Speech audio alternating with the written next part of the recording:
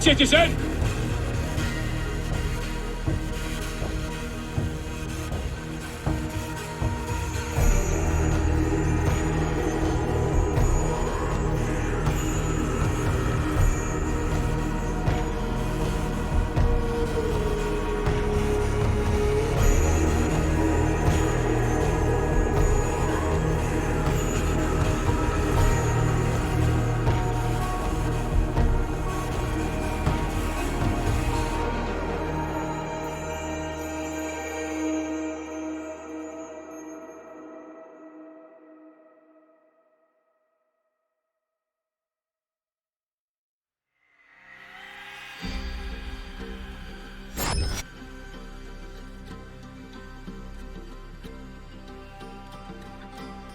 Alright, welcome back guys.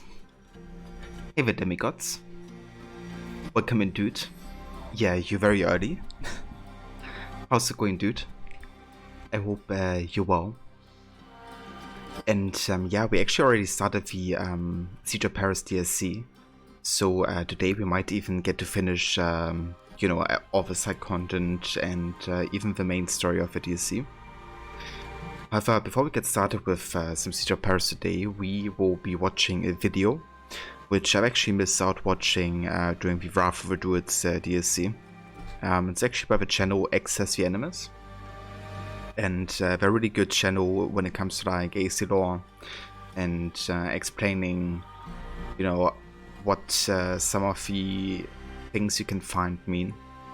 Like in this case, they kind of like went back and translated the old Irish letters, which I can't read unfortunately, so I couldn't translate it. But they actually made the effort of like learning, you know, how to read it, and then translating it for the fan base as well as interpreting what it could be about. So we're gonna be starting off today by watching that video, and then later, once we get to find all the hidden ones burst in France and Francia, we'll also be watching some Siege of Paris videos as well, kind of like going more in depth with the lore, what it means. Because yeah, they do a really good job, and a much better job that I could do explaining what it is about. So yeah, have a few things lined up for today. So gonna be doing a bit of watching, a bit of playing. It's a good mix of both.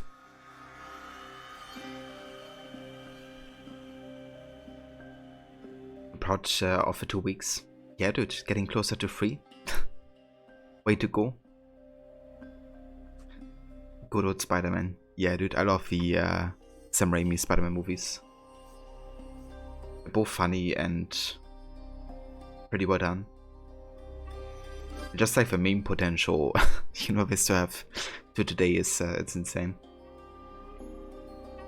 I reckon nobody expected those movies to still be, you know, so talked about nowadays. But yeah, I would say we're gonna go ahead and start the video. Loading. So let me go ahead and start this here.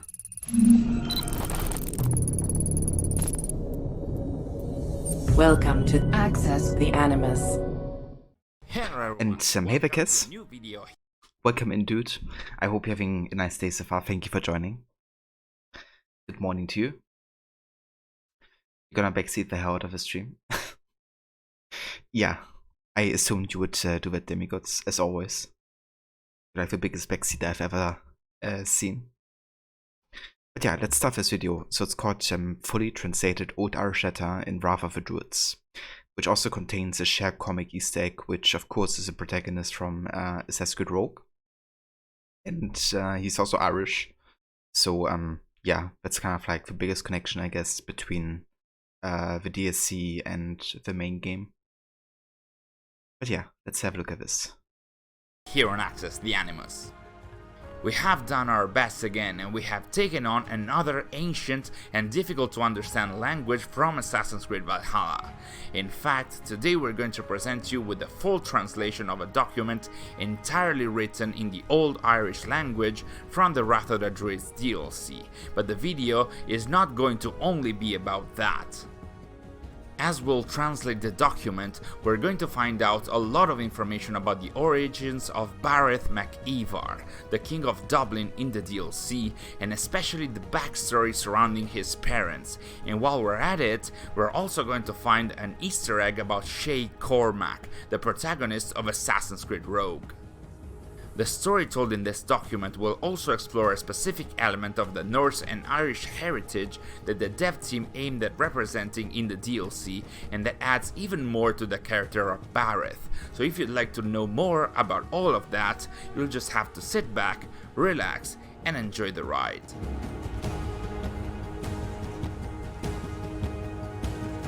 So yes, as we mentioned in the intro, you can find a mysterious file written in an equally mysterious language in the Longhouse in Dublin owned by Bareth, Eivor's cousin and the king of the city. The document is found inside the Longhouse at the first floor on a shelf close to Bareth's bed, and it looks incomprehensible, at least at first glance, unless you studied one of the oldest languages spoken in Ireland. Indeed, after a brief research, we did notice that the language in front of us was actually Old Irish or Old Gaelic. That is the oldest form of the Gaelic languages for which extensive written texts are still in existence. This language has been used between the 7th and the 10th century CE, and thus it checks out with the historical period depicted in the DLC. So kudos to the dev team for attempting this, and specifically to the writers and in general the people that worked hard to try and rebuild this ancient language in the document, in order to both convey some narrative and also an Easter egg. See, we don't only rant about Wrath of the Druids, there are some parts of the DLC that we really loved. So once again, as it was the case for the Isu language and the Native American dialogues, we set out to try and translate this document, both for the sake of cracking the puzzle, if you will, but also, of course, to try and understand what it was about and what it meant. It took us a number of weeks, of course, while we were working on other content as well, but here we are, at last, with our full translation. But before we get into that, and especially in order to get a bit of context that will actually allow us to better understand what the letter in Old Irish means, we need to have a look at another document, which is also found in Bareth's bedroom, this time directly on the bed.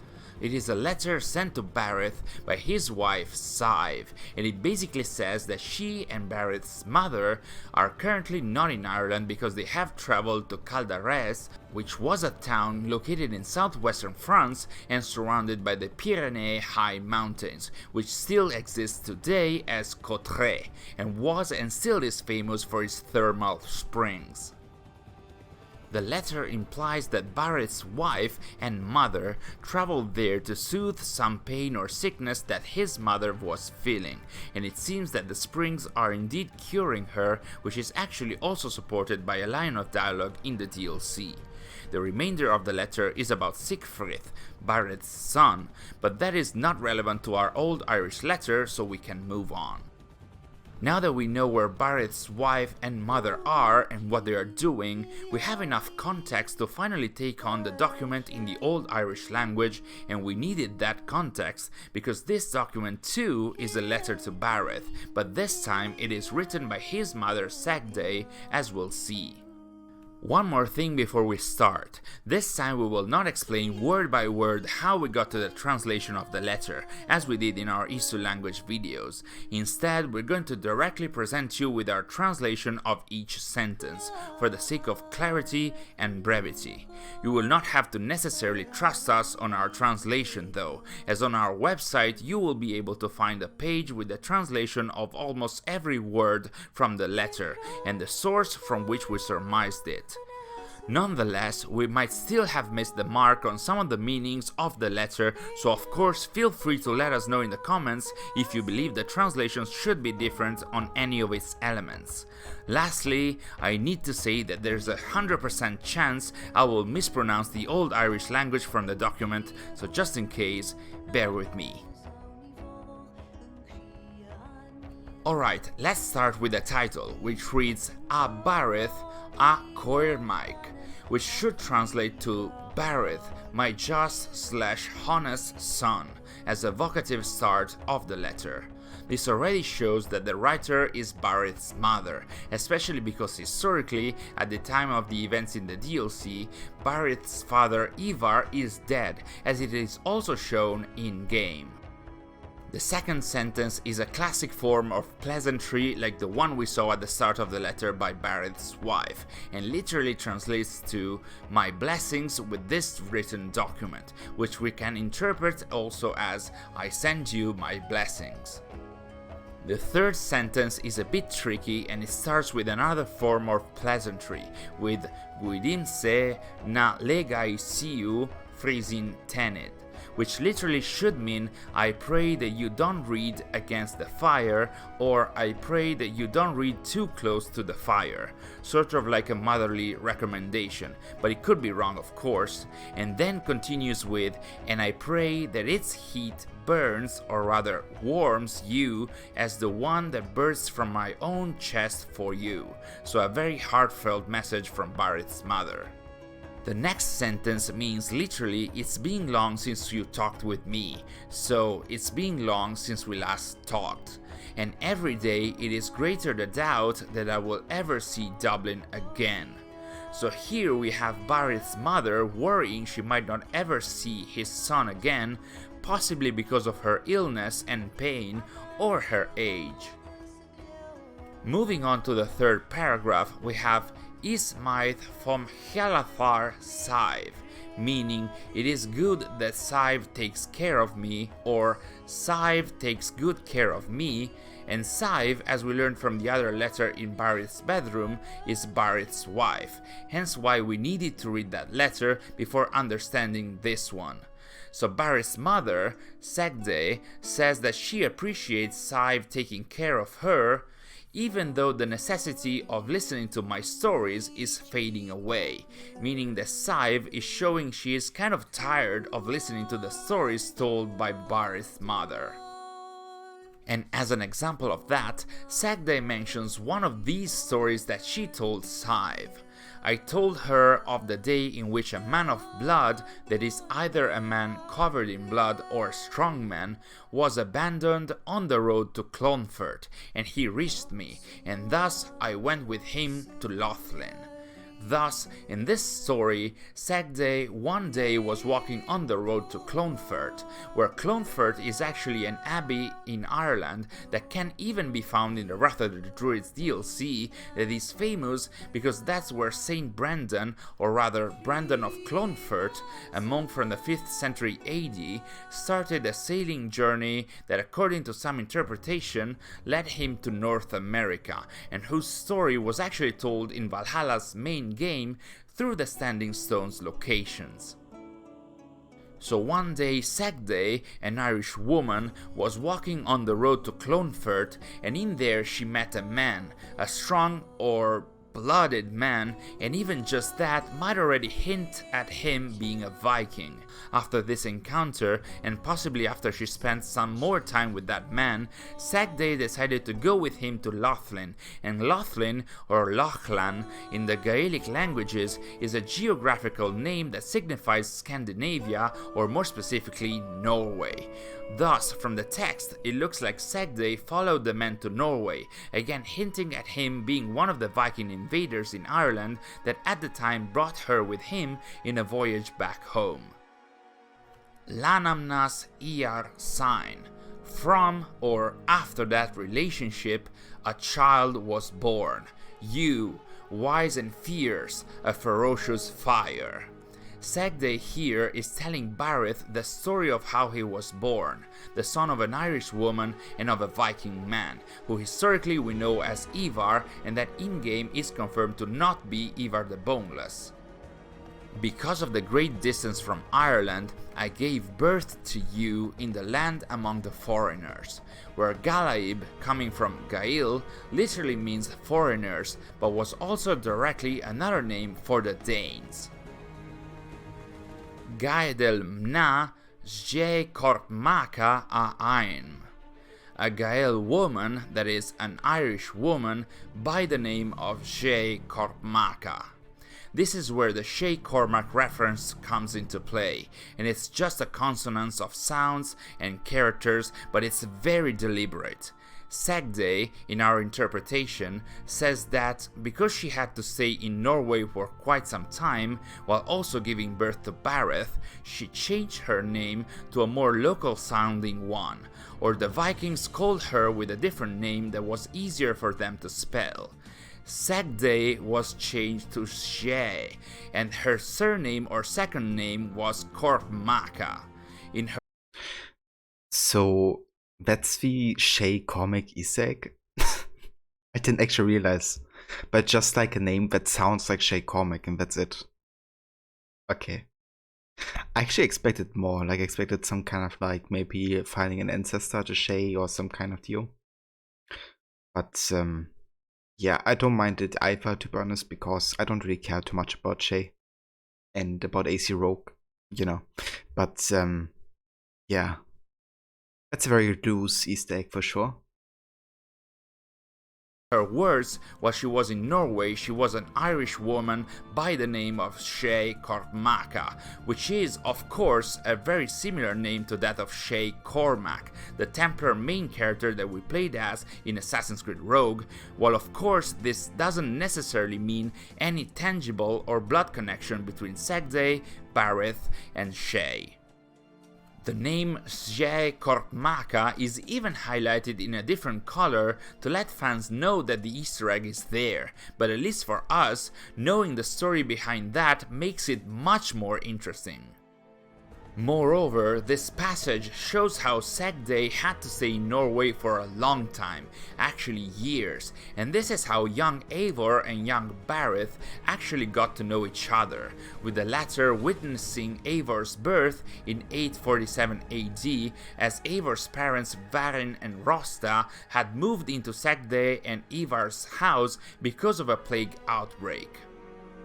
Back to the task at hand, in the final lines of the letter, Sagday wraps up her message to Bareth by saying, "These are my dear memories, along with my story. May they protect you. Your dear mother, Sagday." That's the final part of our translation, which ends with a powerful and heartfelt message from a mother that sees her life coming to its end and fears that she won't be able to see her son again, and thus tells him, apparently for the first time, the story of how he was brought to the world. This is not just a way to bring a name-dropped Easter egg to the fans, it is more importantly a way to show, story-wise, one of the aims that the narrative team set out to represent when writing the DLC, that is the culture of the Norse Gaels, a culture born from the marriage of Vikings and Celts after the Viking invasion of Ireland, which associate narrative director Hugo Sahuke discussed multiple times in a number of interviews.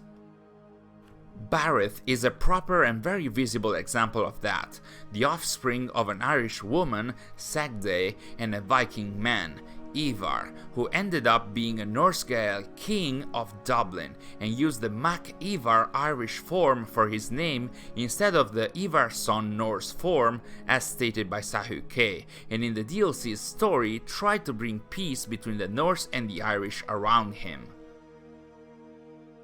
Even his last uttered words, Valhalla need not be a place, it can be a legacy, while they are about his son Siegfried, they are also about the legacy he wanted to leave as Norse Gael king. He wanted Flon Shinna, the High King of Ireland, to support Siegfried so that the Norse and the Christian Irish could still be at peace. He was indeed a Coir Maig, that is, a just and honest son. A Coir Maig. A Cormac. A Cormac. So there you have it, the story of an ailing mother, her memories brought to her son, a cultural heritage that he himself tried to keep alive during his time as king, and all of that with the sprinkle of an Easter egg, which really never hurts. These are some of the most interesting elements of the DLC, and while I ranted about its ending, I still suggest you try it out if you have some spare time, as the historical sequences are indeed solid, and if you can read through the lines, you can gather more meaning that might be found at face value. Thanks for watching, and we'll see you in our next video. Right, and yeah, that's the video by Access the Animus. Kind of like going into that mother-son relationship between Barith and his mother, but also of course about the whole like Shea Patrick comic Easter egg, which you actually didn't realize was just like, you know, a name sounding like similar to his. But yeah, definitely interesting though. So we're going to be watching more of those videos once it is the time, you know, we have unlocked the content regarding it. But for now we're going to go ahead and actually jump into the game of Valhalla here. So let me go ahead and load up the save. Demigods, you love the AC games, they have like a lot happening and lots of story arcs. Yeah, I mean, you know, with so many main story entries and side media and side games, and I don't know. Like I played the games so many times and I would say I do know a decent bit about the series. But there's still like, you know, so much more to learn. If you consume like absolutely everything there is. So yeah, it's never gonna get boring. With how much there's to uncover within the series.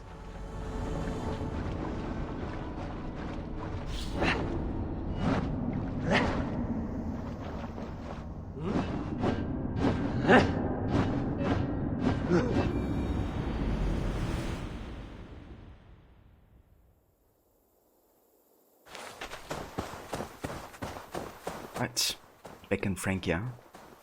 We are currently in the preparation stages for the Siege of Paris. And yeah, basically have like a few different quests open to prepare. We have to negotiate with Charles. We have to secure the catapults. And we also have to kind of like warn the populace, I think, and the children. So a few things to kind of like ensure that the siege happens, but also that as many innocent lives as possible are gonna be spared.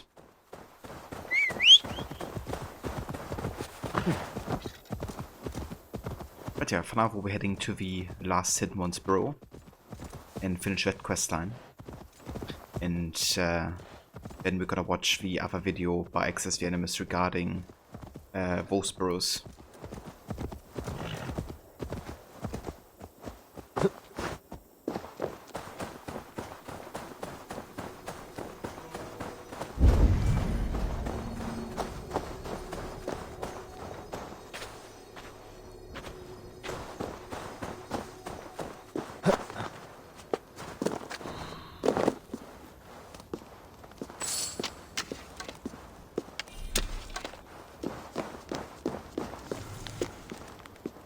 Search orders. Captain. Send some of your best men to search various ruins located near Paris at Champleux, Gisacum, and Diodorum. Do not tell them what they're looking for or why, only that whatever they find must be surrendered to you immediately. Deliver any item to my attendant with the utmost haste. This action requires the most careful discretion, for which I assure you we will both be held accountable. Marevik.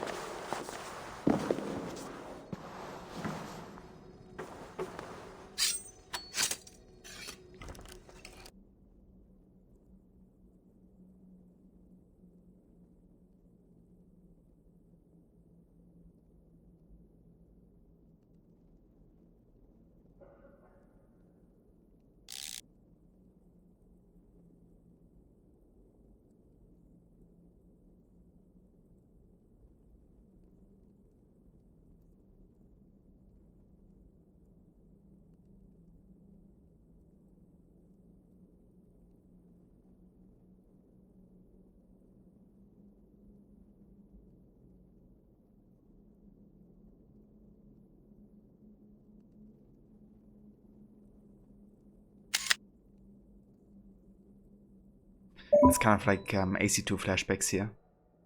You know, where kind of like insert your hidden blade into one of these like hidden tombs to unlock one of the 6. But also in Brotherhood, of course, and just like in general, you know, in the AC series. Like there's a few places where you have to use your hidden blade as kind of like an entrance tool. Or to kind of like unlock one of the mechanics. And Maeve Levy, welcome in. Thank you. And same to you.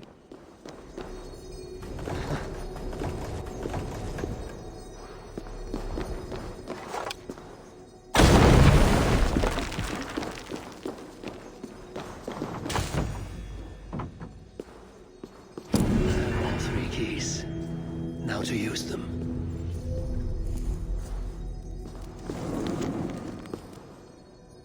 Evacuation order.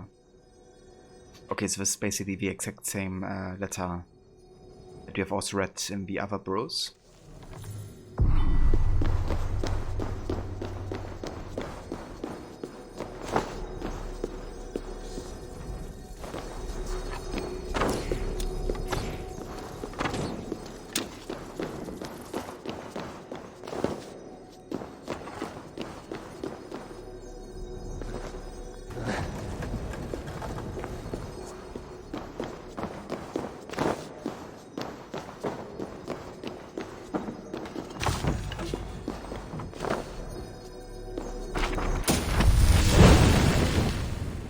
Ability upgrade for the Ghoul Breath.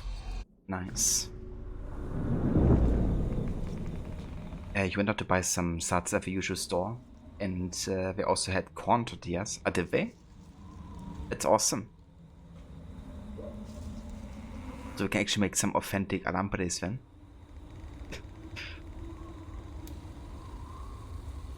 But yeah, that's very, very nice. So don't even have to order that online then. Okay, so Ghoul Breath. Okay, it changes color as well apparently. Some pretty saturated colors that don't really seem to fit into the game too much. Like a strong purple and like neon green. So the upgrade says the poison vaporizes into a cloud that engulfs the area. Yeah, I mean, why not?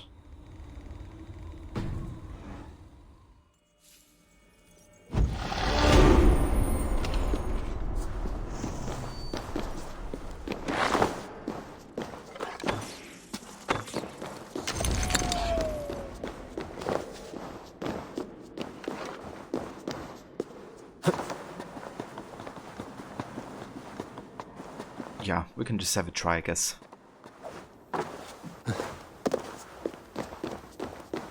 But I assume we're gonna be decent.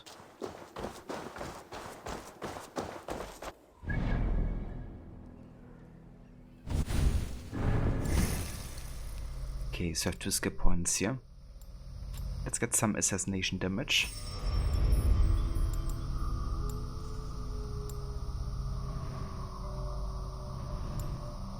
And some stealth damage.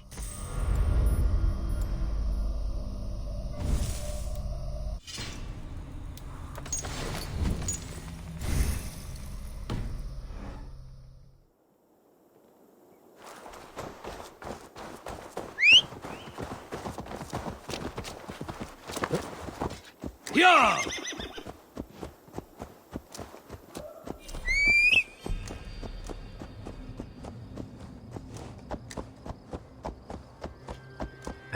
Yeah, pretty good so far. We haven't really played much yet. I've actually started the stream off with a video today by the channel Access the Animus. Because there's still like one thing that I missed from Wrath of the Druids, which kind of like talks about the Gaelic letters. And Access the Animus kind of like translated them, right? Like the old Irish letters into like English, and told about what they meant. So I kind of watched that to start things off with, and yeah, just kind of like started with Eivor. So I haven't done too much yet. So far it's been good. Yeah, I also plan on watching the other videos regarding Siege of Paris and some of the mysteries that I couldn't explain nearly as good as Access the Animus does.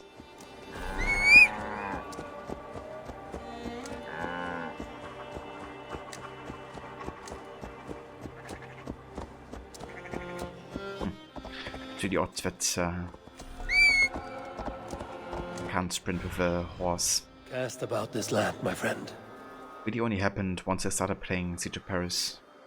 I hope it's not gonna be like a permanent bug for the rest of the game. Because sometimes I just can't, you know, get up or sprint.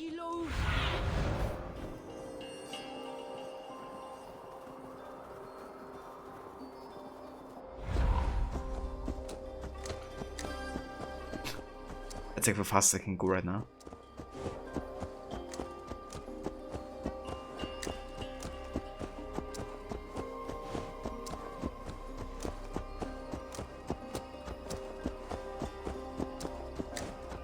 Yeah, I didn't get it.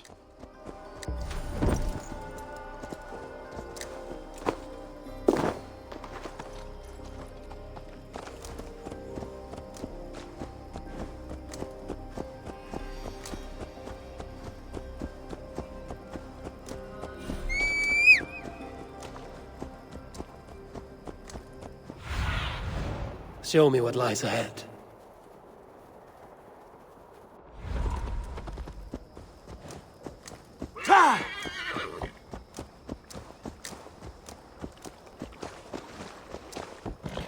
Batman is always watching.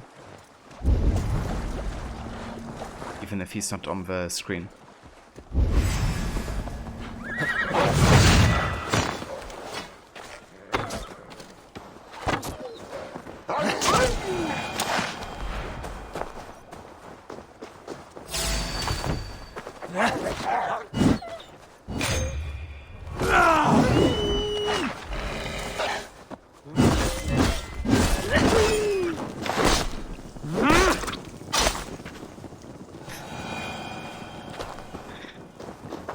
Is always watching as well, with a lot of people watching at all times.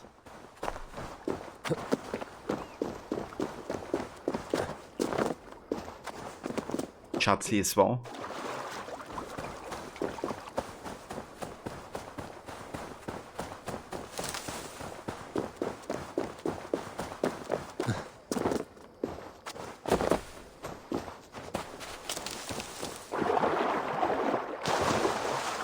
I beat the game with my brother staying with me at the new home.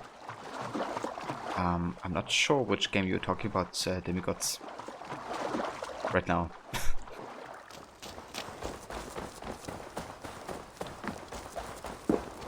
Yeah, Chardsley. Soon you're gonna be getting him.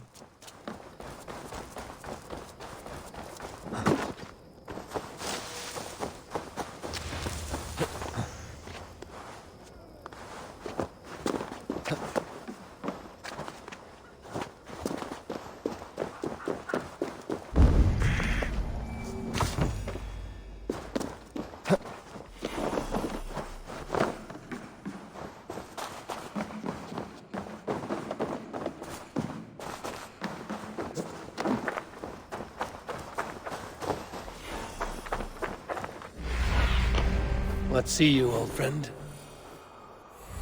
Okay, so we gotta go over here.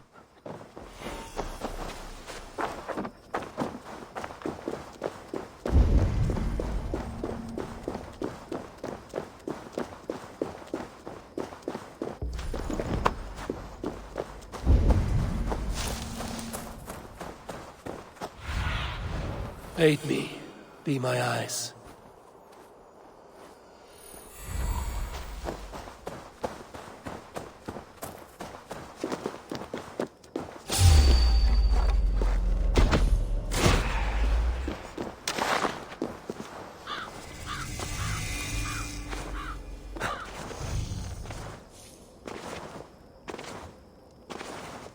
Bit 180 grip strength training.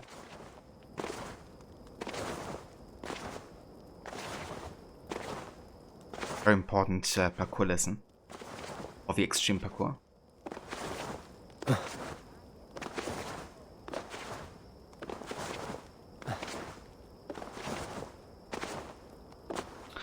Ah, okay, now I know what you mean, Demigods.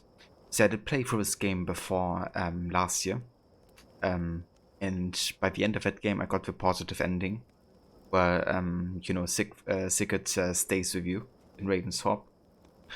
But of course, if you get the bad ending, then he will go back to Norway. But yeah, I got him to stay in Ravensthorpe.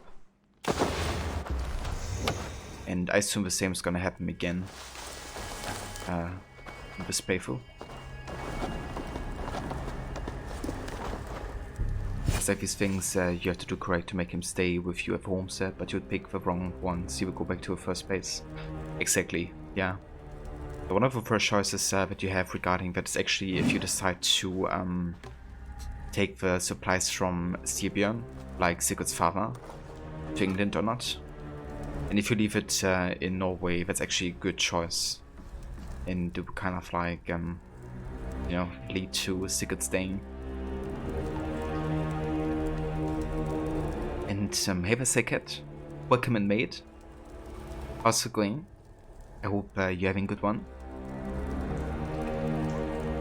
Someone did a 1.5 hour analysis about Teen Wolf TV show. Of course you watch all of it.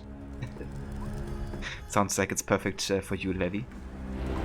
Proud of me some good analysis videos. Let's turn on the fires here. Make it a bit more cozy. I mean, as cozy as this can be, I guess.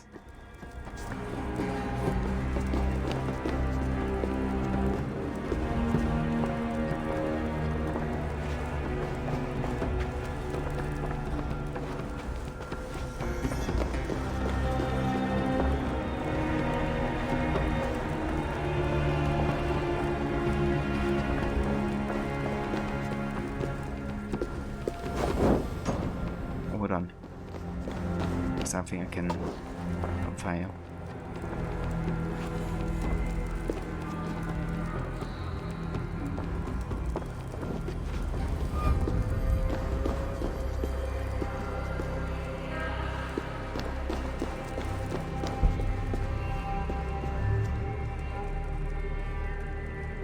Yeah, I mean it's you know, sometimes you just have also like memories of a certain show, and I mean, even if, you know, some parts may be a bit cringe, that's still like, you know, good show overall. That's the most important thing, I think.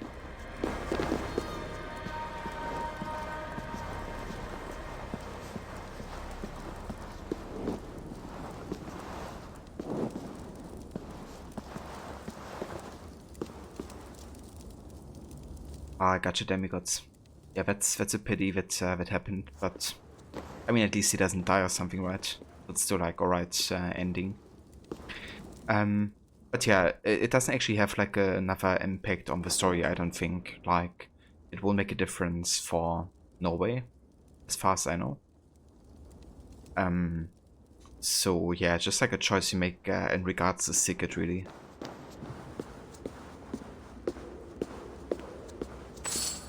And Sigurd, even though he disagrees with his father, you know, he doesn't want him to kind of like suffer because of it. And I think he also wants like a fresh start, right? Like, he doesn't want to take riches from Norway. He wants to kind of like be independent from his father and make like his own kind of like wealth and stuff. So it also fits with what Sigurd wants, I guess. Guard letter. Good stuff. The higher-ups have taken interest in some of them ruins and ordered me off to Champloo, and some of the other boys to Gizakum and Deodorum. What they expect us to find out there, I don't know. Those broken stones seem there forever, since before Chanaman himself. At any rate, that is where I'm gone. Seeing as he's stuck in Paris guarding that old door, we miss our dice night. Trust you to pull this safe, easy duty. I haven't forgotten what you owe me, don't worry about that. You can buy us both wine with my winnings. We drink it when I'm back. Arnulf.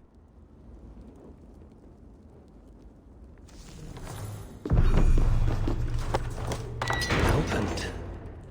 What have the hidden ones locked away inside?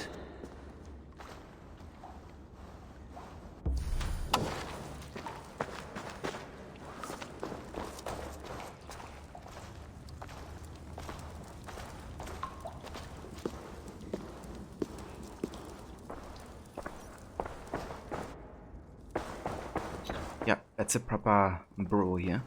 To say the least. Okay, another evacuation order. We have read this a few times already. Basically, that there's no reason to stay in Britain anymore, like Britannia. And they've actually all called to Cologne. Which could imply that we're gonna get a game set in Cologne and the surrounding parts of Germania.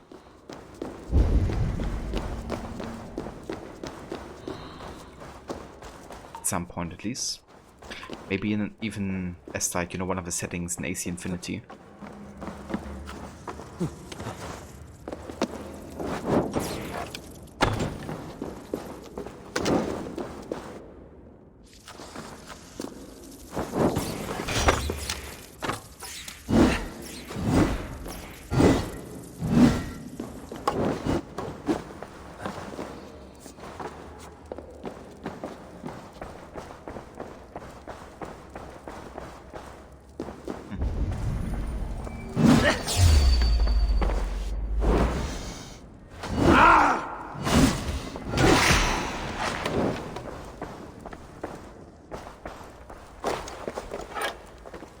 Seems like I have to go down here.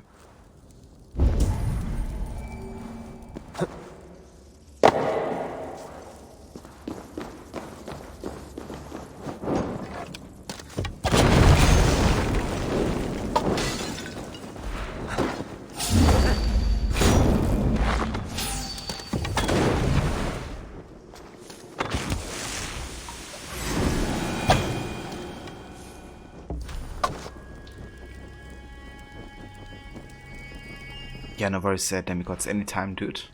Always happy to answer questions and stuff.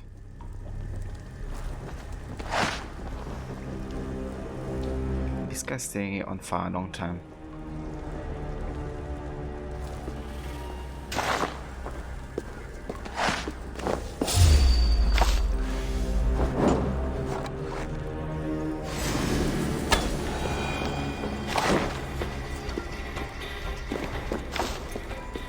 I like how somebody actually died here to the snakes.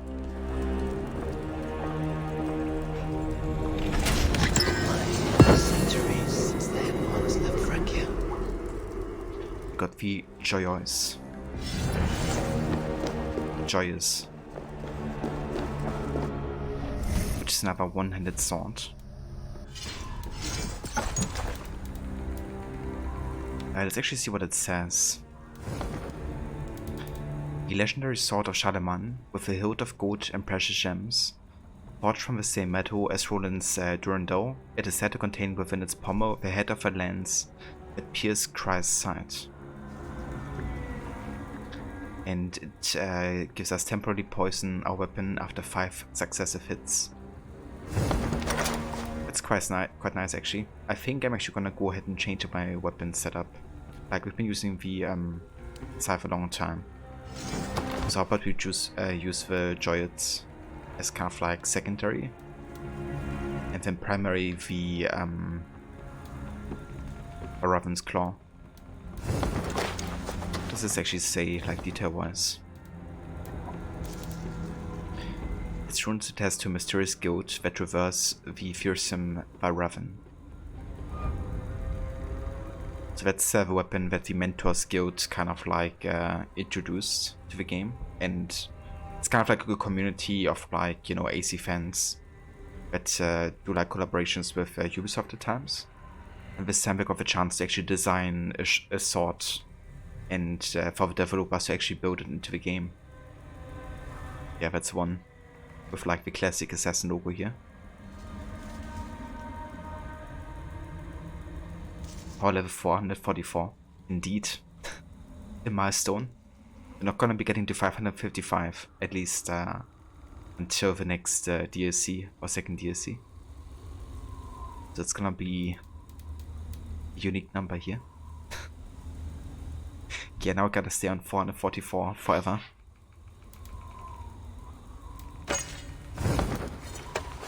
Let's stop at 666.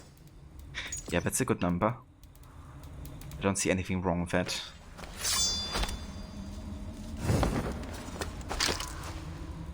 Okay.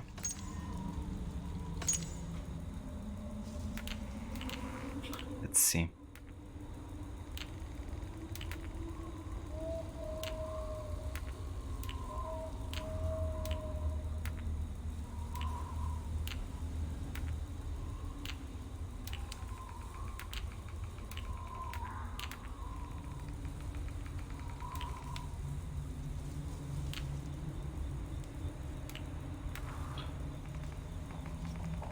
Yeah, we're definitely gonna go for critical chance. Leads to ignition here on this one, and then what do we have?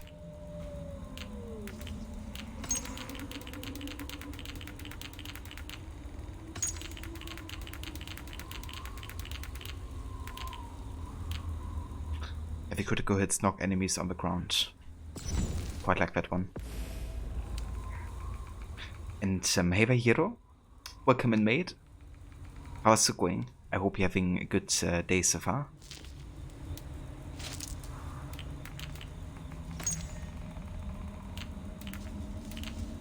Okay, in this one, I'm gonna go for some critical damage.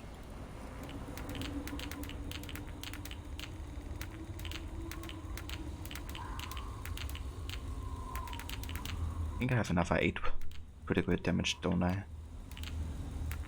Maybe?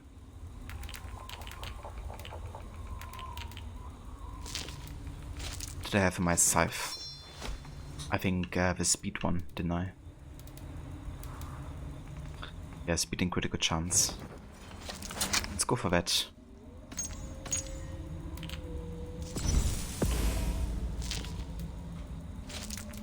And then in this one we just go for stun, I think, actually.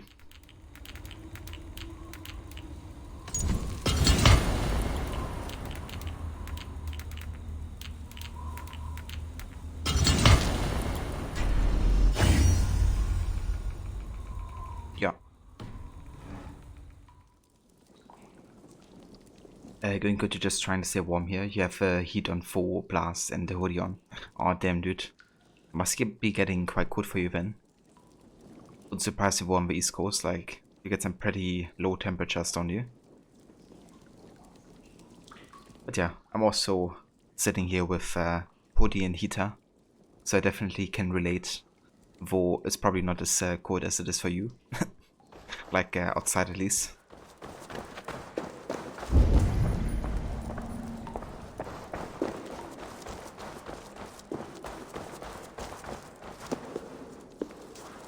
Look at this. The assassin's symbol ignited.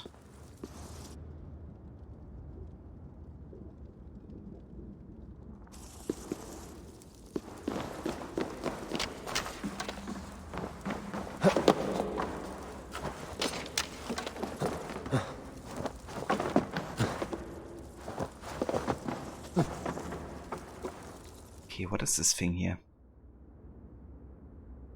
Okay, nothing. Looked a bit interesting, but not anything of interest, I don't think.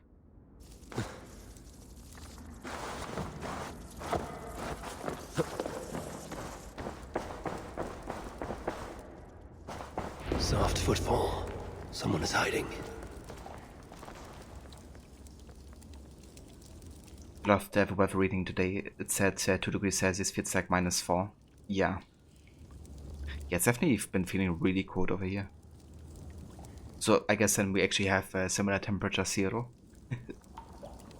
Yeah, between like 0 and 5 over here. It does feel a bit colder. Yeah, literally Selket.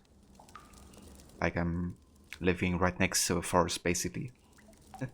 And it's pretty cold over here. How about you, Selket? How's it in the Netherlands? A letter. It was not here when I entered. A letter? For me? Not all the hidden ones left Frank here.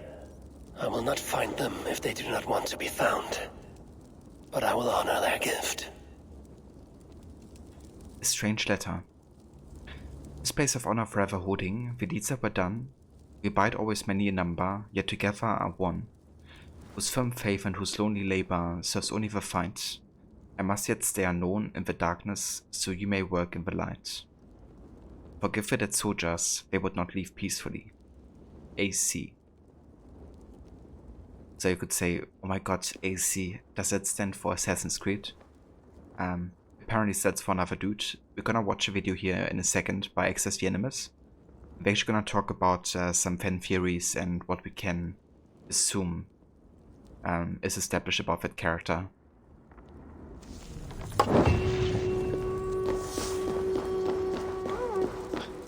But yeah. Definitely nice little like Easter egg quest towards the AC Brotherhood. And apparently there's still like maybe a few assassins left, but they didn't really showcase themselves to Eivor. We've just been like observing more her. It's a bit cold, but mostly rainy. Yeah. I wish we could get some actual snow over here. I love me some snow. AC is part of the AC universe. Exactly. So yeah, I would say it's actually time to start the video now. So let me actually go ahead and switch over to the browser.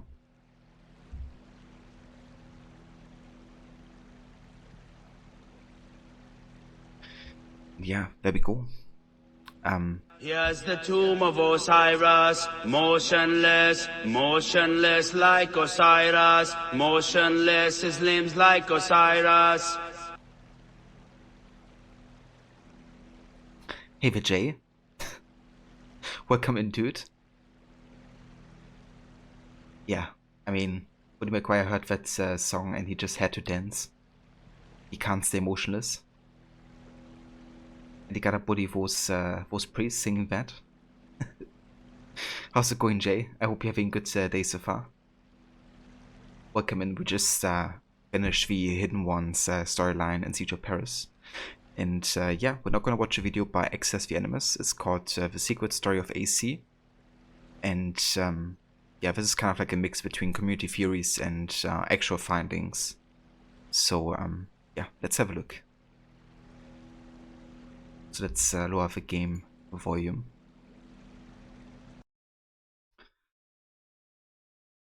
For some reason, Levy's comment made you think of AC/DC, so you needed to put some music on.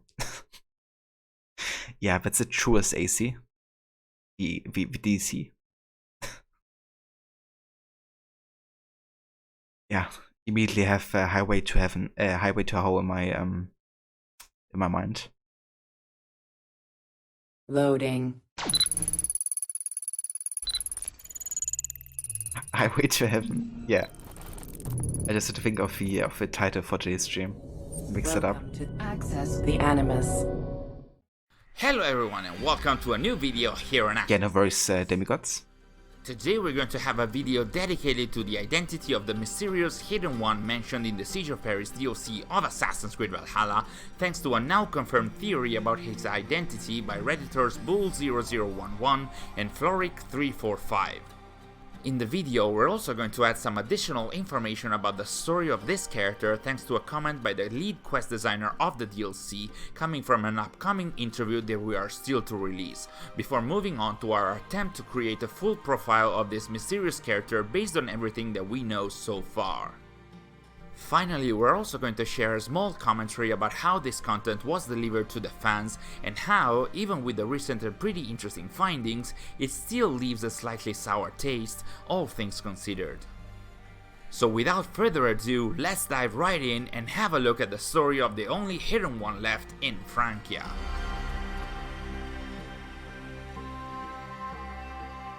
A few days ago, the Russian account and member of the Mentors Guild UB News published an interview with two developers of the Siege of Paris DLC of Assassin's Creed Valhalla, namely content director Paul Fu and narrative director Joël Genis, addressing some of the main topics of the DLC, and of course you can find it in the description both in its original Russian version and in its English one. In the interview, the team at UB News asked the reason why the Hidden Ones aren't part of the DLC's story, while their presence in Francia is actually confirmed through the letter that can be found at the end of the questline, and the answer by the narrative director was that the Hidden Ones left Francia hundreds of years before the events of the DLC, but there was a single bloodline left in the region carrying the torch for them. Apparently, the devs hinted that the only Hidden One left in Francia was a historical character who remains in the shadows and wanted him to be a mystery for the community to solve. Now this was pretty interesting in itself because it added an element of mystery to the Hidden One's quest in the DLC, and it was actually the lead that helped Reddit users Bull0011 and Floric345 understand that that was a hint towards understanding who was the author of the letter found in the Lutetia Bureau in the DLC that was signed as AC. So their research led them to indeed find a historical character that lived during the Siege of Paris events and whose initials were A and C, and that character, in their theory which has since been confirmed, is Abbo Cernus. Now Abbo Cernus, or Abbo of Saint-Germain, keep that in mind as it will be useful later, was a monk of the Abbey of Saint-Germain-des-Prés in Paris, who was actually alive during the Siege of Paris of 885 and 886 AD, and apparently was the only eyewitness who wrote a description of it, called the Bellis Parisiae Urbis, which means about the wars of the city of Paris. Now this, as we mentioned earlier, was just a theory at first, but it was supported by evidence. Abbo was a monk at the Abbey of Saint-Germain, and said abbey can actually be found in-game within the DLC, although it is in ruins.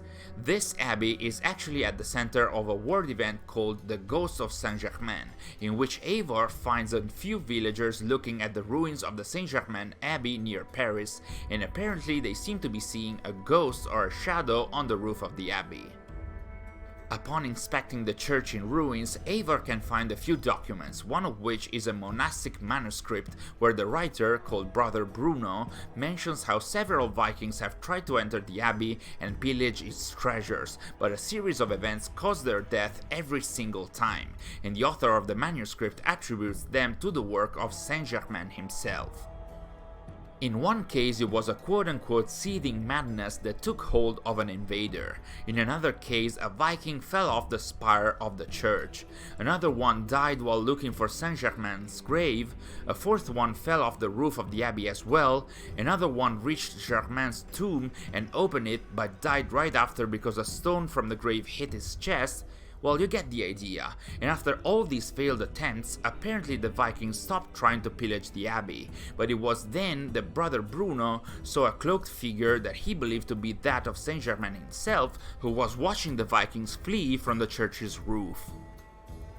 Now, in the theory by Boole and Floric, the idea was that the ghost of Saint-Germain, the cloaked figure seen by Brother Bruno, and the shadow that the villagers had seen on the roof of the church were one and the same, a monk that did care about the Saint-Germain Abbey, who also looked like and behaved like a hidden one. And all of that converged in the figure of Abbo Cernus, our AC from the letter in the Hidden One's bureau in Paris, but the evidence didn't stop there.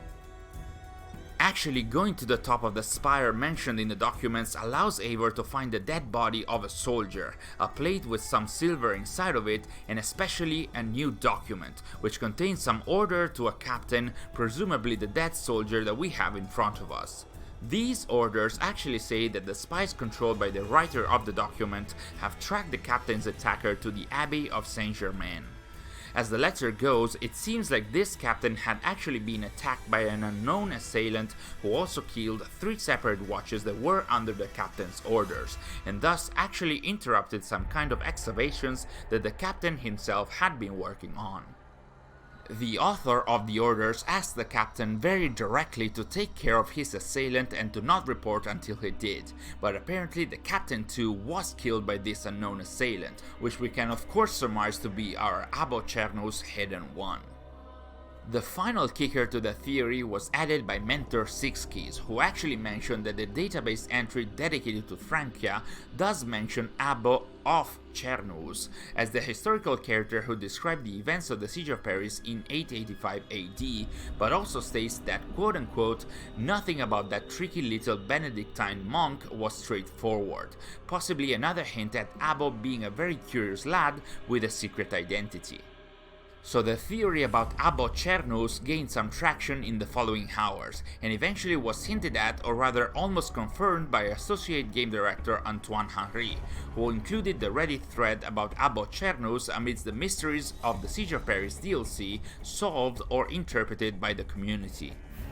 There was still a little halo of uncertainty about this though, as Antoine did not directly confirm the theory, but soon after that, the Assassin's Creed official account formally did, so we now know for sure that the hidden one that Eivor almost met, but missed, was indeed Abbo Cernus, but again the whole theory did not stop there. The letter was signed by IM, which, according to fanpage La Cripta degli Assassini, and some of their admins are also mentors, IM are the initials for Isidore Mercator, the supposed leader of the Bellatores Dei cult, which resembles, but is not part of, the Order of the Ancients / Templar Order, and that acts as Eivor's enemy within the DLC. So it does seem that Isidore Mercator was keeping tabs on the Hidden Ones and Abbo Cernus in particular, so much so that, according to Boole, the mention of the captain's duty to the excavations is actually related to the letters found in the excavation sites located over the Hidden Ones' Roman ruins, where another letter can be found, again addressed at the captain, where someone called Merriwig ordered him to search for the contents of the Roman ruins located at Champlieu, Gisacum and Diodorum, which is exactly where the Hidden Ones ruins are located. So basically what we're seeing here is that at some point the Bellatores Dei and Isidore Mercator specifically were on the search for the last hidden one in Francia, to the point where some of the guards were even excavated in the ancient Roman ruins of the Hidden Ones buildings. But that hunt was stopped by Abbo Cernus himself when he killed Isidore's captain on the spire of the Church of Saint-Germain. That was it for the super interesting theory about Abbo Cernus, and kudos to Boole and Floric for coming up with it, and to all the other community members who participated in it, but we can add a tiny bit of our own as well, which is actually coming from our own interview with creative director Joël Genis, content director Paul Fu, and lead quest designer Christopher Nonis, which, let's tease it here, is going to come very soon on our channel.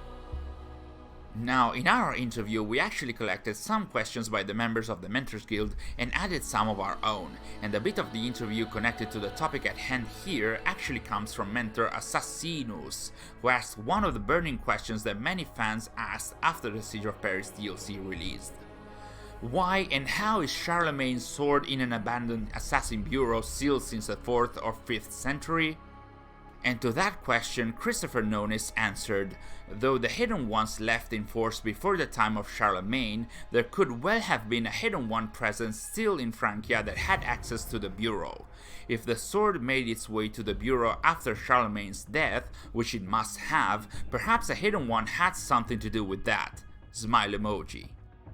Soon enough we're going to share our full interview, so keep an eye on the channel of course. But what is interesting here is that the lead quest designer of the DLC did provide an answer about how the Joyeuse sword ended up in the Roman Bureau in Paris, and the reason for that is apparently that a Hidden One that had access to the Bureau, which we now know as Abbot Cernus, or alternatively someone from his bloodline, was able to steal or in general obtain it and then store it in the inner and final room of the Bureau. So yeah, through another nod by a developer, we can add this little piece of the puzzle to the story of Abbot Cernus within the Assassin's Creed lore, and with that we can try and trace a proper profile of the character and the events surrounding him. Abbot Cernus was a monk and a poet of the Abbey of Saint-Germain-des-Prés near Paris who lived towards the end of the 9th century AD and was part of the one and honly bloodline of Hidden Ones that stayed in Francia after the Brotherhood left the region in the early part of the 5th century following the death of the Roman Emperor Honorius and following the suggestion by the leader known as Magister Vitus to regroup in the Cologne Bureau in Germany.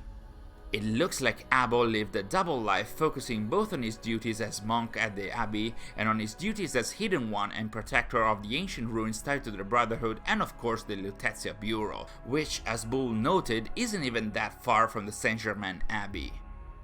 It's possibly in his early years as a Hidden One that he was able to somehow steal or in general obtain the Joyeuse, the famous sword that had belonged to Charlemagne, who, as hinted at in Valhalla's main game, was the leader of the Order of the Ancients during his time. So this was pretty much the sword that had belonged to the sworn enemy of the Brotherhood that Abbo belonged to, and which was likely in possession of his great-grandson Charles the Fat.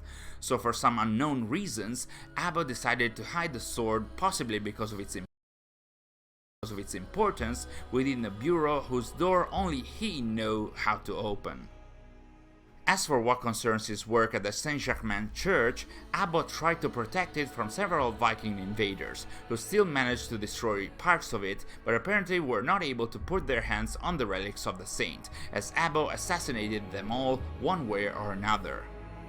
At the same time though, the leader of the Bellatores Dei, Isidore Mercator, did find out about the existence of the Hidden Ones and especially the ruins of their buildings from the ancient Roman era, so they ordered a series of excavations to find a way inside of them, but pretty much at each of these locations, the foot soldiers of the Bellatores Dei were assassinated by Abbo, as we can see in the Paris Bureau and as we learn from the letter written by the leader of the cult. This led Isidore Mercator to put the blame on the captain who was responsible for said guards and to order him to chase Abbo and get rid of him, but alas, at the Abbey of Saint-Germain, on his own turf, our Hidden One prevailed again, keeping the Bellatores Dei at bay, at least for that time. Abbo also kept a close eye on the events of the Siege of Paris, and we know that because historically he was the only eyewitness to write an account about it, but also because he likely kept an eye on Eivor, and I guess he approved of her if he allowed her to go around the Hidden One's ruins and the Bureau itself, and also allowed her to leave with Charlemagne's sword while even writing jokes in his final letter. So that's more or less everything we can put together about our Hidden One, but there's also the other side of the coin here, a negative one in my opinion, and it boils down to one question. Did it really have to be this way? Was it always the plan to have some kind of mystery surrounding Abbot Cernus in the DLC, and was it always planned to be carried out this way? Because as it stands right now in-game, it wasn't really clear that there was a mystery surrounding this character, let alone a path to understand who they were. And to be honest, signing a letter as AC absolutely misdirected most members of the community, especially considering that the letter was repurposing the Assassin's Creed maxim, "We work in the dark to serve the light." In this case, instead, it had to be an external tip-off by one of the developers rather than the in-game content to show that there was something more to look for, and that didn't feel nice. Now, don't get me wrong, I'm all for devs or even main accounts releasing hints when the community is stuck while trying to find the next step of something that they are discovering, but it's a different situation when devs, instead of the game, have to tell the community that there even is a story or a mystery situation to look for. Again, I can only imagine how tough game design can be, and how the design of trails and mysteries can be even tougher, as you have to anticipate how the community will behave, imagine where and if they're going to be stuck, devise hints as contingency plans, and all that. So of course hiccups can happen in such a tough process, and we have seen this in the recent Saint Denis mystery, for example, which had a rocky path at times, and forced the devs to produce 3 hints for the community to get to its end. In this case though, the hint by the devs was there to start the search, and that didn't feel right, and like I said, there weren't almost any mentions that could even tie this new hidden one to the historical character of Abbo Chernus, apart maybe from the in-game references to a hooded character being spotted at the Abbey of Saint-Germain. Moreover, this answer to who the mysterious AC is can also bring some narrative issues, as the same Abbo Chernus who repelled all the Vikings that attacked the Saint-Germain Abbey was apparently okay with another Viking entering and pillaging all the Hidden One's ruins and even getting for herself the sword of Charlemagne that Abbo, I would imagine, worked hard to obtain and that he treasured so much that he hid it within the most important Hidden One's ruins of the region. And lastly, there's one of the most asked questions that is still lingering. If there was a plan to make Eivor and the player hear and read about a new hidden one, why not show him? And now that we know about Abbo Chernus, it gets even stronger. Why, if there was even a backstory about this assassin, who was also a historical character who was even active at the same time as Eivor was roaming Francia, why not show him? Of course, the issue doesn't necessarily lie within the devs themselves. I wouldn't be surprised if the scope of this DLC 2, like the Wrath of the Druids 1, was reduced during production, forcing the devs to cut some of the planned elements of the DLC. But still, from the outside, even if there is an interesting story behind this, it still leaves a sour taste, because this is presumably a side story for hardcore fans that is all written through documents that not everyone is going to find or even connect, and eventually doesn't seem to bring a full payoff to the same hardcore fans that this story seems to be designed for. It brings a weapon, it brings a backstory, but alas, the assassin was truly AC, as in absent certainly. And that was it for today's video. What do you guys think? Did you enjoy getting to know more about our hidden one, or would you have liked to see and interact with him a bit more? Let us know in the comments below. Thanks for watching, and we'll see you in our next video. Alright, that's a video regarding the Hidden One Sparrows in Francia. And yeah, quite interesting. So it all goes down to Abbo Chernus, who's kind of like working both as an assassin as well as an abbot, so kind of like having a double life. But yeah, it definitely, you know, like he's definitely right. Like they could have kind of like showed the assassin at least, to have like some kind of dialogue happening between Eivor and him. But it doesn't really happen, you know, just like hinted on. And it's also like very in the background, right? Like he does have a point when Exasianus talks about how it's like very difficult to connect even. You know, like I didn't make the connection. And I'm a pretty hardcore fan of AC. Also haven't done, you know, that much amount of like research on like, you know, who could AC be, I guess, within the DLC. But yeah, you would really have to go out of your way to make that connection right. So yeah, it's definitely for hardcore fans, but at the same time it's too subtle, like too in the background, to really make out yourself. But that's why it's good to have like channels like Exasianus, right? Because they really go in depth and really make that research that you may not do during your own playthrough.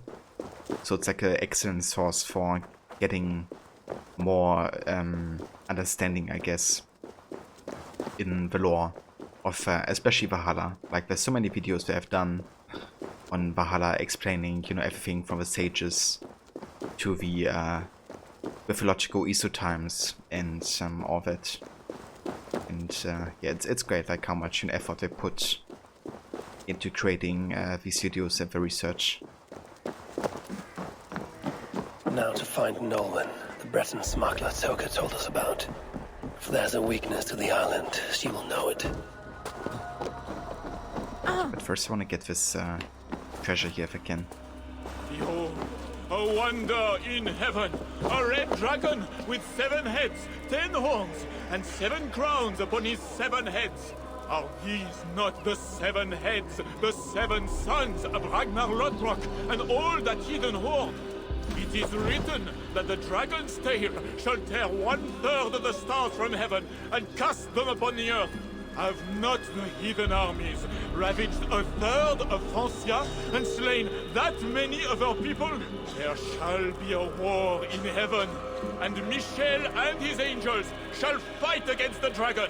The angels shall prevail and cast down that old serpent, the devil Satan, which deceiveth the whole world.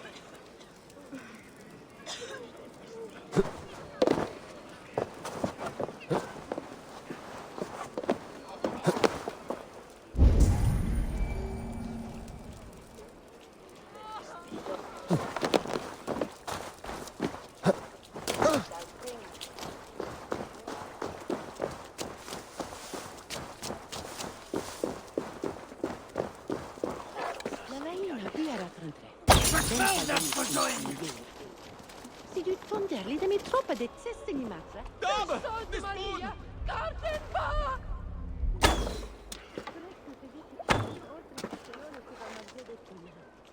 I can't shoot it from here apparently.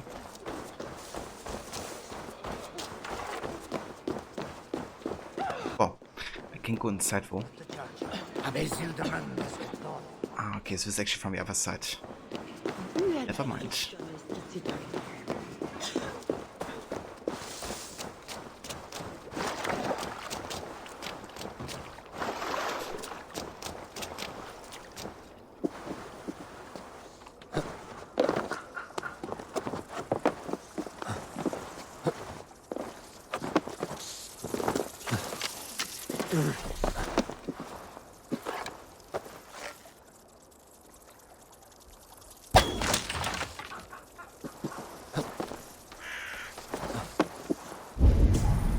We also have some fish here. Let's see what we have.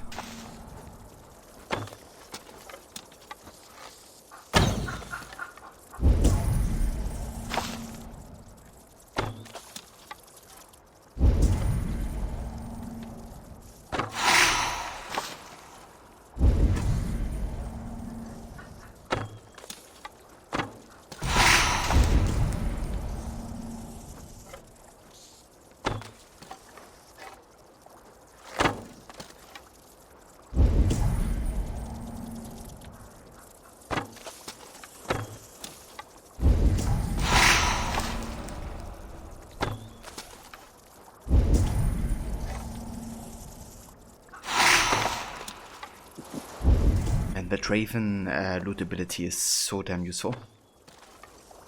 I can save so much time because of it.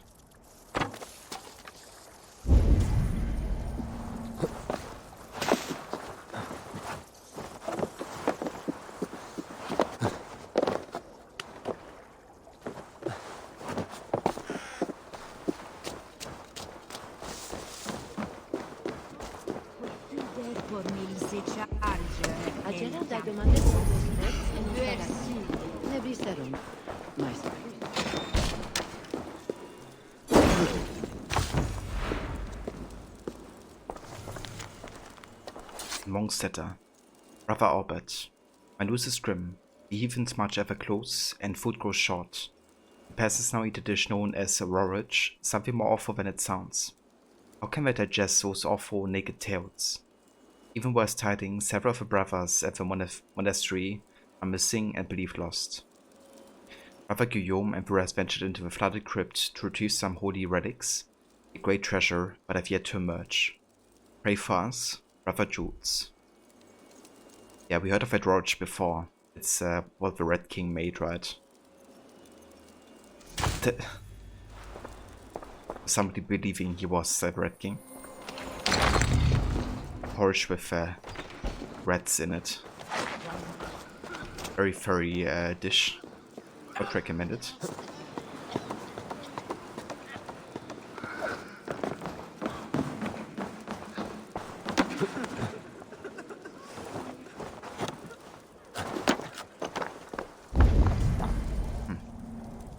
But how do we get there?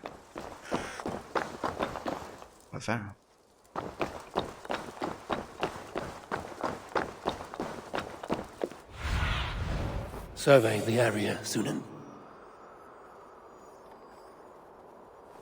I think I actually have to go into the crypt here.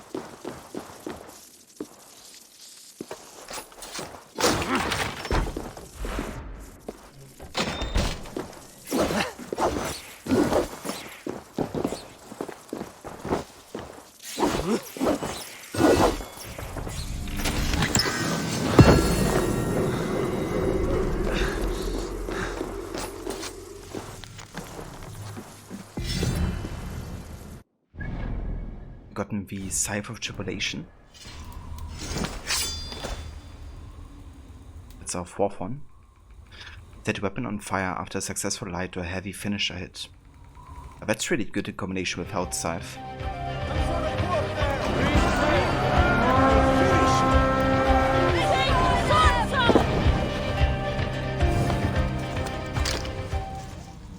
And Mr. Goody.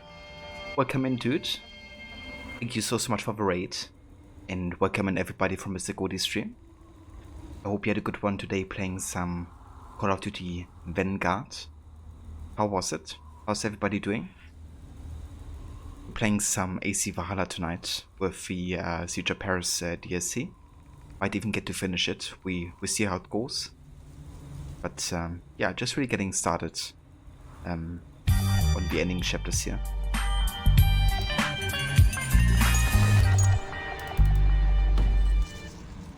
Indeed. Going good. How was Call of Duty today? How did that go? Did you make some 360 no scopes or something?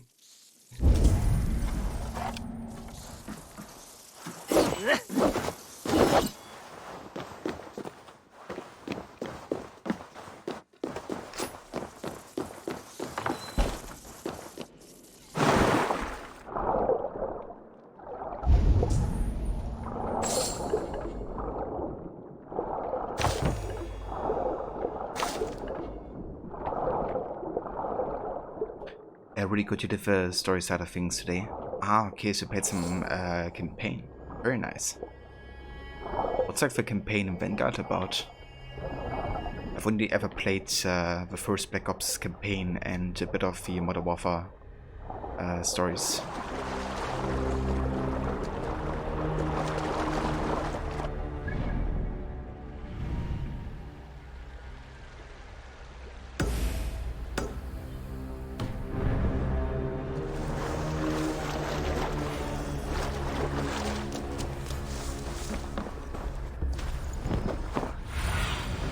Be my eyes, Sunan.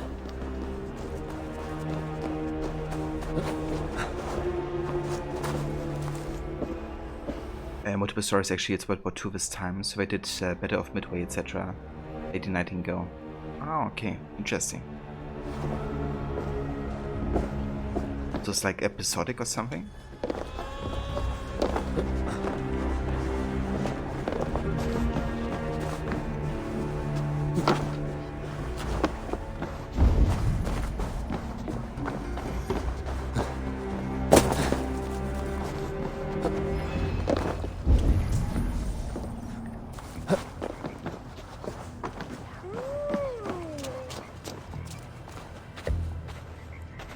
Food, herbs, healing wraps. I wonder who these are meant for. Healing wraps? I'd rather have a chicken wrap. Arrowheads, whetstones, smuggled goods meant for the Ile de la Cité. The smuggler must know the island well. Ile de la Cité. It's also one of the districts in AC Unity. Like, the island is still called like that in the game. That's of course also where you can find Notre Dame. And also the Café Fiatre, where you have like the assassin hideout. And just talking about it, I can't wait to restart Unity again. And, you know, play that game again. Like the story. I did play a bit of co-op recently, but I haven't really played the story. Well.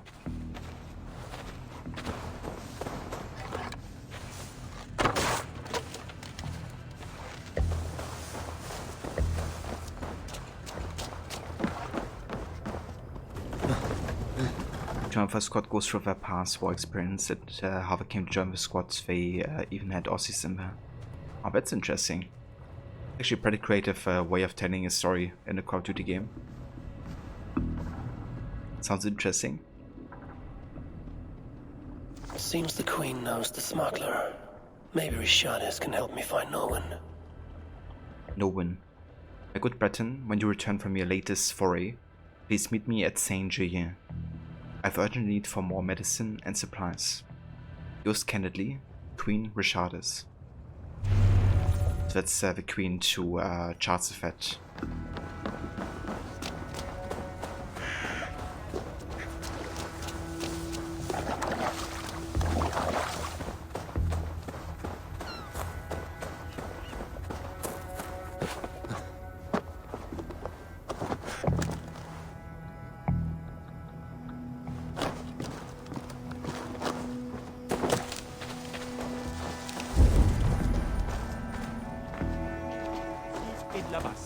Si ti senti pur parlare.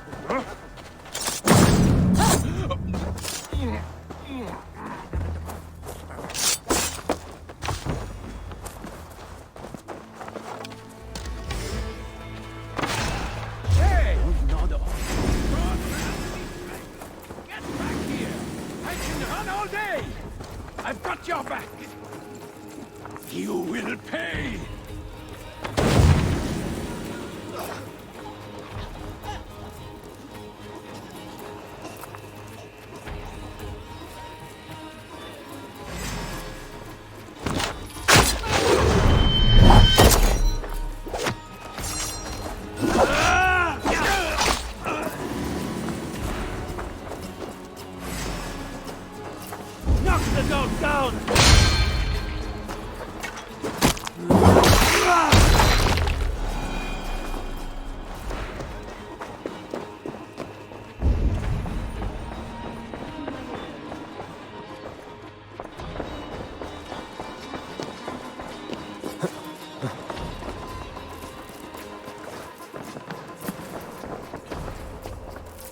Okay, we've actually been here before.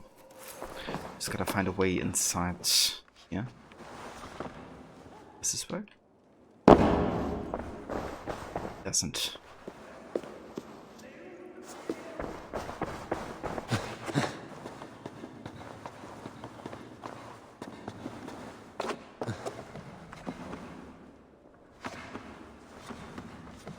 Okay, I think I actually have to go around here. Maybe. Yeah, that works. Yeah, it's going good, Mr. Goody. Having a pretty nice day. Always good to be playing some more Assassin's Creed. We're also getting closer and closer to the ending. Or, I guess, as close to the ending as you can get in Valhalla, because always like pretty far away, hour-wise. But yeah, we're definitely in the last third of it at this point.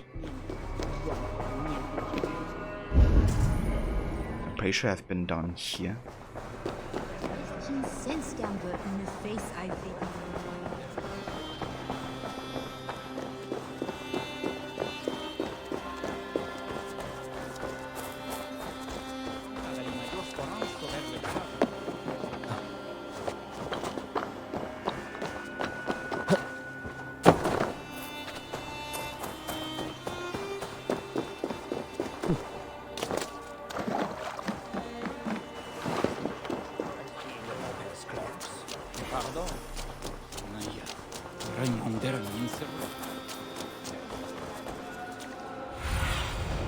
I need your eyes, my friend.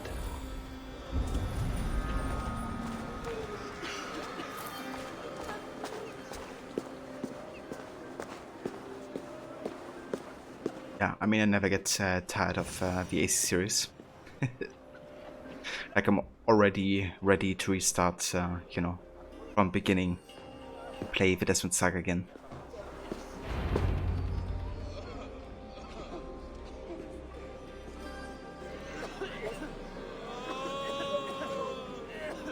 Let us pray in the words of our Savior. Peace I leave with you, my peace I give unto you. Let not your heart be troubled, neither let it be afraid. A heathen monster! Bearing weapons on our holy ground! A trusted friend, good people, do not break the peace of our church. Who can trust a pagan diable? How many have you killed, fiend? Friends, remember, when the Good Samaritan saw the beaten man, he had compassion and bound his wounds.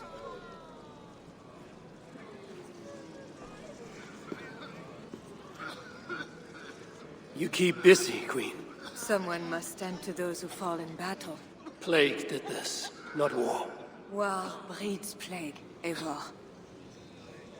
I am not yet ready to return to Charles, if that is what brings you here. No. I seek a Breton who resides in this ward. Name of Norman. I know her! A freelance thief.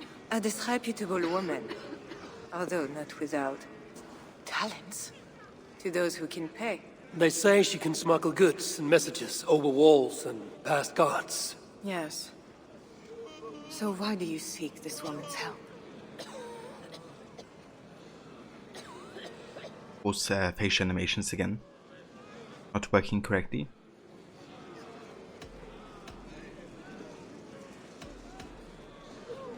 Better we take the city before it starves.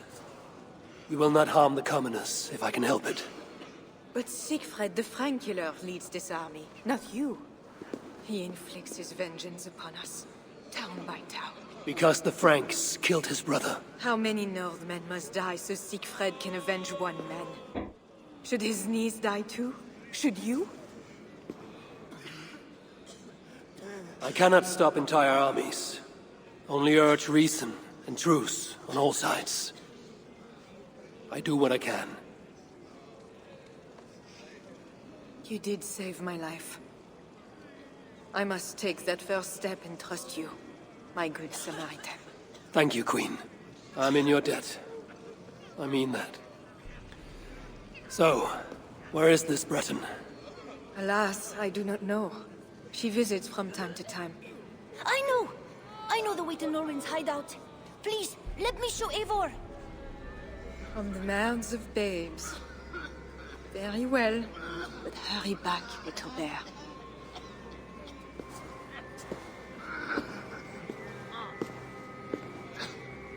Not so fast, little prince. This place is not safe. Nowhere in France here is safe now. Mother Richardie says so. How is it you know where this smuggler works? Yesterday I went on an adventure and followed her. But she saw me and waved. I felt silly. Yeah, facial animations are kind of like bugged in Siege of Paris from time to time. So the mouths are not moving whatsoever.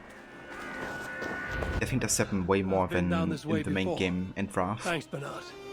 Get back to the Queen. Bye, Eivor. Have fun, and let's have another adventure soon. Hopefully that's gonna be addressed in the next patch for Valhalla or something. But yeah, it's way more noticeable in the Siege of Paris DLC so far. For clips on Call of Duty you do have a mega kill, which is roughly 7 in a row. That's pretty nice, dude. That's a really nice killing spree. I love those moments. Like a couple years back I also played like Call of Duty and Counter-Strike a bit more actively. Getting those kind of like plays where you just, you know, one rampage. So damn fun and satisfying.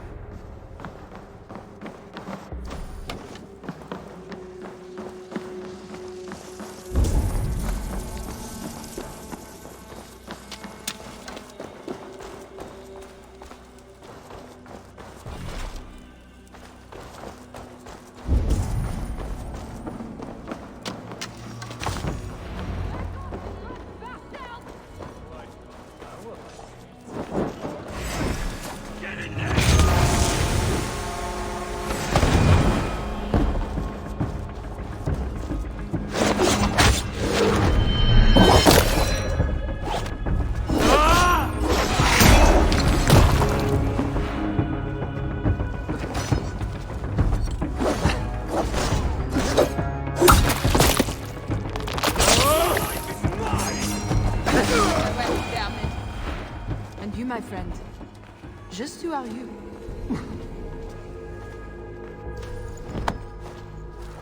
I cover both on poison. You were just chilling in the spawn and waiting for him to come back and killing of all the other people slowly. Ah, I gotcha. It's like one after the other. Sounds nice, dude. Did you already make like YouTube video out of it? Bonjour, my brave friend. But I do not have any silver. I'm not here to take your silver. I have no quarrel with you. Praise the saints. And I thank you for your fine and timely blade. But I must go. No, you see, I'm a friend of Completionist, Queen of Francia. And I am married to the Pope. Long may he reign. They say you walk through the city's walls. I need your help. I am no ghost. Just a simple bard from Brittany that has lost her way. Look, you are a smuggler. All of Paris knows it. Even the boy prince does. I need your help. And if I know a thing or two about all that, what is it worth to you?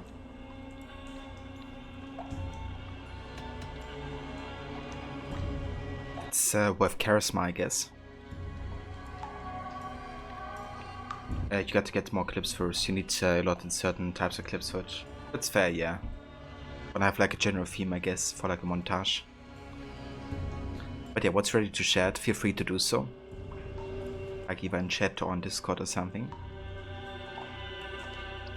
My friend Toka wants her necklace back. This I know. There is her chain, friend. Tell her to find me in Nantes when this is all over. Toka, she'll hear your words. All is well. So what do you need, Northerner? I seek a weakness in these walls. Is there a hidden tunnel, a secret door, something like that? No, not so simple. The Franks sealed the city well. But take this key. It will open the bridge door. The bridge? I can reach the bridge from outside. What I could use is a way to take it down. A little silver birdie told me that the bridge's foundations are in dire shape. I see. And if we can take that bridge down, the longships can encircle the city. You did not hear this from me. Farewell.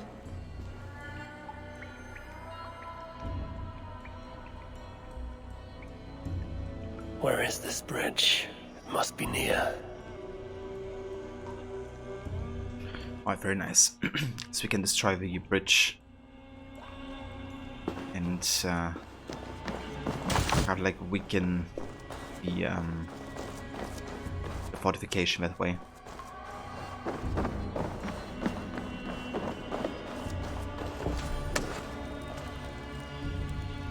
So it's better on the edit if you can take out 4 to 5 people in a row without missing shots. Yeah. It'd definitely more impressive if it's like just like, you know, one shot after the other hitting successfully. But I mean, still impressive killing like, you know, 7 people in a row. Even with like 1 or 2 missed shots or something.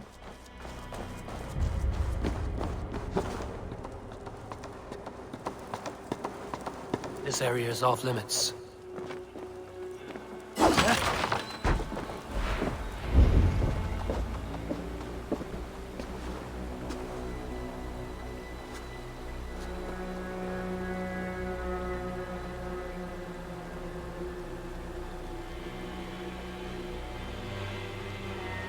Smarkler was right. Some jars of grease will bring this bridge crashing down. I will set up the jars so we can destroy the bridge later, during the attack.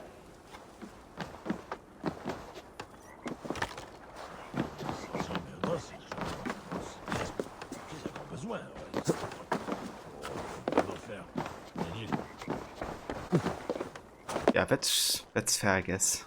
I want to make sure that it's kind of like, you know, something that people may haven't seen before, or it's kind of like rare. What do I want with their suicide mission? Let's see how well they hold the city without their precious bridge, bastards.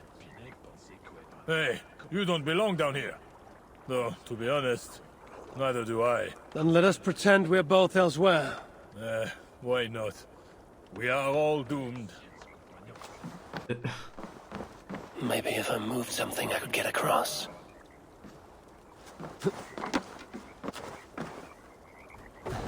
He's like, you're not supposed to be down here. But neither am I. So it's fine.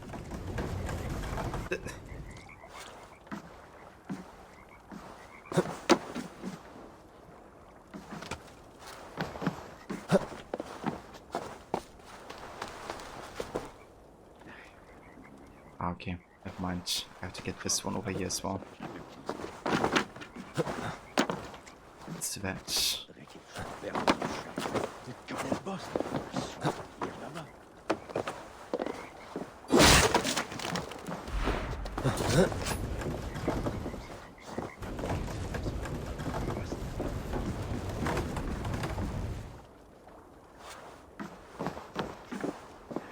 Okay, I think that works.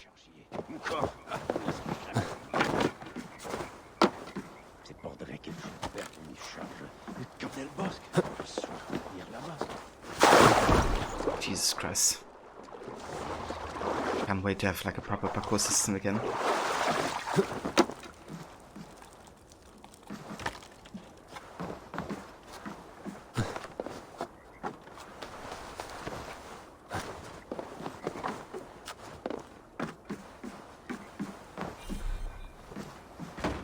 There, the trap is set for the siege of the island.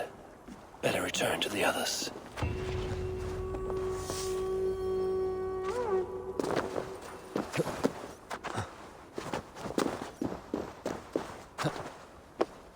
Go away!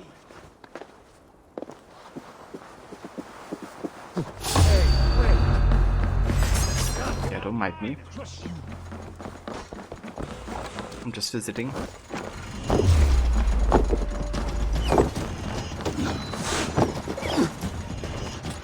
Holy shit, okay, that's a lot of people here.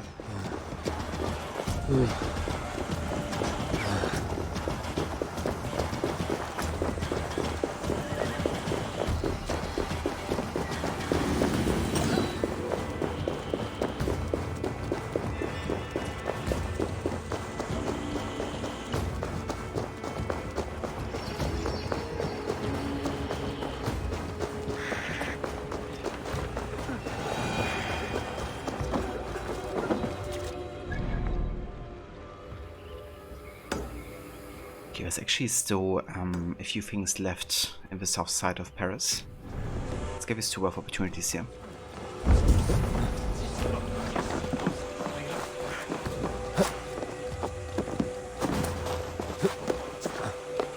At least if I can.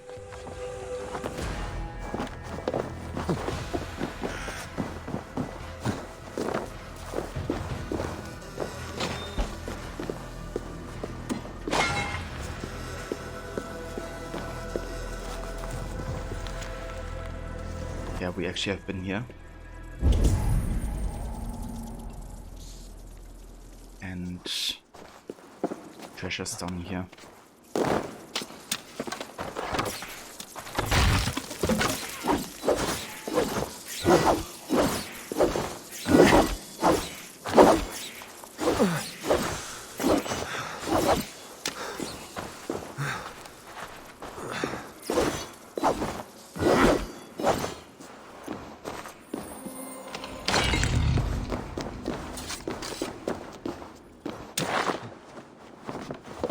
Hey, the clutch boy. My favorite AC is the second one. What about you? what's your favorite?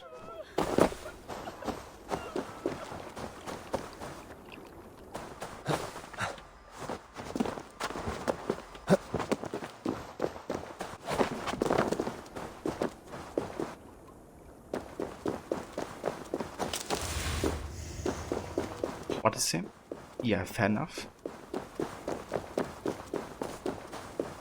Definitely a fun game.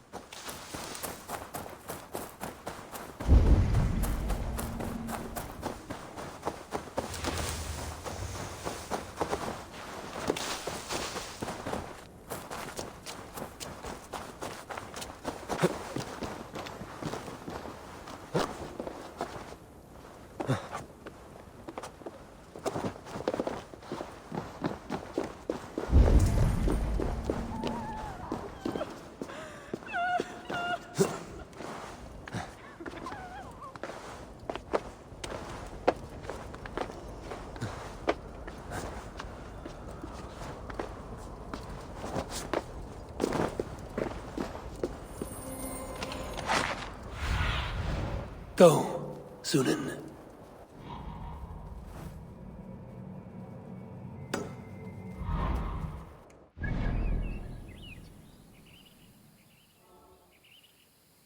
Okay, I think that's the last wave location to the south of Paris.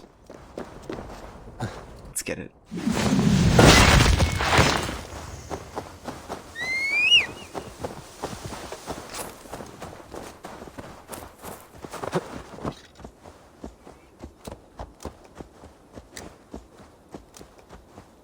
Yeah, really enjoy Valhalla as well, actually. I definitely think it's like a game that lives up to the title of an AC game. I didn't feel the same about Odyssey, but I do think Odyssey is like a fun game in itself. But yeah, I think Valhalla really provides you with enough lore about the Assassins, the Order of the Ancients as well as the Templars, but especially about the Isu. It really is like a good addition to the series, and it also has like tons of references and connections to other AC games, like to basically every single AC game before. That really interweaves and connects with all the other AC games quite nicely. Must be blocked from the I others. would say one thing though about Valhalla, that is it's just very, very long, and I think that's a bit of an issue. Like, not for people that, of course, you know, want to play a game for like a really long time. But yeah, it just really takes a long time to get through the game, especially doing completionists and stuff. But I don't mind it too much personally because, you know, I really enjoy Valhalla.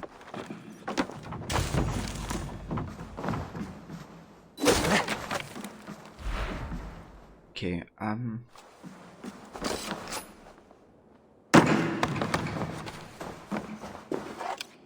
do we do this? Gotta go outside here, I guess.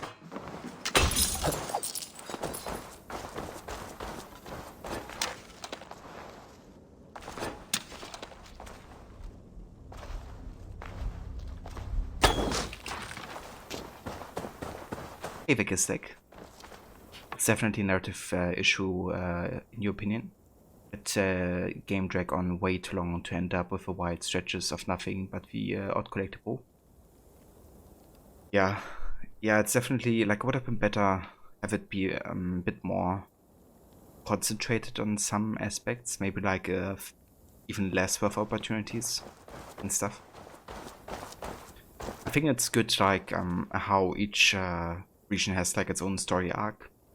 Like that kind of like, you know, makes it easier to focus on individual stories. But overall, I guess more story arcs should have a direct connection to a main story. Like some of them are just like really more its own character stories, and it can feel like filler at points, like the Essex story arc. But overall, I still really enjoy it, and I think they still did a really good job writing the characters and stuff. They're just like a bit long at times, for sure.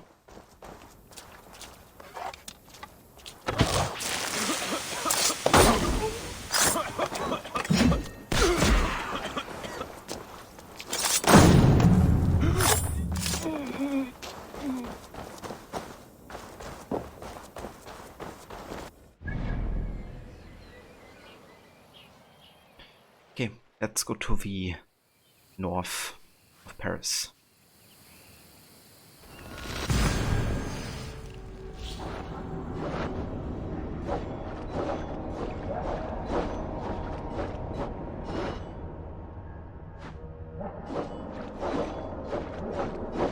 Yeah, the clipping is strong with Valhalla.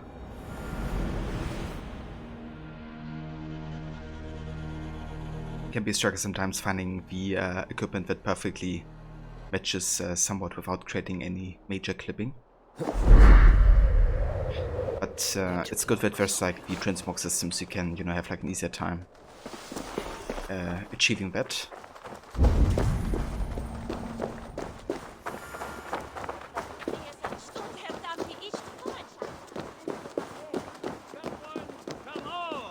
Enter our humble hall! Drink, dance, and sing to the madness of the king!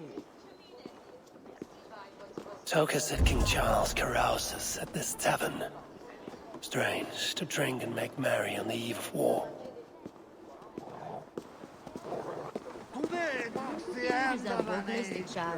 So drink, friend. Come one, come all! Enter our humble hall! Drink, dance, and sing to the madness of the king! Those rhymes. The Fat King. What other king could I mean? They say he sleeps here. He slept here, he ate here, he drank here, and he left here. Where he went after that, who am I to say? No luck finding the king. Eivor! No, no luck. Finding such a large, famous man should be easy, but not for me. Come, let us drink.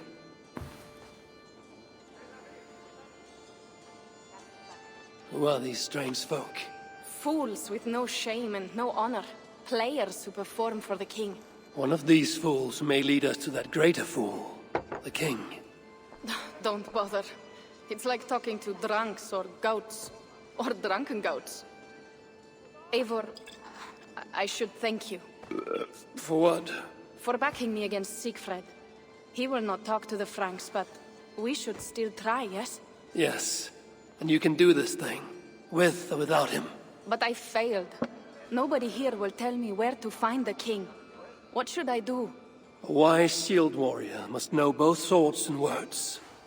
Watch and learn.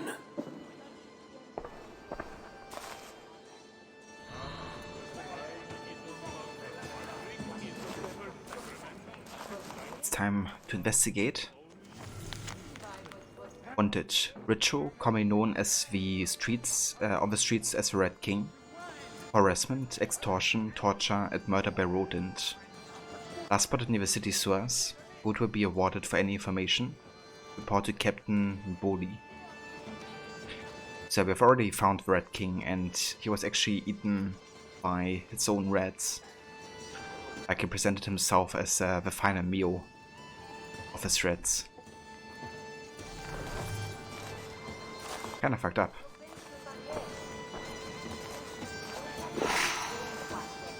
Greetings, good sir. I would offer my sword to your king. Where may I find him? When the great bear was sleeping, the jesters went creeping into the great bear's room. The jesters were all drinking, dancing and singing, even if waking the bear spells doom. The bear might be the king. So the king had a room. Whoops. I actually didn't even mean to attack him, I just accidentally pressed my right bumper. Watch and learn, you said. See? Not so easy to find the king, is it?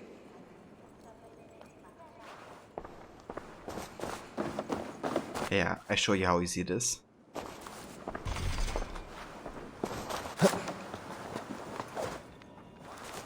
You there, acting strange.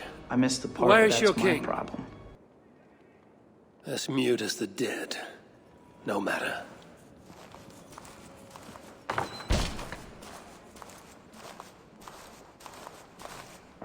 Yeah, I've actually been here before, and This window was actually locked off, like you couldn't shoot through it. Now you can. That's how you open kind of like the way to get inside. But I've actually managed to do it without the window being open, just with like the explosive powder. Then I got inside and then I couldn't find the key because it's actually kind of like locked to the quest. But yeah, now we can get it. Get into the secret room. So let's do it, I guess.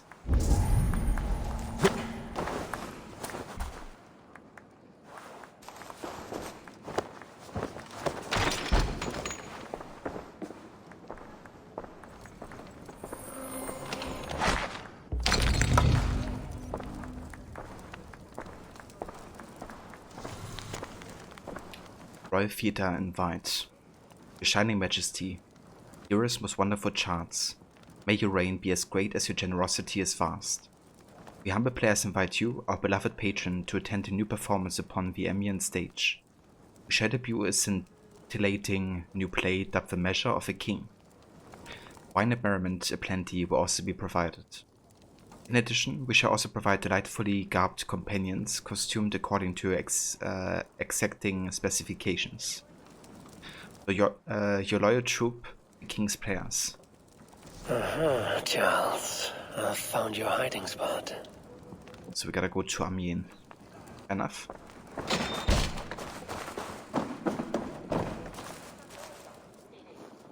I found what I need. Charles enjoys the theatre in Amiens. Good. Let us go. No, he may lash out if he meets one of Siegfried's clan.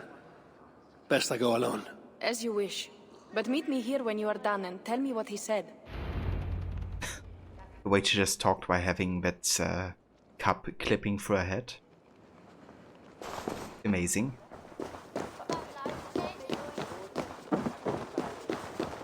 Dios ti don ti buongiorno. Okay, let's buy some titanium.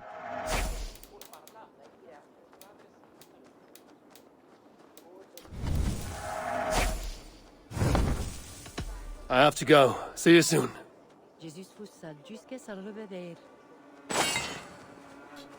Exactly.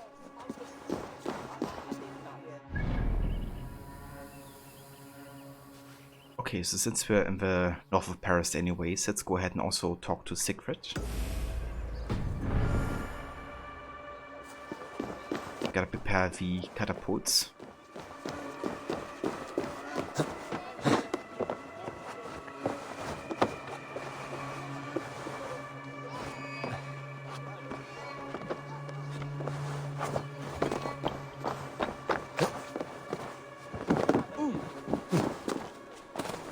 I should join Siegfried at the bell tower. We need to scout some ground for his catapults.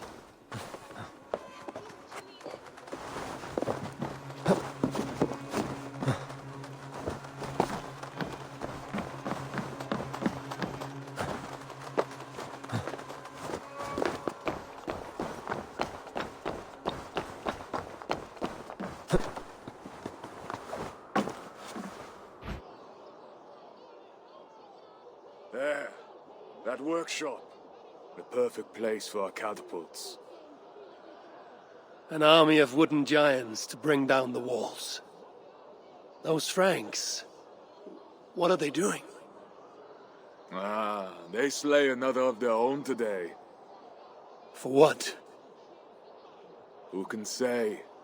If a man prays to the wrong god, sleeps with the wrong woman, follows the wrong king, by Frankish law, that man dies.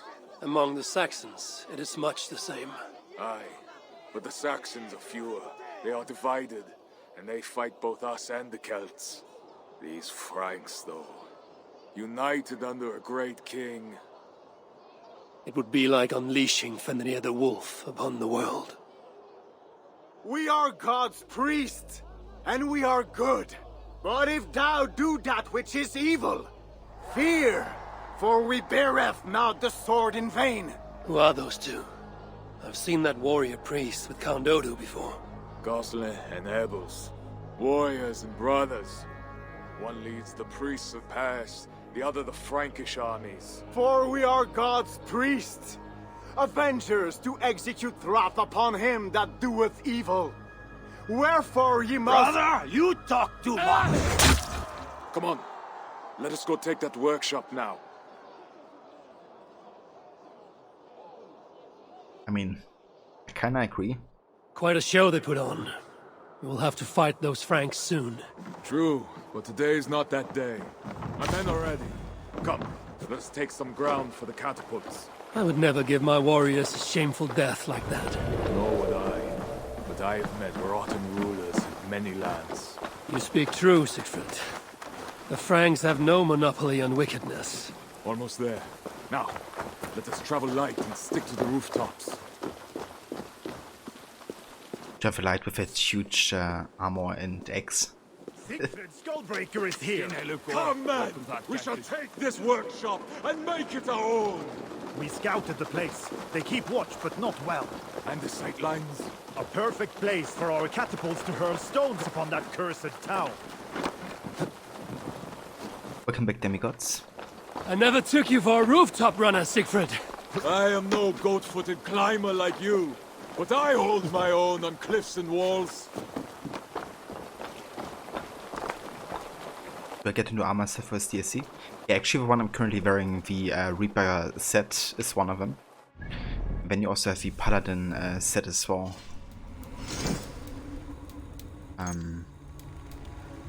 Yeah, this one. So yeah, the Paladin and the Reaper armor.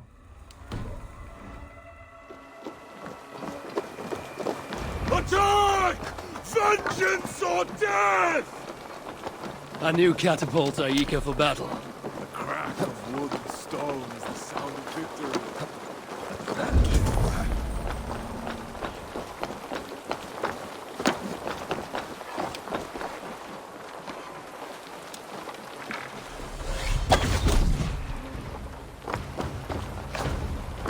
This place has a good line of sight on the city. Yeah, dude, Wrath of Druids has even more sets. Like, Wrath of Druids has... Let's see, actually. Dublin Champion armor, the Barian armor, the Celtic armor, the Druidic armor. And... I guess that might be it. Ah, also the Rus and Egyptian armor. And the Byzantine armor. So that's 3, 4, 5, 6, 7 sets with the Wrath of the Druids.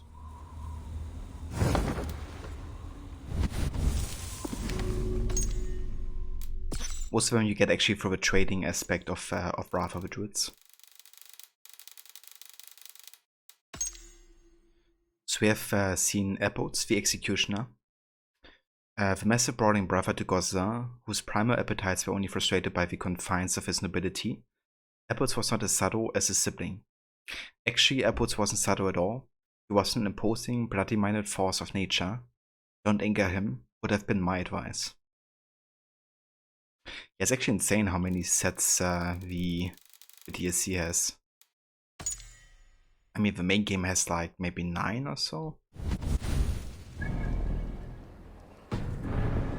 So, proportionally like a lot.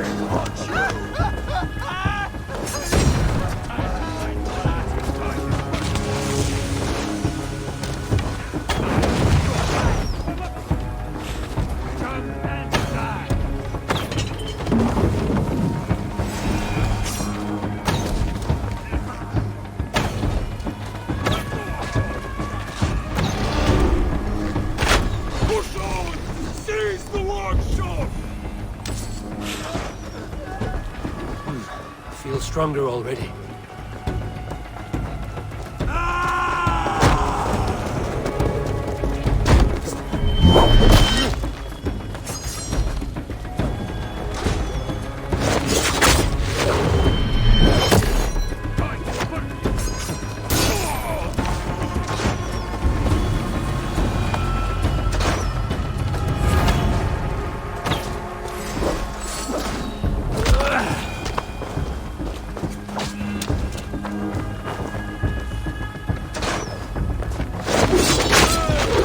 Place has a good line of sight on the city walls for our catapults. Well done, Siegfried.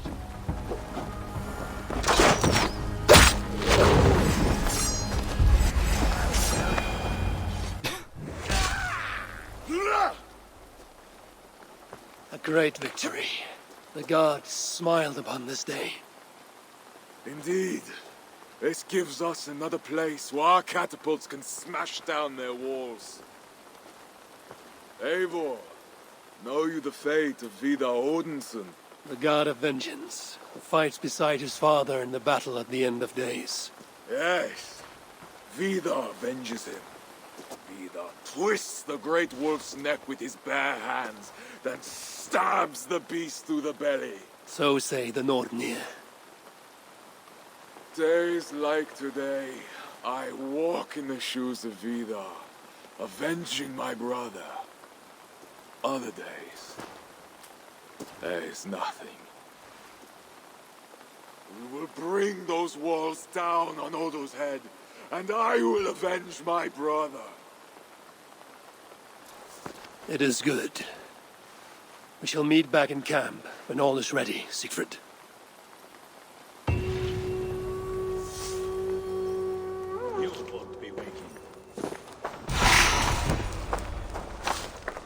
Hey the Beyond, welcome in, dude. Thank you for the luck. I hope you're having a good day.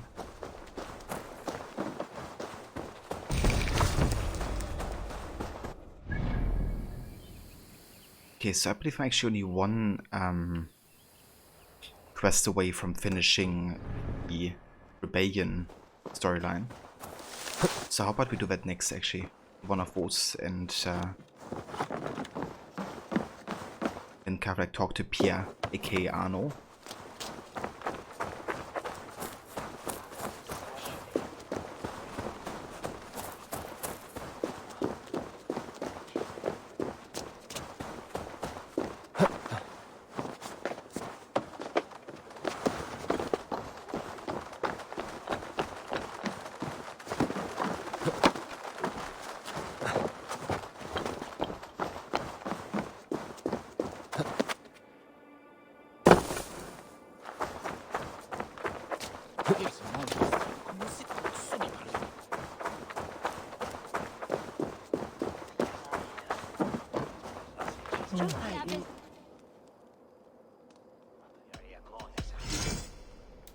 Okay, we're gonna go for the ranged, and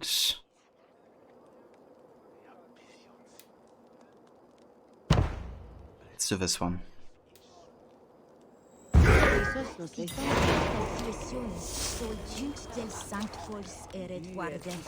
Okay, quite a distance. Before I go down there, let's actually head up here to this artifact.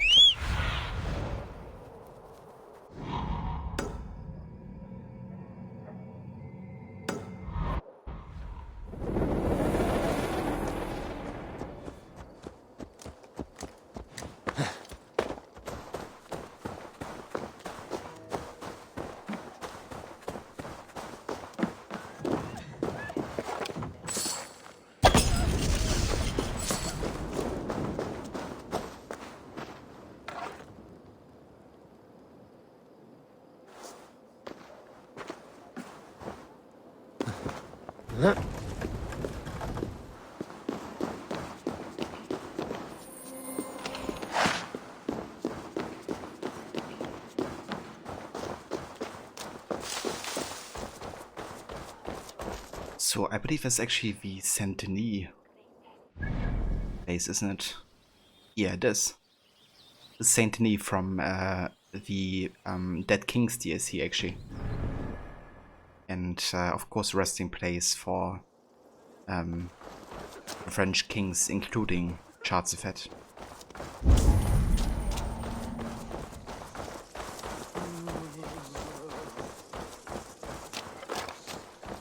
Merde!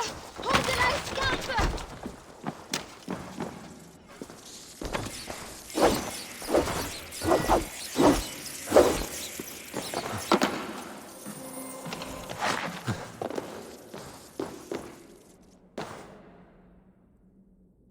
But yeah, this place is locked off for. We've got to head up here to top.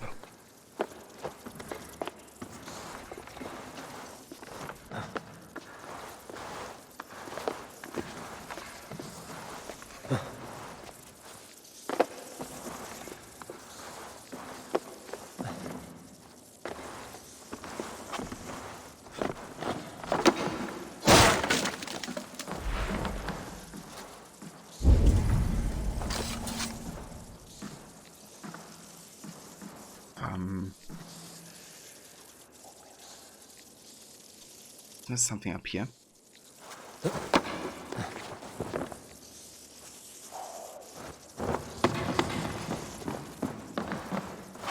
Maybe up there.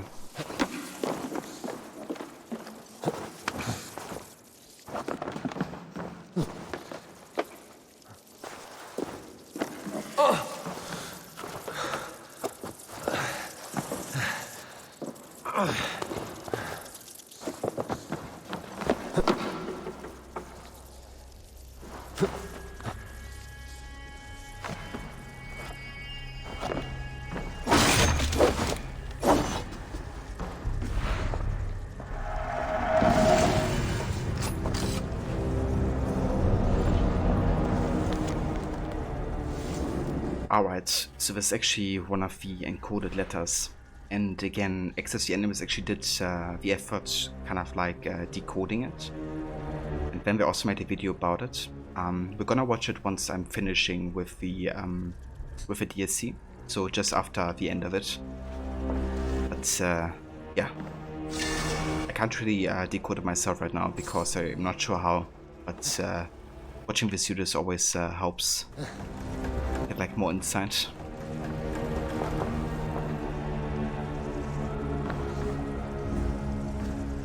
It's not a Caesar shift again, is it?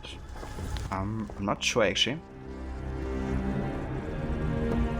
Not sure what kind of encoding tactics they use there. But yeah, we're gonna watch a video by Access the Animus at the end of this, and we're gonna explain a bit more about its meaning.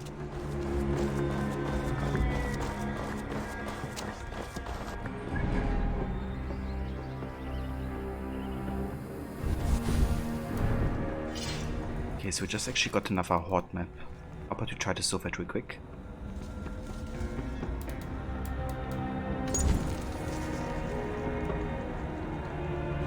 Okay, so this is where we have found it. And we have to go down here. Just north of Ile de la Cité. Should be around here somewhere.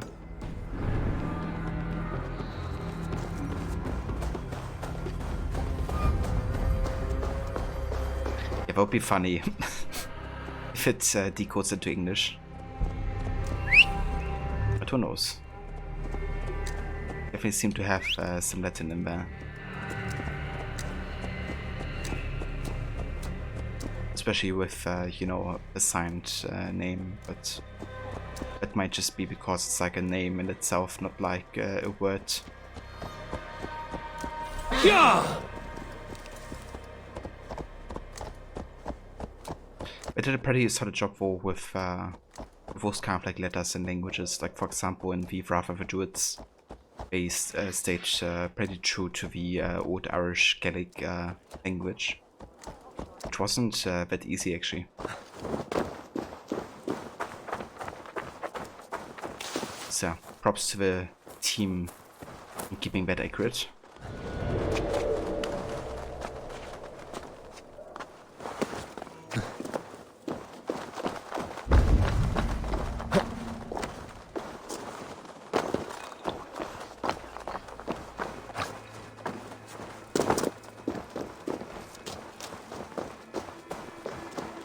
think it's inside this wall actually, isn't it? I remember last time.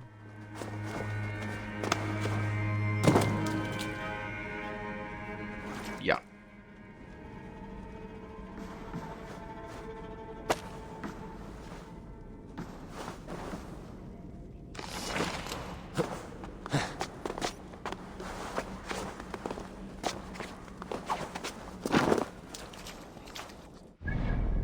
Nice. Alright. Let's go ahead and do this last rebel mission now. Gotta go all the way down to the hidden dock. Fortunately, we have a faster point rate thanks to it, so we can make things go a bit faster.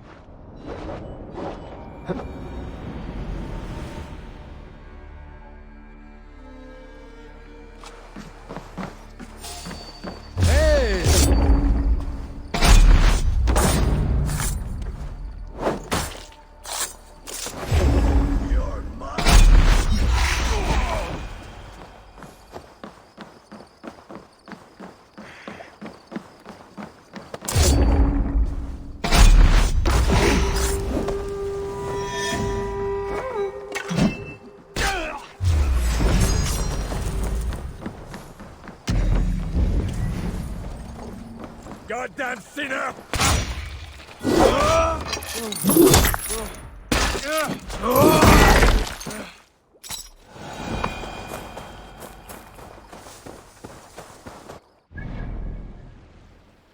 Nice. Let's go back to Pierre. Now that we have reached level 4, because that's what I assume is the last level. I'm pretty sure it is.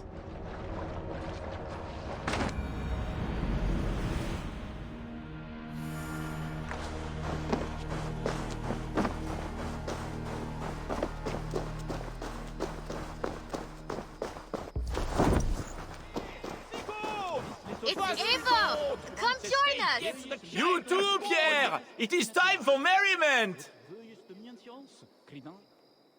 Well done, Eivor. I expected nothing less.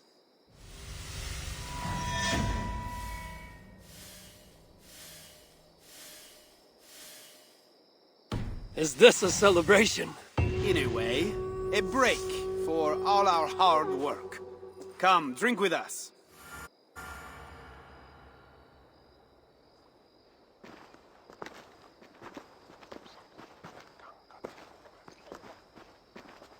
The place is starting to look more like an alehouse than a rebel hideout. We call them taverns here, Eivor. Careful.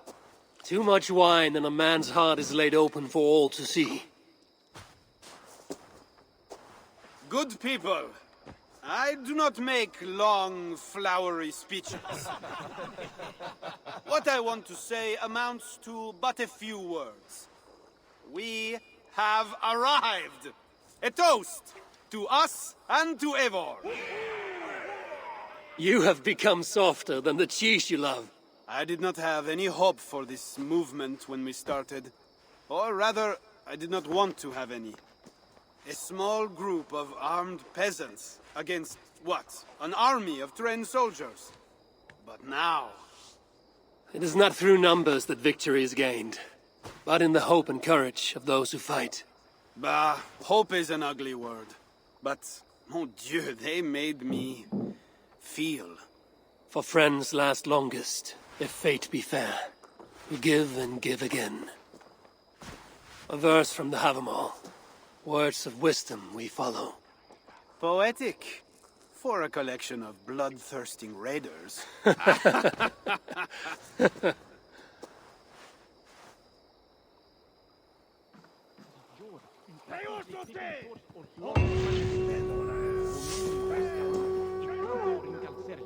Alright. So that finishes the Vive la Resistance first time. So we did get the Rebel Infamy to the last level. How can I help? I think there's still some upgrades we can get. Improvements. And actually, yeah, there's actually more here. Like, we can now get the Reaper Torso, which is the last part of the set. Then we have even like haircuts and stuff.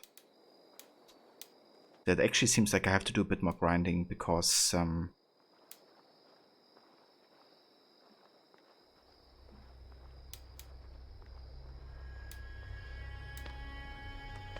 there's definitely some unique stuff here, like the haircuts, the tattoo, the Reaper Torso, and the Rap Raven.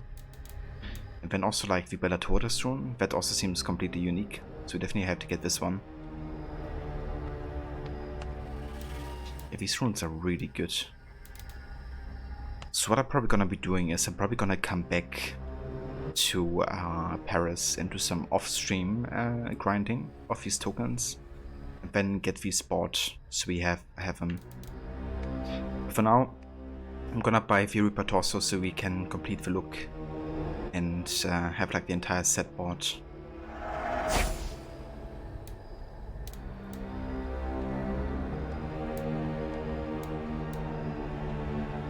I could even add maybe like another ranged guy. You're gonna do that next then, so we can get even more infamy.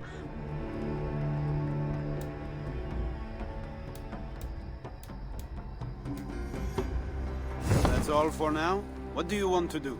But yeah, that's all the I'll be back later. Well, you know where to find me if you change your mind. of rebel stuff we're gonna do for today. Let's have a look how Reaper Torso looks like the rest of our outfit. May I see your stores?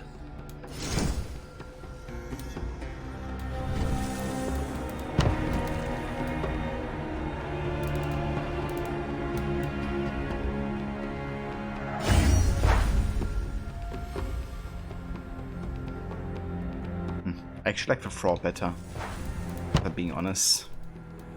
It's not quite as long and wide.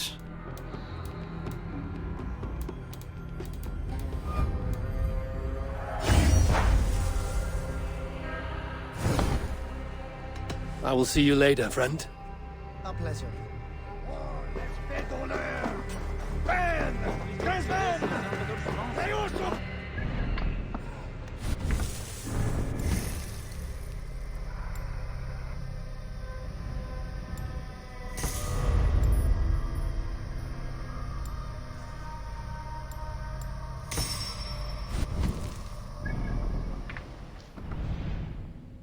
Alright, so what are we missing? So I have some locations up here. Okay, we actually have this concept art already. Yeah, I think the only quest really have open is currently up here to Amieux. Is that right? It is. Okay, so that means we're gonna go up to the north. However, I'm gonna do some mysteries in Wealth on the way there. I also want to make sure that all the side stuff is done before we start the actual siege itself.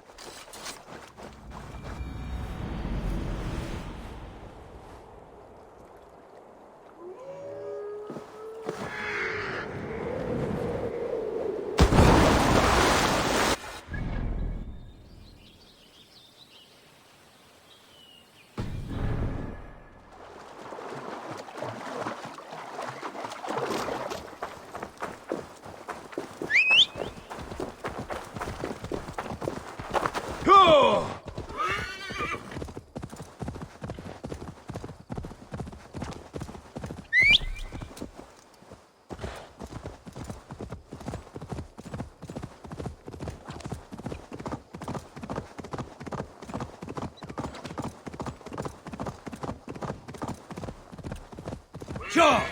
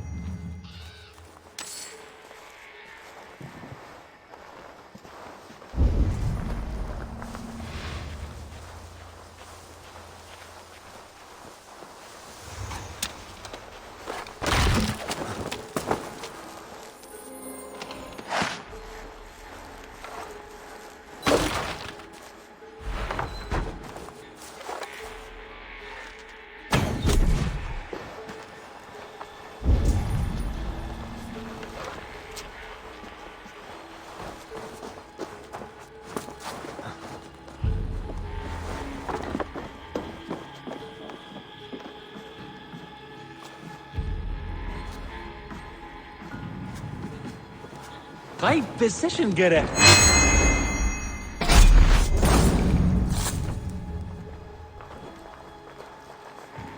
Ava Empire.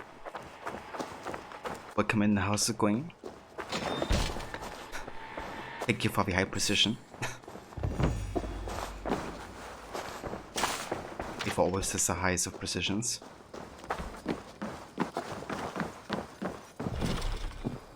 Okay, we gotta find the key here. What does it say? Vader's Saga. That day, Siegfried and Sinrig put up the dragon ship in the land of the Letts. They walked through the white wood to the huts of the forest folk. The arrows rained down till the battle sweat flowed and the iron-hammered mail. Rochester wares they took from the smouldering hall. That was a good rate.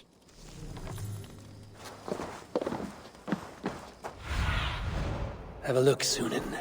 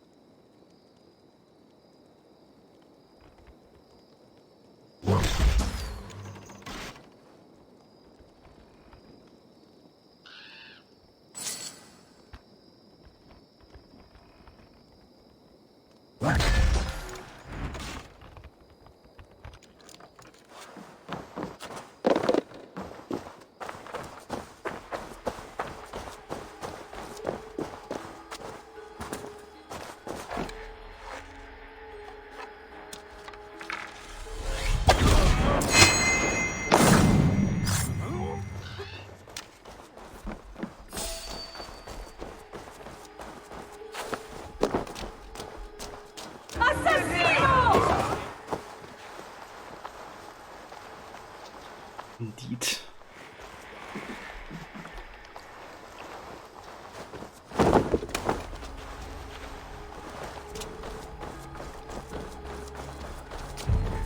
Stop running, dude.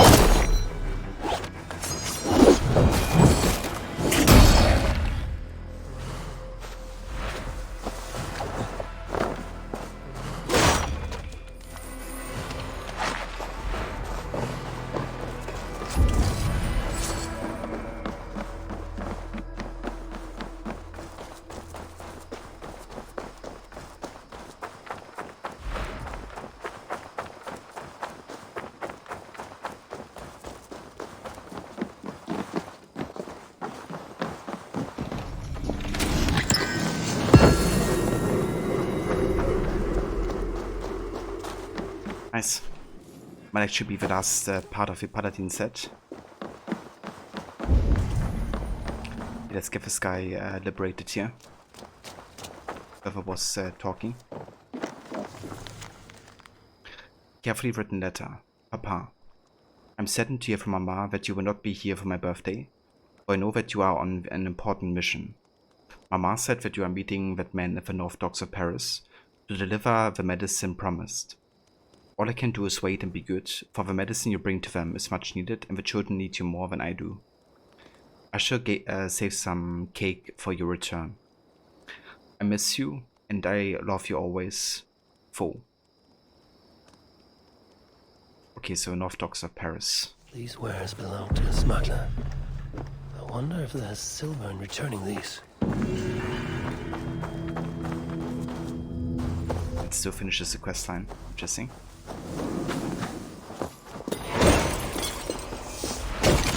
Okay. So it does actually give us a quest anyways. So we don't have to find it ourselves. Fair enough. Okay, let's go up here.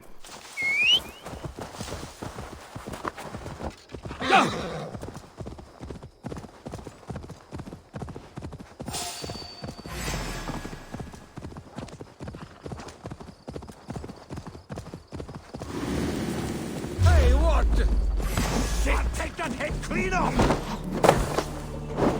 No, don't touch me! Are you...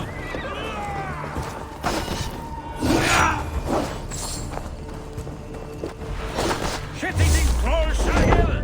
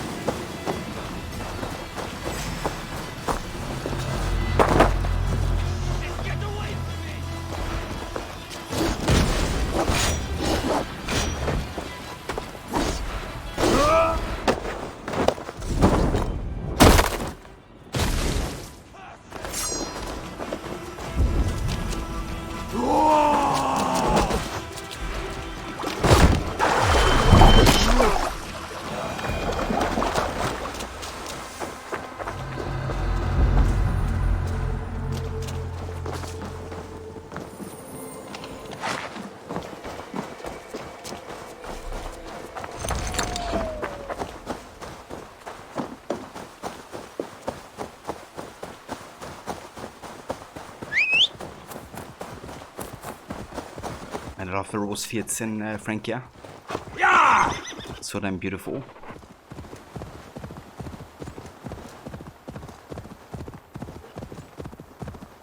I think we did a really good job of Frankia in general.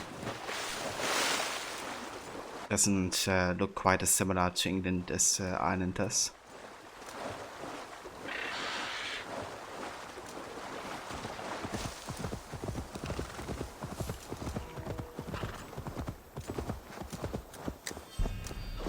Seems like we have a cairnstone here.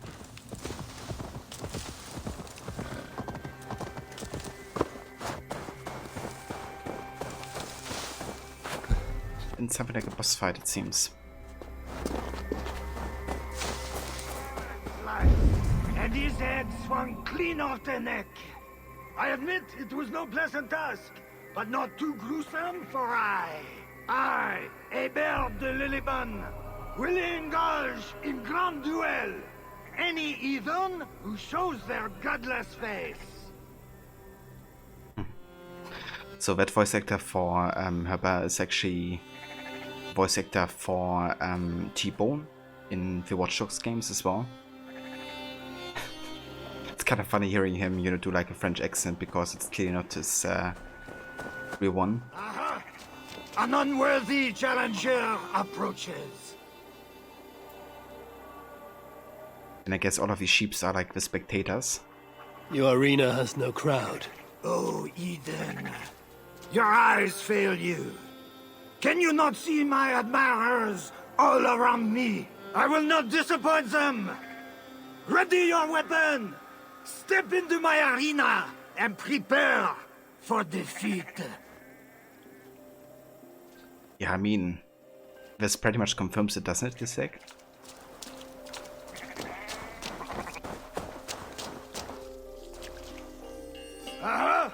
No escape. escape for you now, Ethan. You'll die in this ring.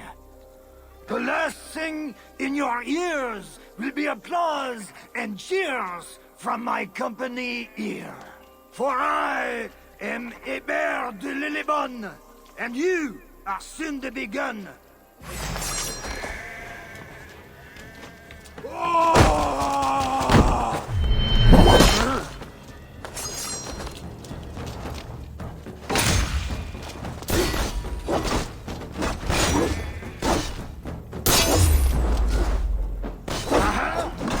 Your strength is good, but you won't beat me for flair, boys.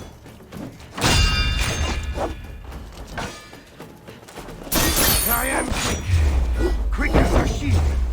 A leap.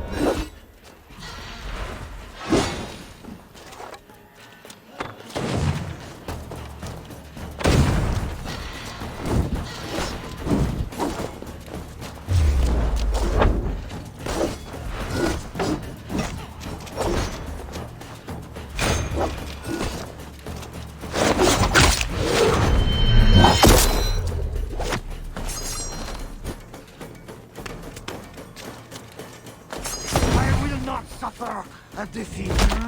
For I am Hébert de Lillibonne.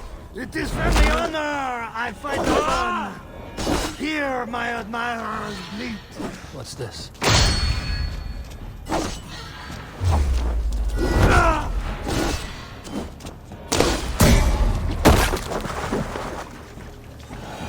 Got him. Sheeps are placing bets. Yeah, hopefully make the right choice here.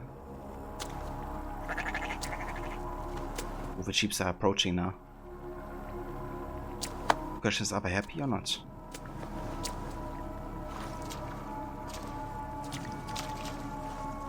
It's maybe because this is how Ubisoft talks on stage. Yeah, it's definitely funny, like when they have like the you know, kind of like Canadian developers and stuff who speak like French originally. Especially from Quebec and stuff.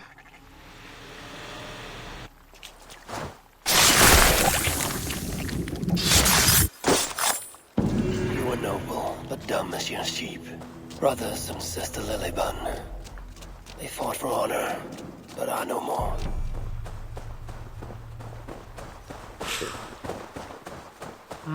Thor lends me strength.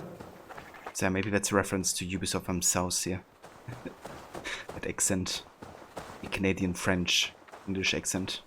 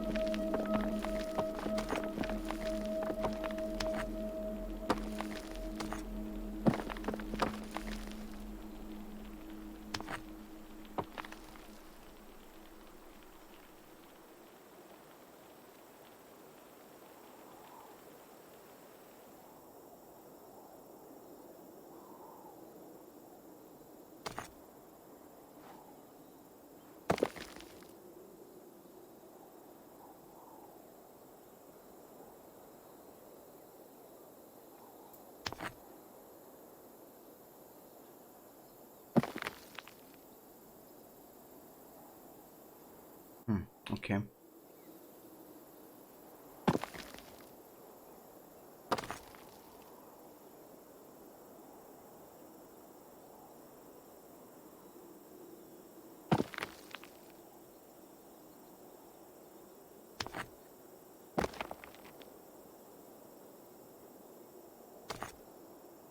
Not sure if I can make this, but let's just see.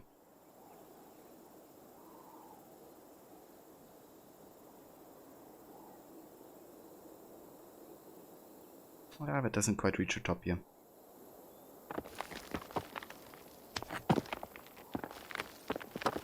Gotta stick these ones a bit higher.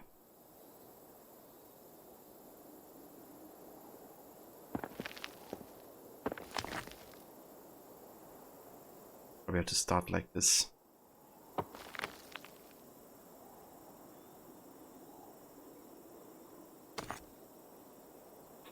Okay, second we're gonna go for the wet one maybe.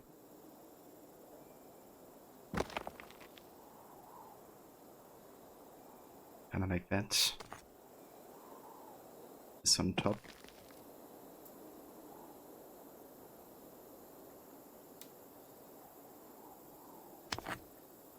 And then this one.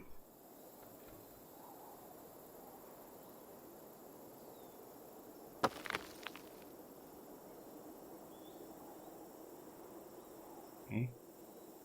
Unstable currently. But yeah, that works. You would think they gave a Frenchman a British accent to make him seem more relatable. Yeah, I mean, that would be the Unity way of doing it, right? It's kind of funny that they immediately had, like, you know, actual French accents planned for Unity. Given that it's, like, you know, set completely in France. But then they did, like, the first recording sessions and they couldn't, like, take it seriously. So they decided to scrap that and just replace it with, like, English accents.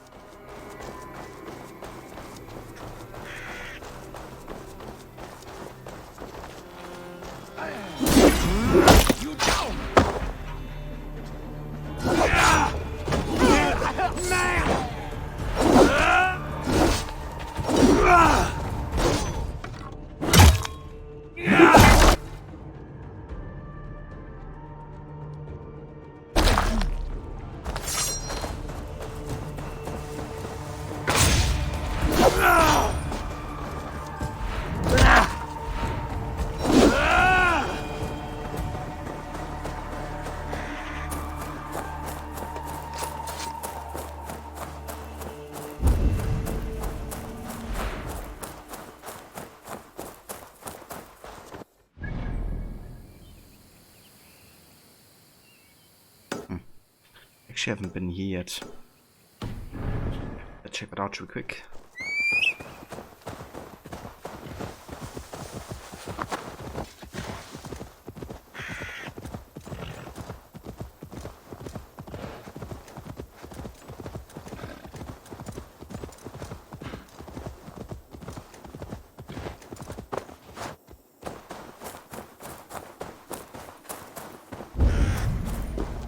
They will attack on sight here.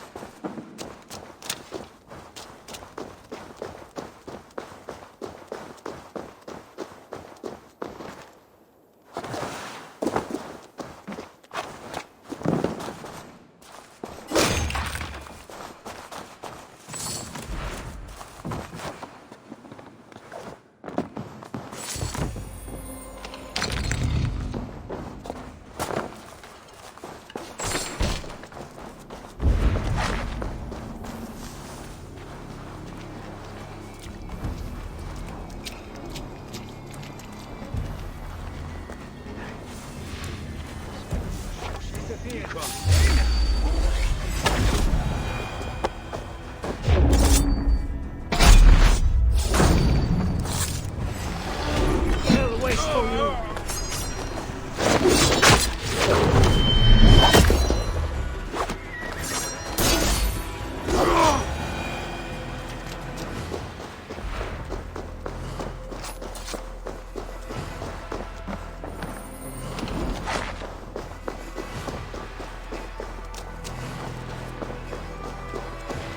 I think that's everything in here. It is. Can go to Amu.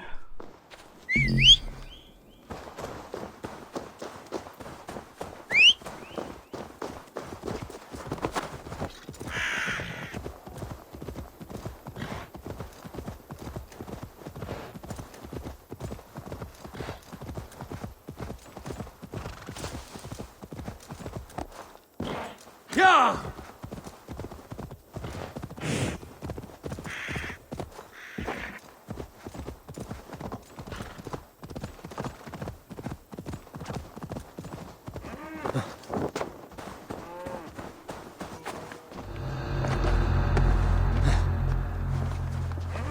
This MP4 gives me, oh shit, there's somebody. Colosseum vibes from AC Brotherhood.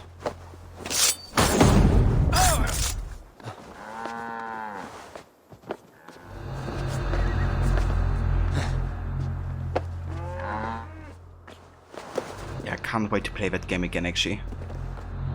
Maybe next time I play Brotherhood I'm gonna do a Completionist run again. Because last time I did a no upgrades run, which led to me missing out on like a lot of content. Because it just I wanted to beat the game without much kind of like or many advantages.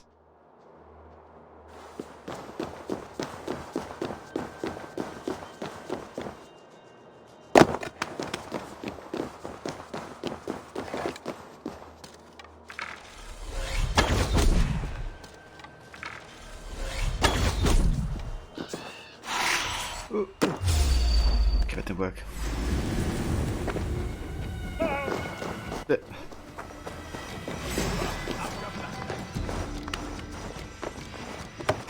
Yeah, it's a stick. I mean, pretty impressive in like parkour terms. You know, having such a drop and still sticking it. But not quite what I had intended here.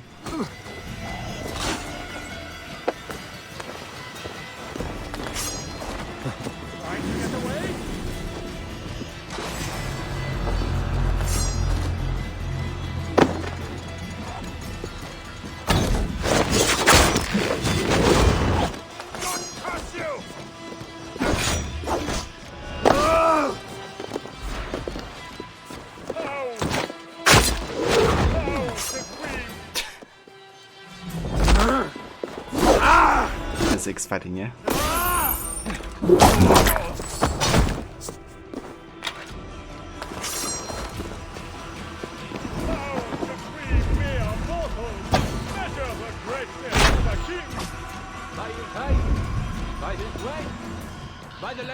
Anybody else? It's this guy here. Much too slow.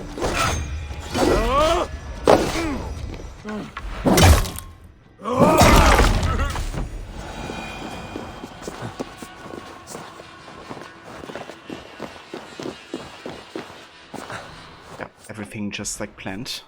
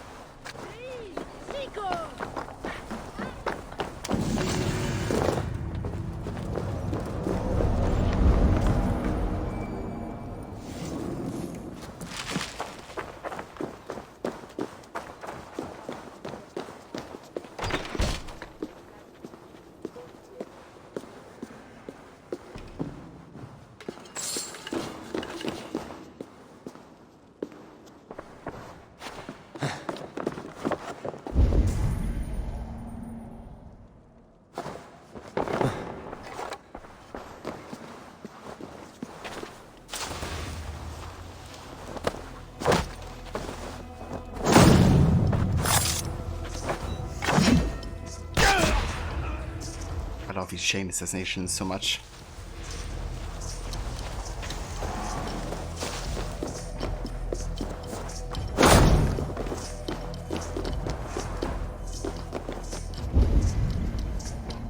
Okay, so there's something, and over here.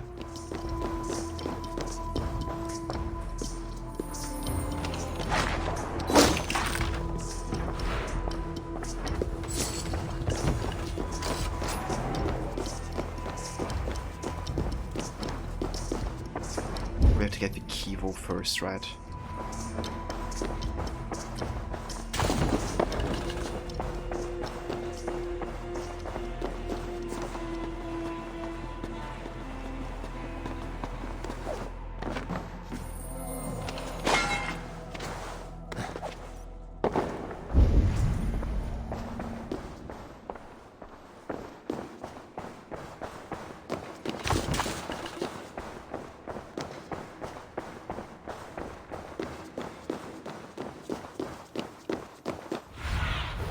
Go, my eyes.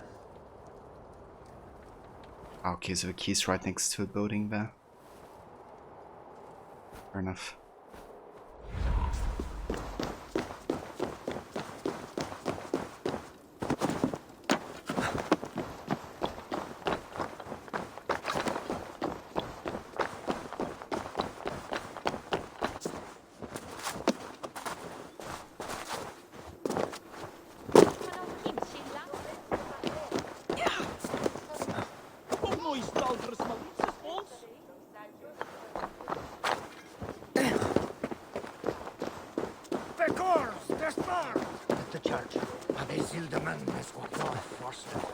He was the voice actor for T-Bone yet again.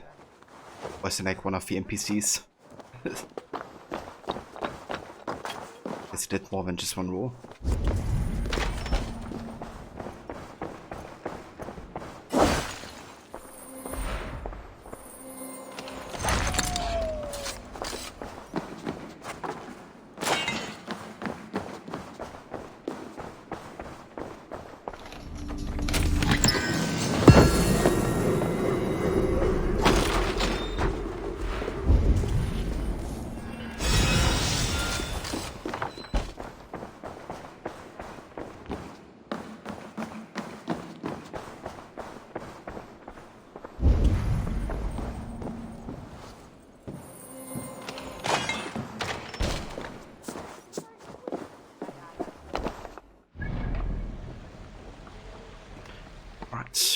Let's also get this last worth opportunity and go to a shop.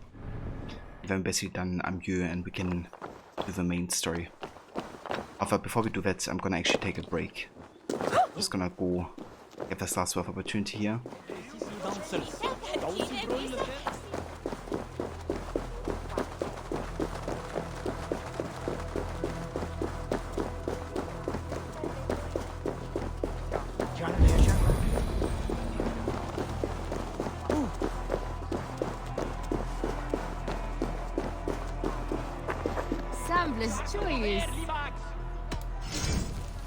Okay, let's buy some titanium.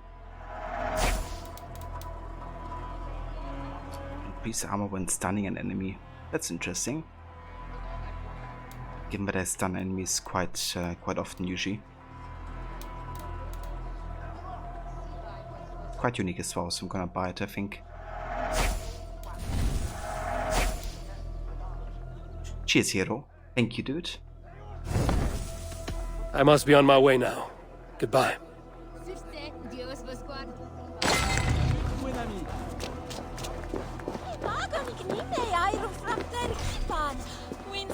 Okay, let's find this key real quick.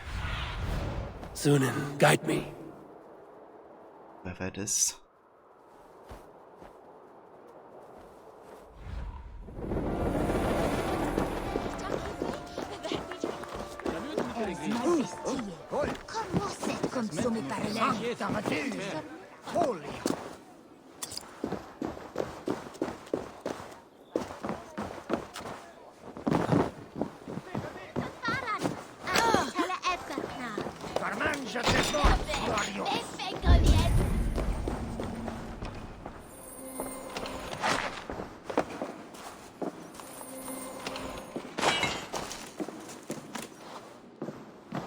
actually wonder how many leather and iron ore I have.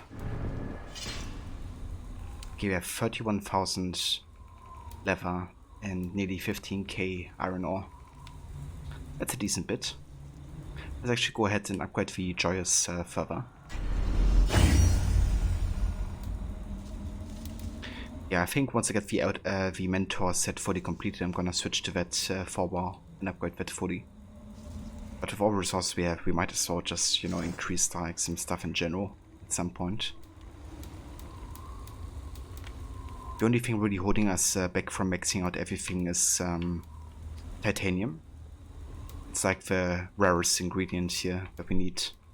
Of course, to upgrade on the mythical level, we need titanium for each upgrade level, and yeah, that's just very limited, and it's a bit tricky to obtain at times.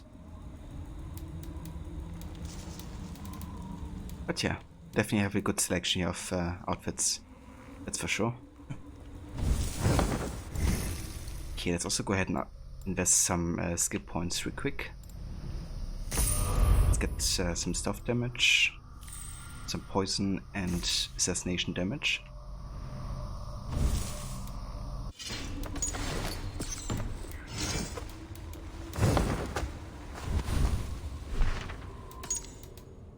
Right.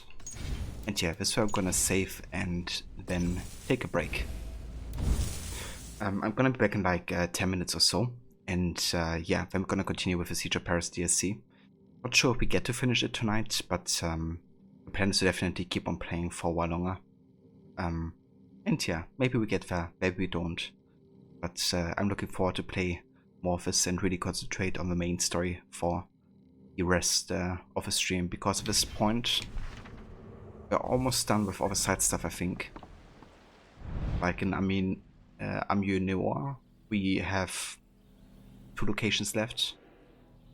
We have Paris finished, Melon Noir finished, and Evrezer finished. So yeah, pretty much done with the side stuff at this point. I might actually go ahead and finish these last 2 locations before I head to the quest when I come back, since like the last locations we have to do. But yeah, I'll be right back, guys, in like about 10, so I see you then. And yeah, thank you again so much for being here, everybody. Really means a lot. And see you in a few.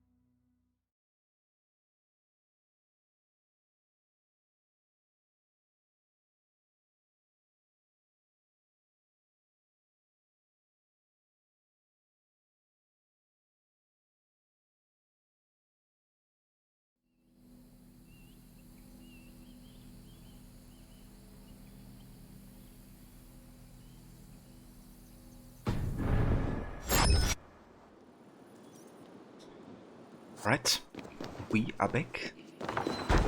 Thank you for staying tuned. And welcome back to more AC Valhalla, the Siege of Paris. We're pretty close to finishing the DLC actually. Almost done with all the side content. And also in the ending stages of preparing the siege itself. So yeah, what I actually want to do next is do these last 2 locations in Amiens-Noir. And yeah, then we can just fully concentrate on the rest of the main story.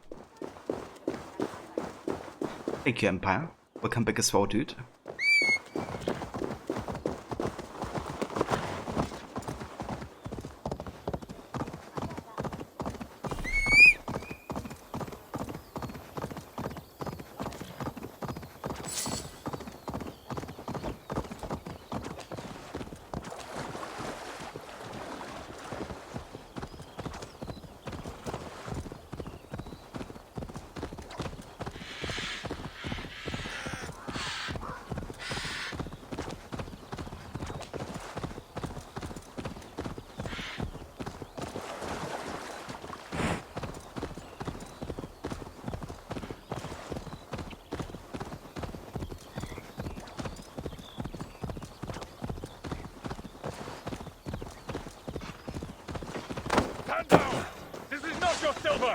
Not a chance! It's us, Silver! You took it from us! What? They have a hidden on their side? Oh, you little fool! No matter. Help us, stranger! I promise you a reward! I will bury you!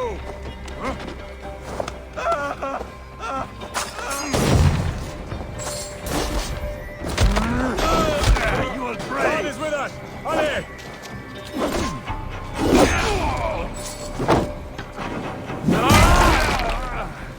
That is the last of them. I will speak to the men and find out what happened here. Thank you, stranger. We underestimated their strength, and without you, we would have perished. Not often I find civilians robbing armed soldiers. This is our silver they were trying to take. They raise our taxes and keep the coin for their own indulgence. True. You helped win it back, but we are not inclined to share. I trust that you will let us pass.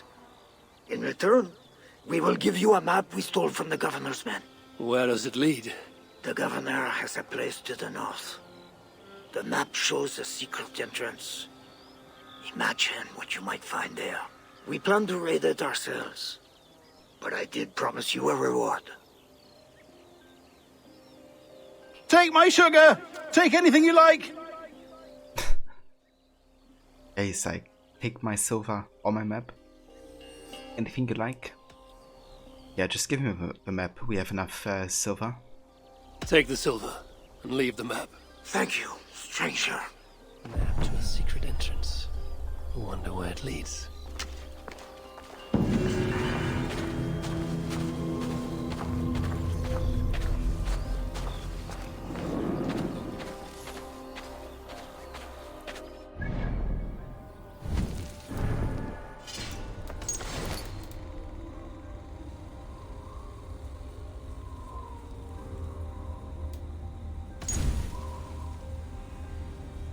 Okay, so this is in Momi-Liacum. Should be pretty easy to find. Just gotta find the location itself.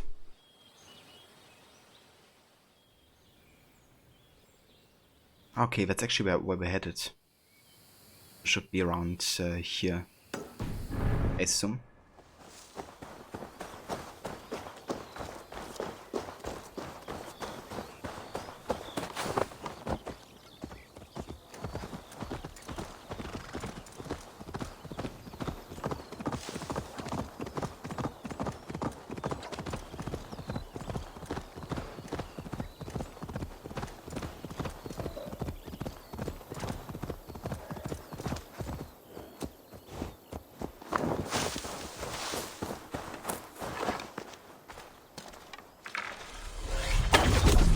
Best raise my hood here.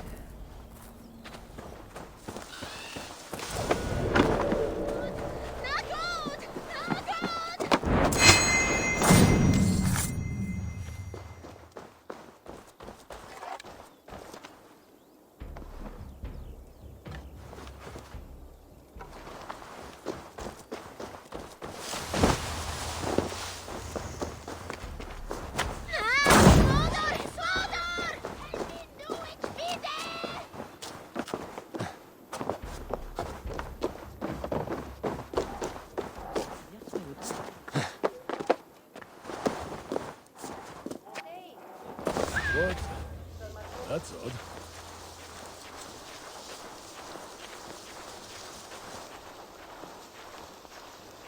You in the bush?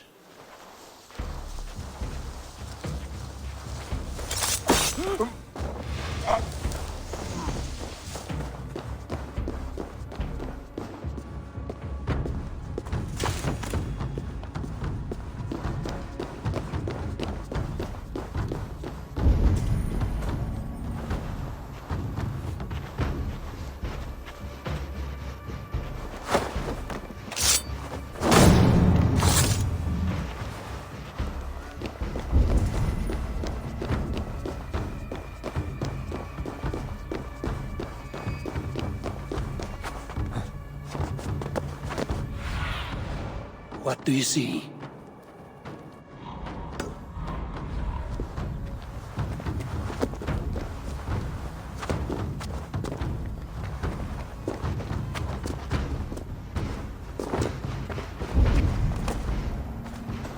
I think somewhere here should be the...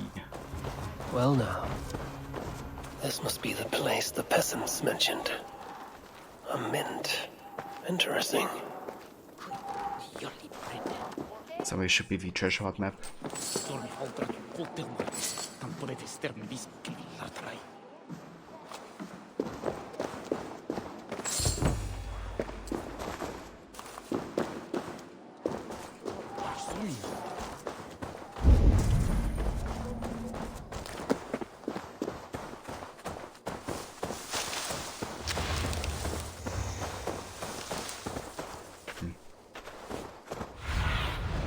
What do you see, Sunan? It's kinda between this Carvex section and the two houses here. Maybe it's like underground or something?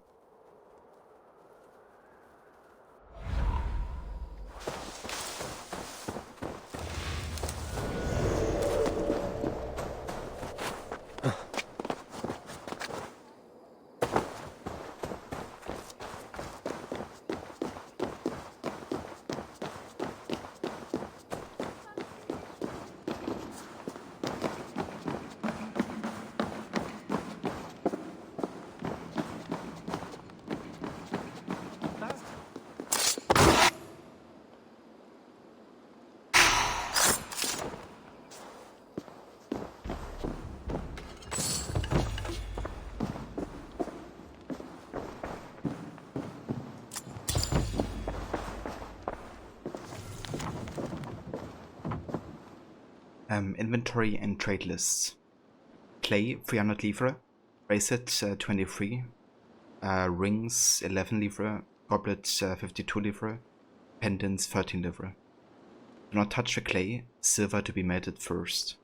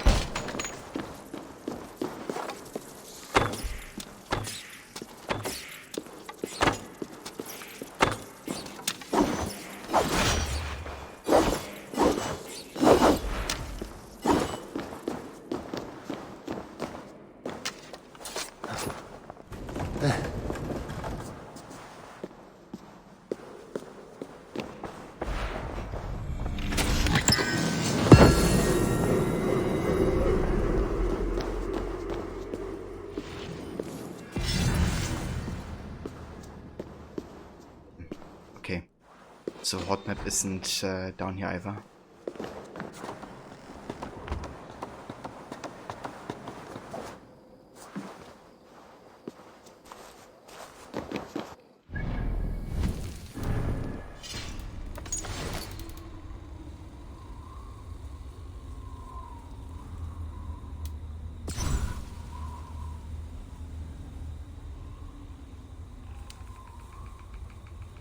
Okay, so it's definitely outside.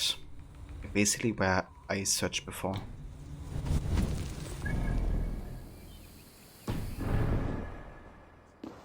Let's have another look.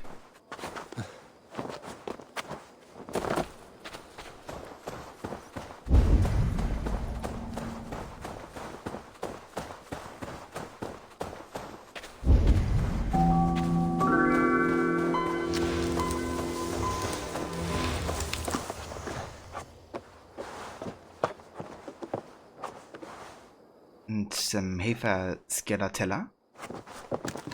Welcome in. Thank you for the follow. Hope you're having a nice day or evening.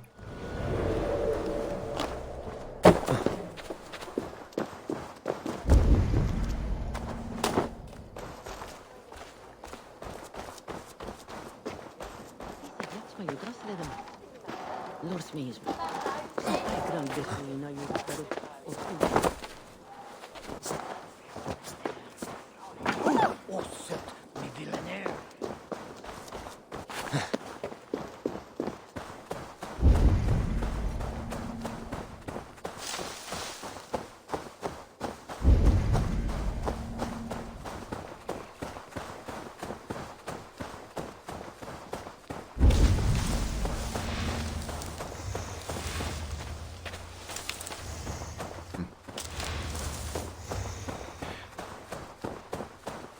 Yeah, no idea where this map is leading to. Maybe it was meant for just like the treasure here. Maybe there's not anything else to find.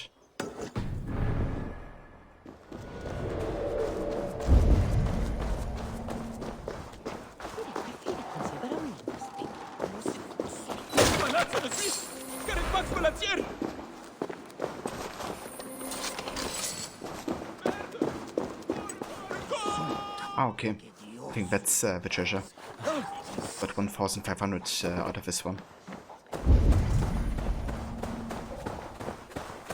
There wasn't like already existing small wealth chests.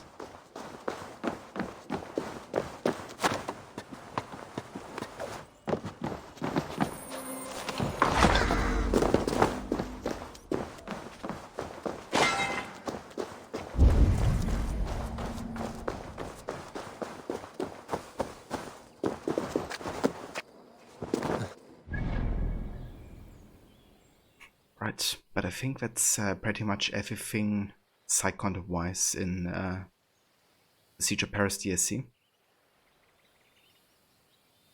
So I have another wealth opportunity in Aquila. There seems to be one in Evreux.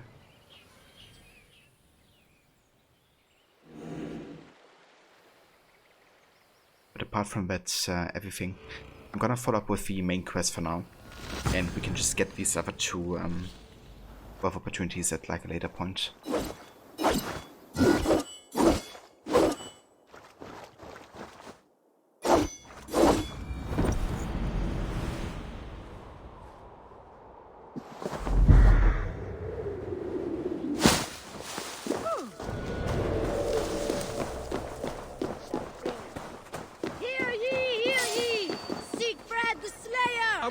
Heathen horde march on the gates of Paris! Count Dodo calls for all loyal warriors to gather at Ile de la Cité!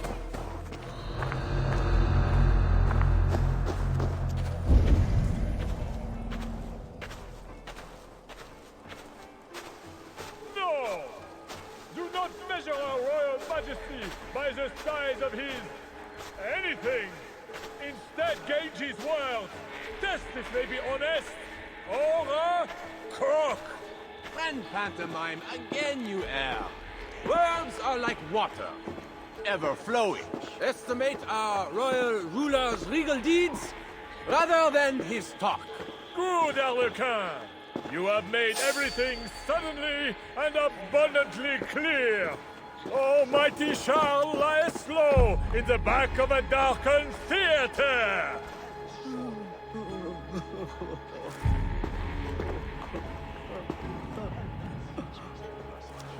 Right there.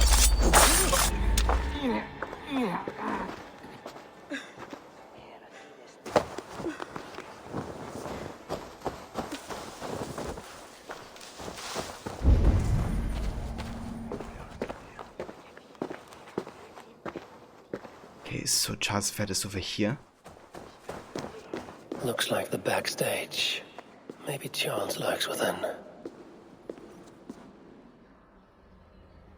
O daughter of Babylon, who art to be destroyed, happy shall he be that takes the little ones. Yes, demon. What? What does it do to the little ones? He dashes them against the stones. No, no, no, no. It is only the heathen, led astray by Lucifer, but mortal all the same. Charles, I heard two voices. Who else is back here? No one but me, and this weak creature of flesh. Forgive me.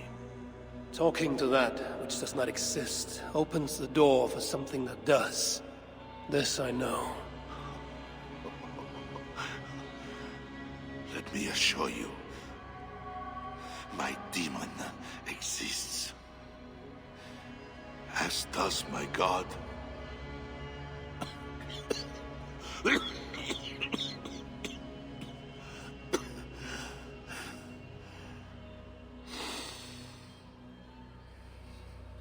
Kill me. Make me a martyr king. I should slay you where you stand for that trick you played on me and the Queen. That will not get you what you want, huh? Peace and a free hand in England, correct?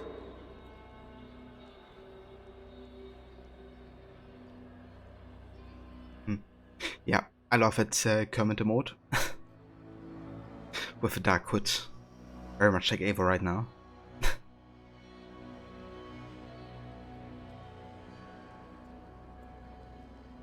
Odin is with us!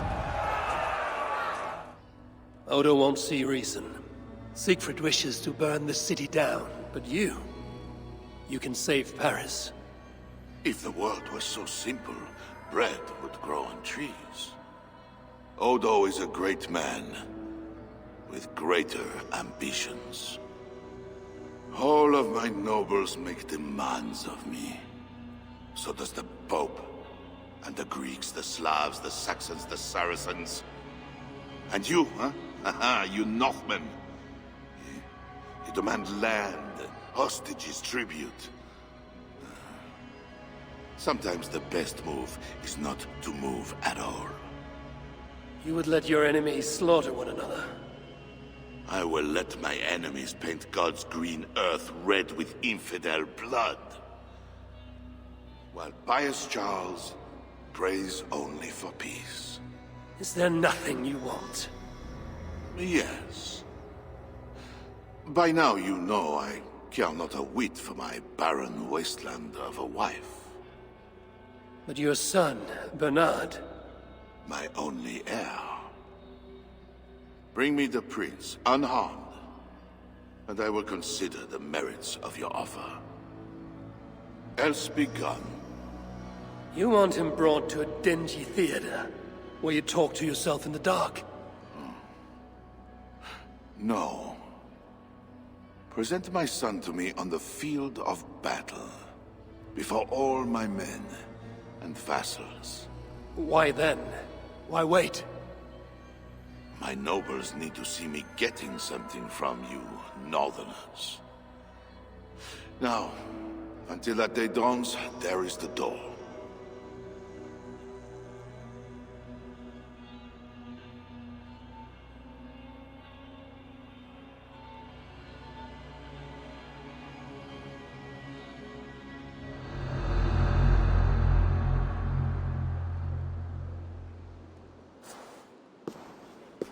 Yeah, that's charts of it for you.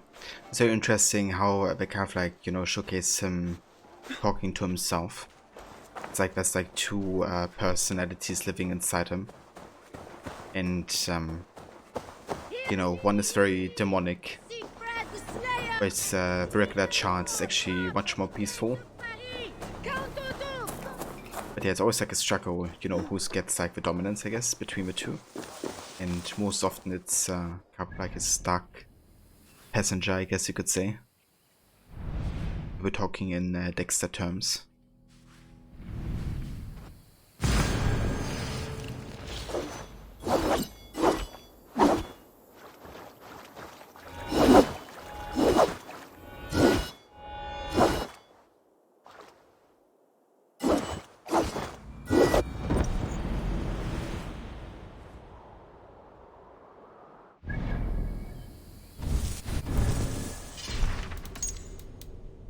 Let's actually deliver this package first, because it should also be in the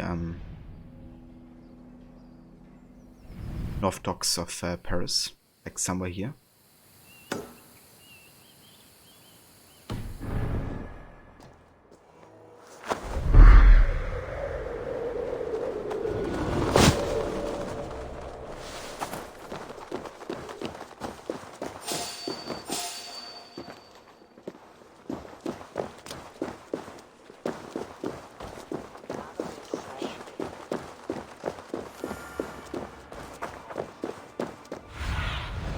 Stretch your wings, Sunan.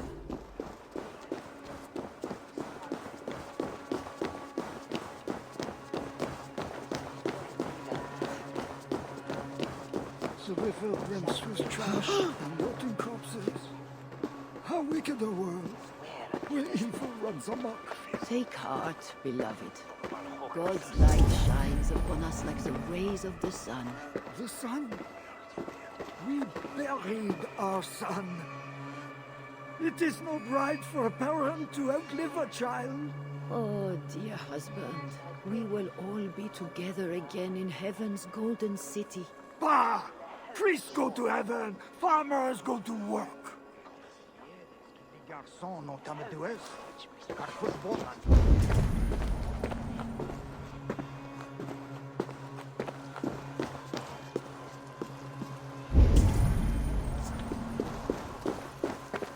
Holy damn, that's a lot of fish here.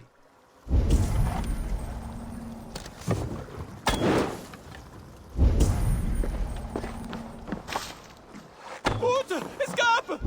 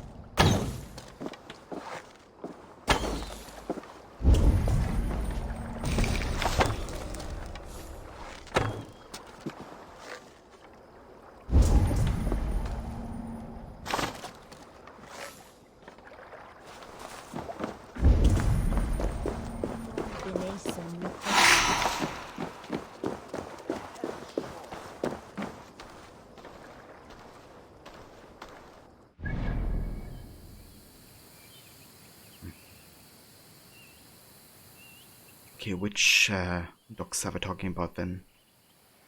Maybe like over here? Like the actual docks where we could like land with a ship? They do talk about North Paris though, so I mean it must be somewhere here.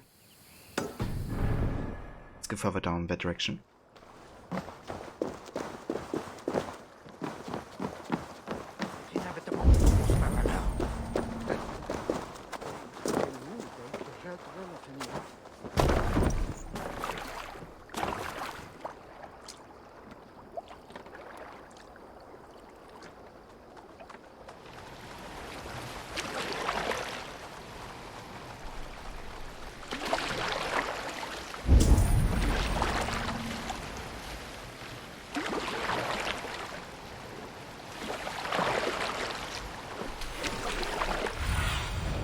Show me.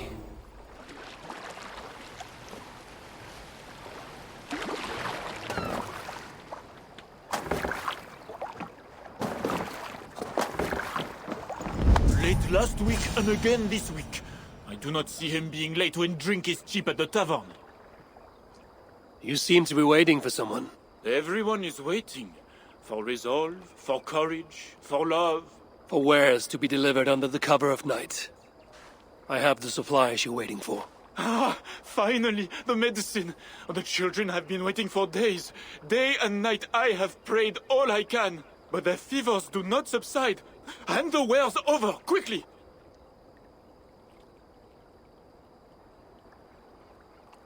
Coin first, and throw in a bit more for my trouble. What? Outrageous! These are mine! I will only pay you the coin owed, not anymore! Do you want them or not? Fine. Here, that is more than a fair price. What happened to the lad who used to bring these here? Replace him. Goodbye. He got ripped by Eivor. We got another 1000. Let's go.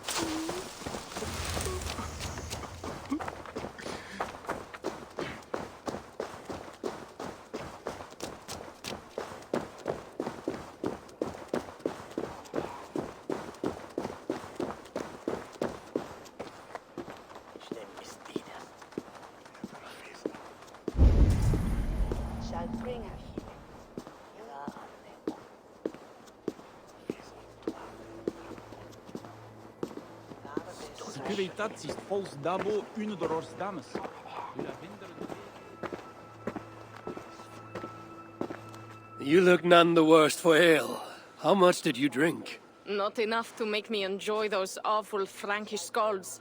But tell me, will Charles sign a truce? He will not even speak to us until we hand over his son, Bernard. But we do not have the bastard boy. No, but I know where the Queen took him.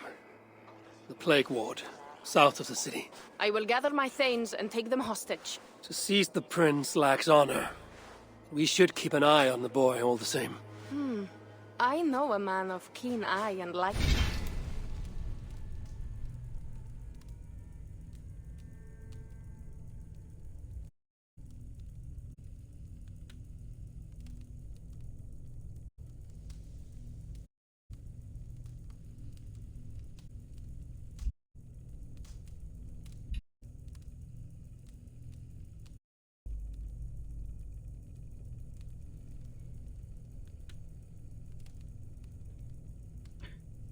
Okay, are we still there? OBS just went completely bonkers and went to 0 kilobyte per second connection. It seems like I'm still online, but I was definitely like off for 30 seconds, if not more. Bitrate also still pretty low, so I hope it kind of like bumps up again soon, hopefully. But yeah, the quality is really bad right now. I'm just gonna hop back into the game and see what happens. But yeah, I'm definitely having some troubles here with my direct Twitch connection. Let's see how it goes. Yeah, we're still live. I hope the delay is not too bad now. That you know, the stream has been kind of like offline for a bit. Step. Pierre. A wise choice. So, one step closer to breaching the walls and burning a city. Yes. And I do not want this thing. What else can we do? See you back at the camp, Toka.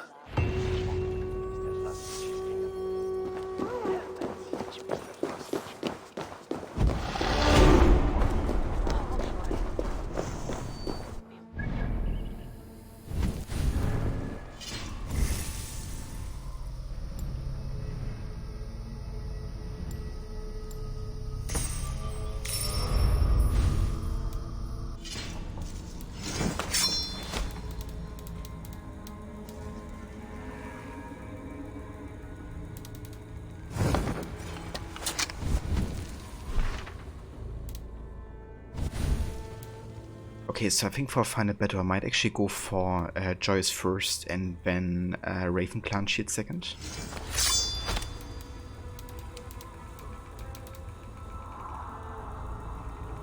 Kind of like to represent, you know, what we're here for.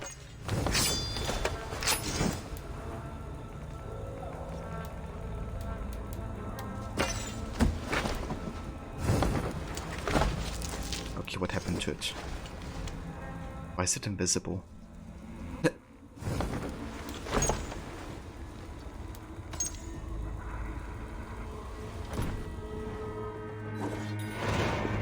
Okay, there it is.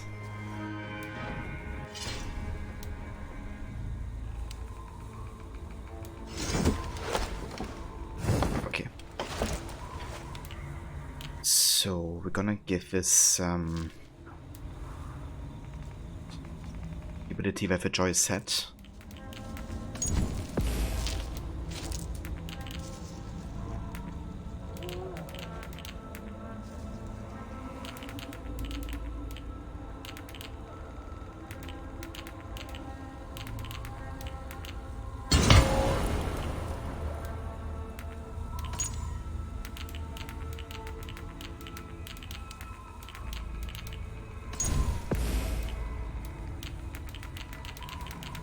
Gonna give a shield stun here because the whole reason we have a shield is also to like immediately stun people with like a parry. And we gotta get another stun rune here. We should have another 5-1.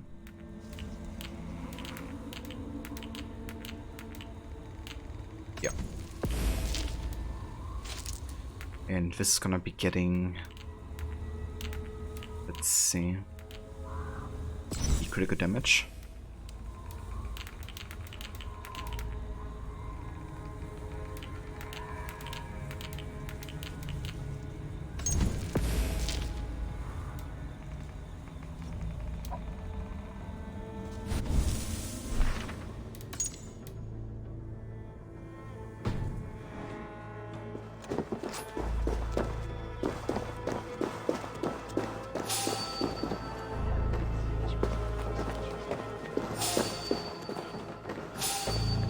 Hey, who are you?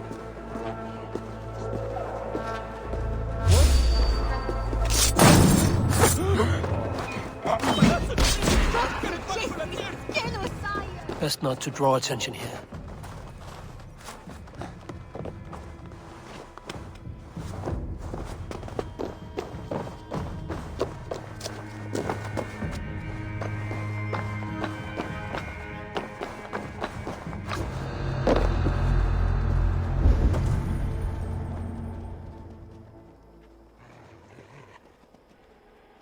Welcome back, Levy. Hope you're having a nice evening so far.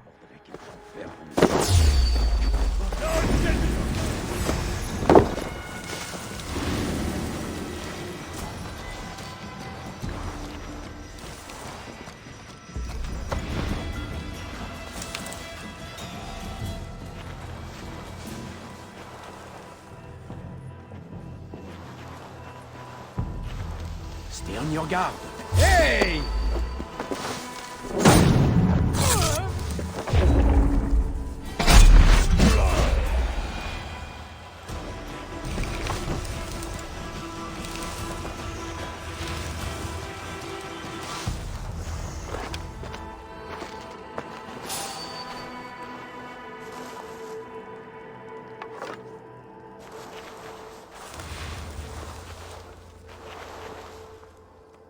You watched In the Heights, was pretty cool, but you think you prefer the music over the movie, but it was still a good time.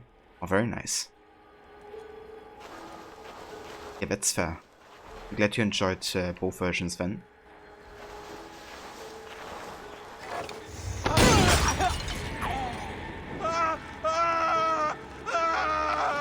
Shrubs, cover.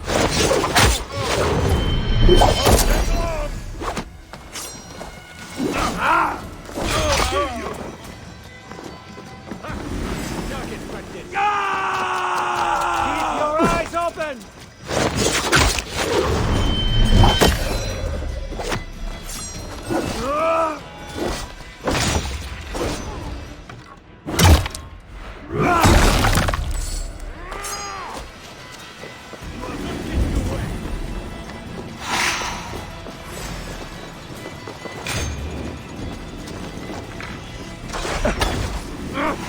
Shit!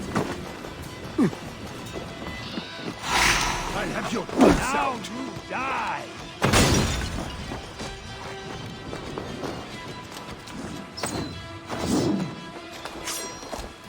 Knock the birdie off his perch.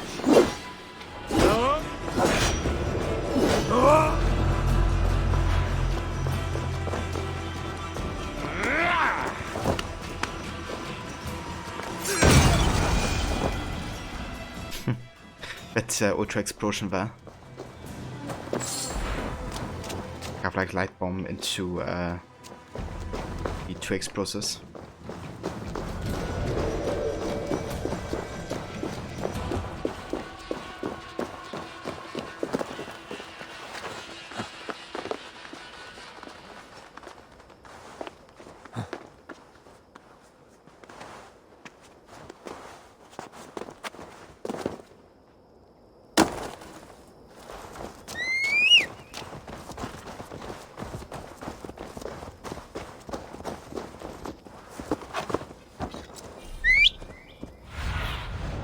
Show me what lies ahead.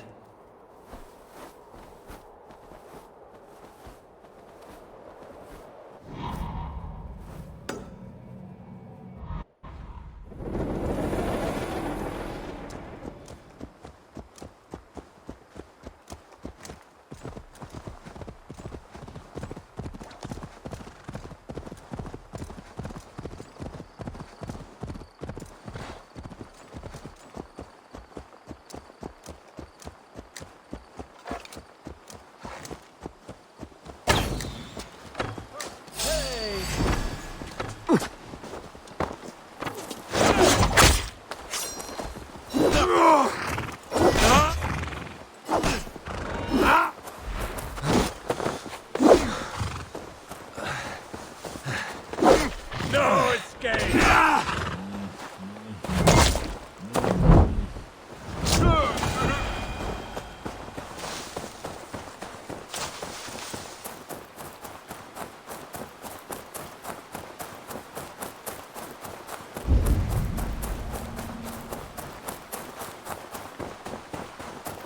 I must be careful now.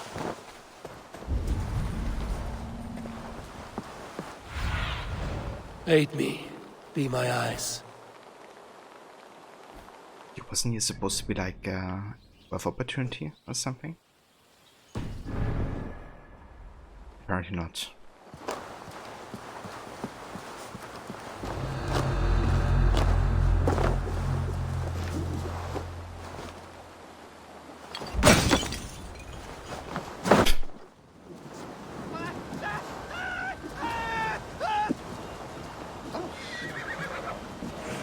Don't nod off now.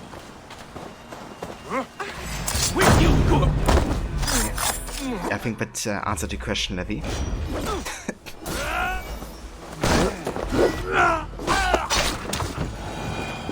Yeah, apart from that little stunt that I just did, it's going pretty good. I'm actually finished with all the side content in the DLC now. So yeah, we're actually up to the actual siege itself very soon.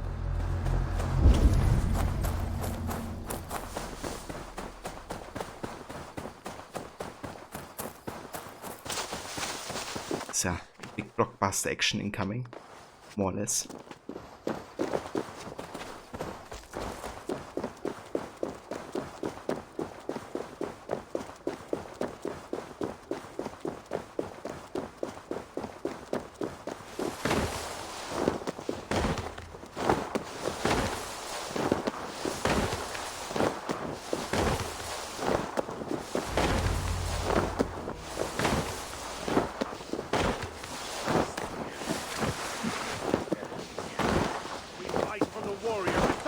Nothing else. Not gold, not glory.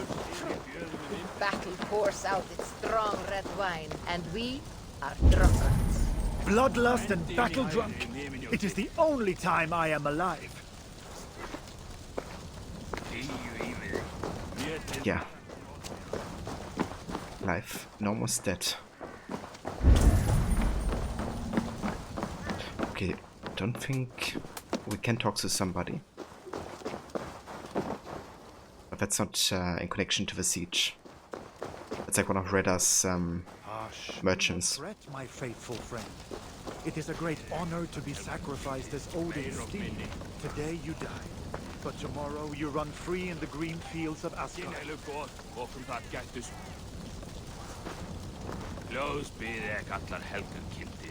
You can definitely do that, Levy. I'll be down to listen to some of it.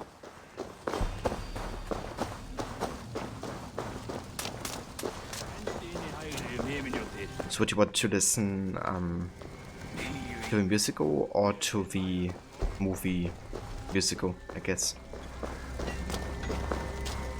Because like are they both kind of like musicals, or is the movie like drastically different? You, where are Siegfried and Toga? Battle must be near. The crow has come for the feast. You have a clever tongue, friend. But tomorrow, we all speak in a language older than words. Fate already knows who lives and who dies. Again I ask, where are the others? Fetching more catapults for tomorrow's attack. You can wait. I shall wait. Somewhere else. Ah, okay, I gotcha. Yeah, that's fair. Let's listen to the musical soundtrack then.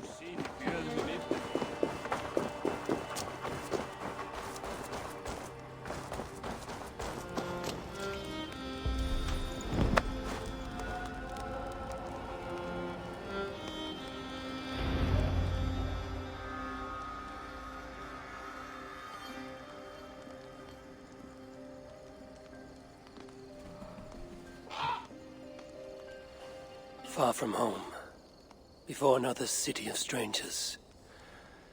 When did our lives become a saga, Sunan?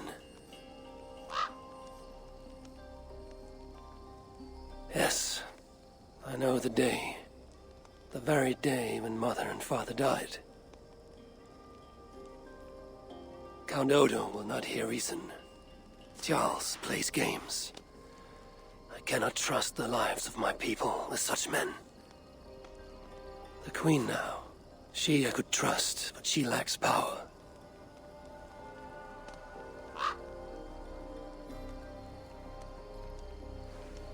My place is here, with Siegfried and Toga. Come what may.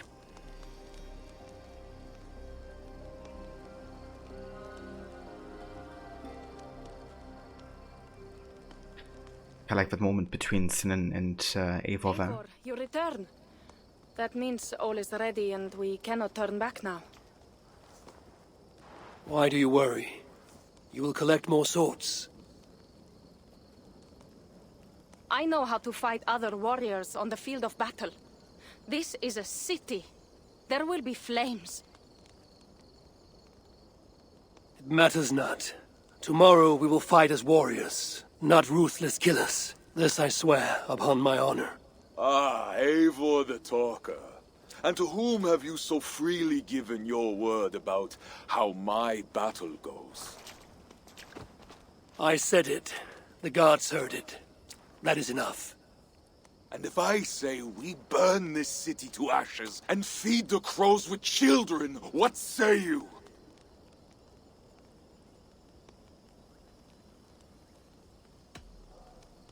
Mind who feeds the ravens? You can never have enough swords. Yeah. You know, a sword for every occasion. Then I would say mind who is first to feed the ravens. Lest it be yourself. Eivor does not mean these words. Quiet, Toka. Let the talker speak. Come, Eivor. Tell me again how I shall feed the crows. My steel will speak for me tomorrow, to my foes. I have no quarrel with you. Yet. Good, good. Keep that fire burning through the night. It shall kindle our vengeance at the break of dawn.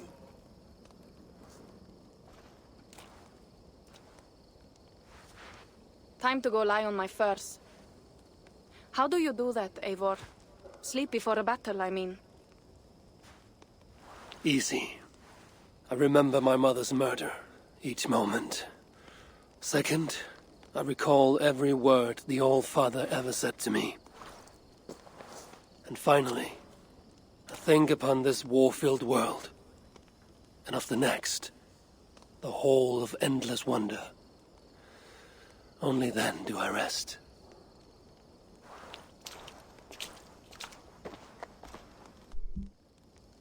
Let the talker speak, but let not his mouth be moved.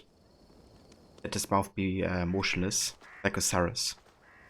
It's actually crazy, like the amount of times in cutscenes that happens in the DLC. It's the movie just like not moving whatsoever when they talk. It wasn't nearly like that when I first played the DLC. Maybe like a recent patch, you know, brought that issue.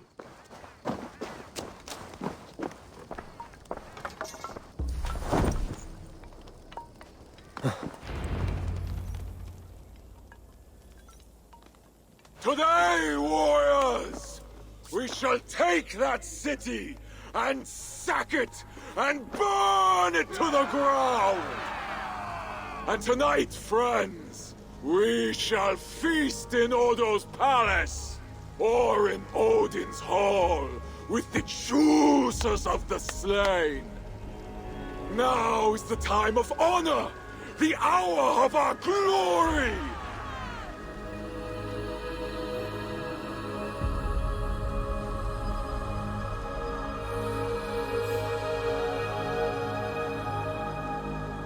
The day of vengeance!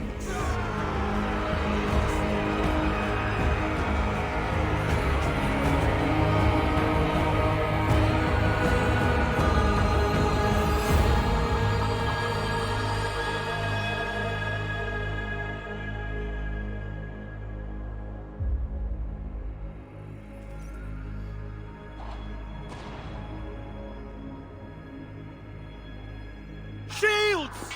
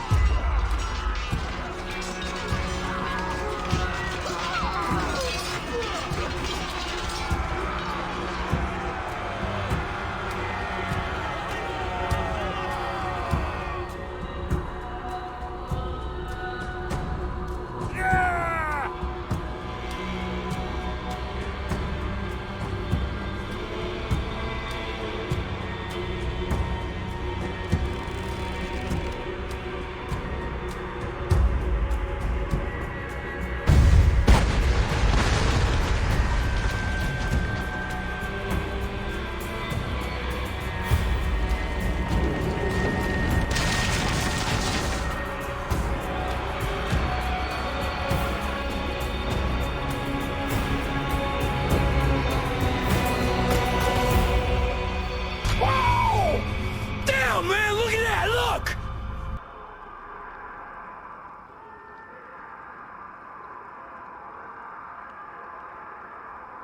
Who is the King of Glory? The Lord is strong and mighty in battle.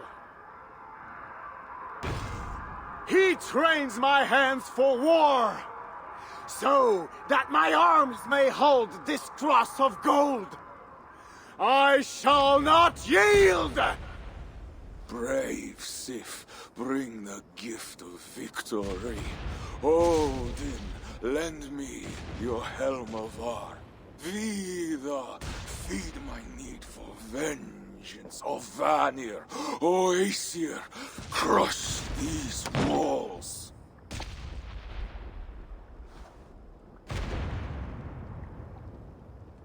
I am the gate of Paris!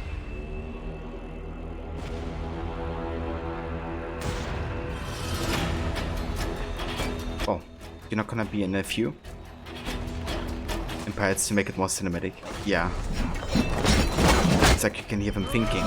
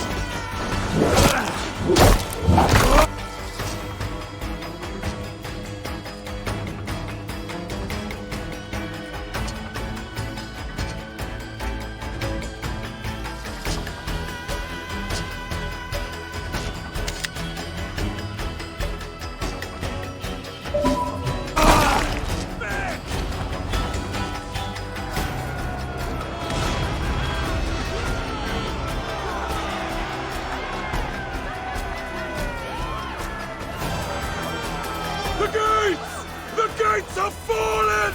The city is ours! Spare no one! By Sif and Tyr, the day is ours! Fate favors the brave. Now what, Siegfried?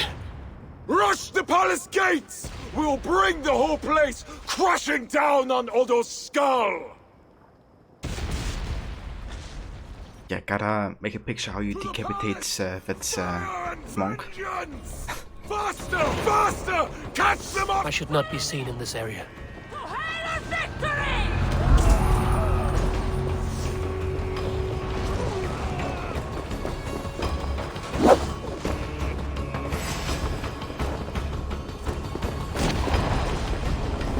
Damn flames!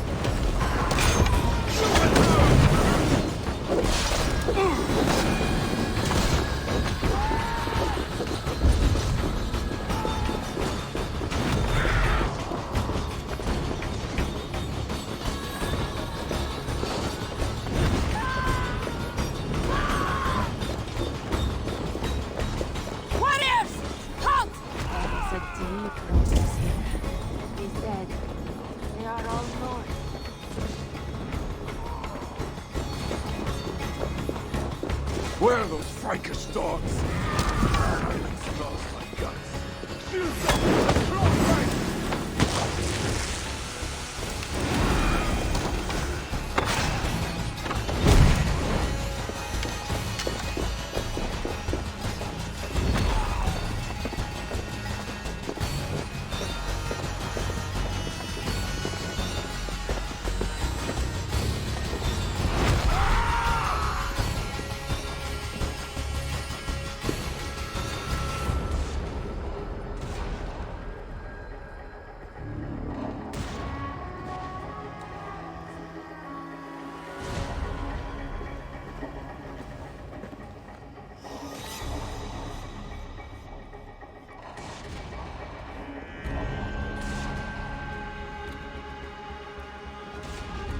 Forward!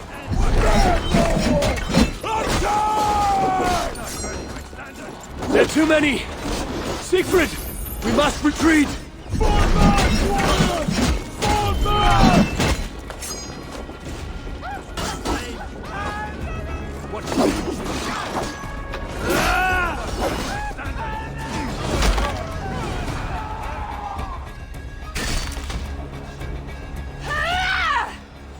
Come fight me, cowards! Oh.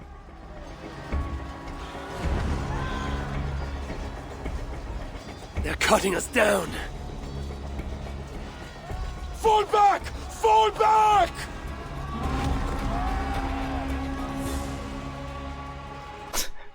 It's like, fight me, cowards. Gets cowardly killed by Odo. I walked right into Odo's trap like a yelling elk. Do not lose heart, Siegfried. Battle is a fickle goddess. Uncle, it is worse. The scouts report that warrior priest, Gosselin? yes, he rallies a large force of Franks in the east, in that church. Damn the gods. They will crush us out in the open. What do we do? Our catapults could hit that church, but they have no way to aim. We should light signal fires on the towers. That will give the catapults something to target. Yes, do it. I will get the wounded out and alert the catapults before rejoining you. Good. And I will take down this warrior priest Gosselin before he rallies the Franks. Eivor, keep up! We must light those towers!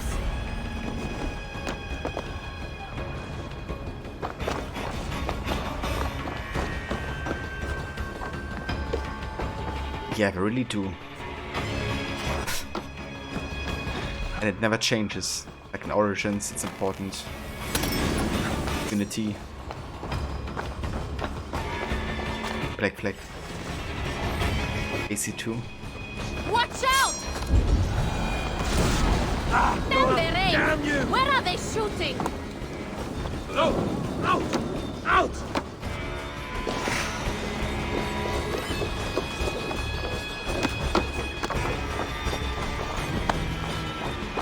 Eivor, climb up and light the towers. I will take out the guards below.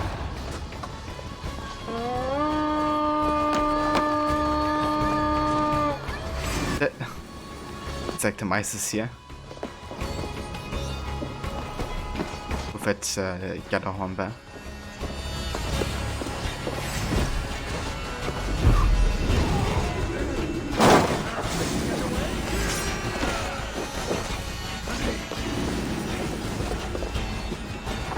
Shoot. That's a fire. Burns that just a little bit. That's one tower. Now for number 2.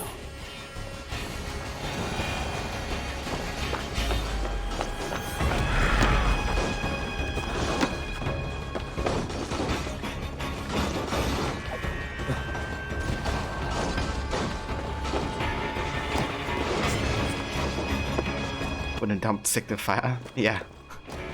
Always works.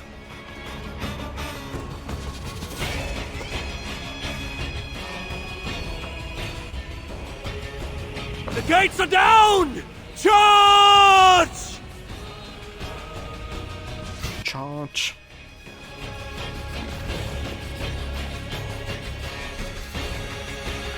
Assassinate Bishop Gozan. Bishop of Paris Gozan is readying the defenders of Ile de la Cité for a decisive counter-attack. Killing him will break the defenders' will to fight.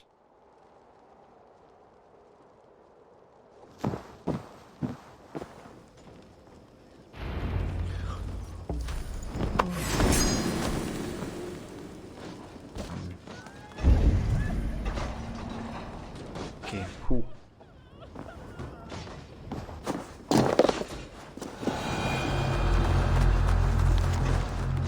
Captain alert. My captain. We captured an ally of the North and are interrogating him in the nearby church Bertar. This traitor broke into the locked church by some unknown means. Luckily we caught the thief before he could sneak in. Sergeant Humbert.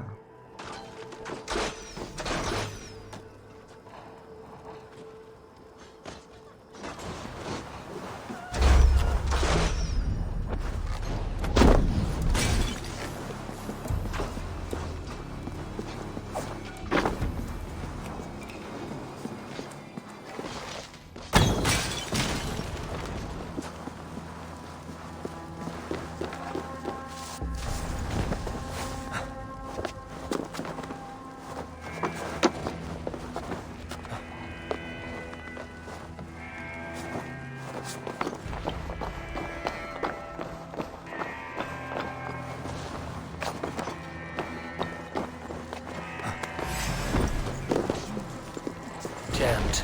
Need to get on the other side.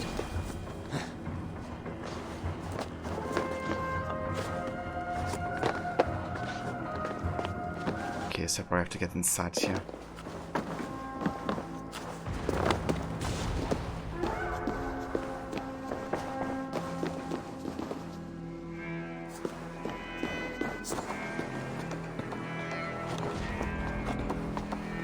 You there! Help! Yes, you, the hulking barbarian! Please help me!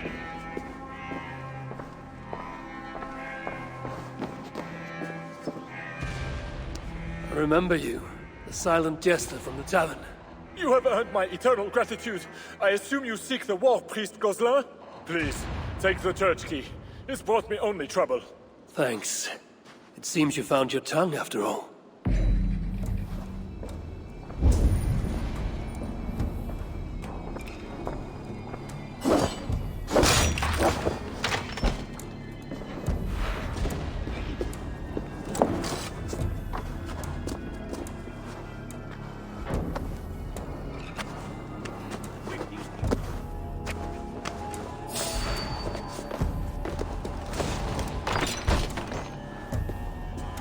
Looks like Sims to make up.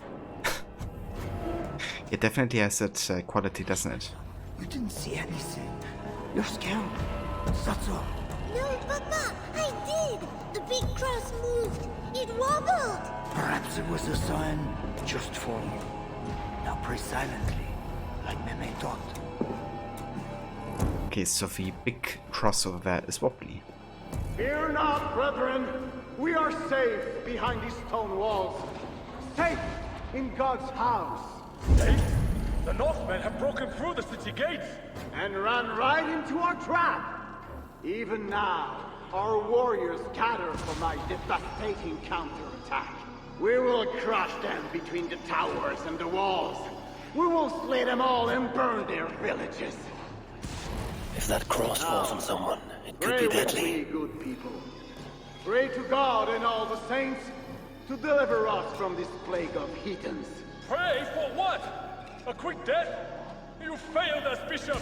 We shall pray that King Charles and his army arrives to smite our godless foes. Have faith! You pray for a rescue from Charles the Fat? Truly, we are doomed! The Mad King drinks wine while Paris burns!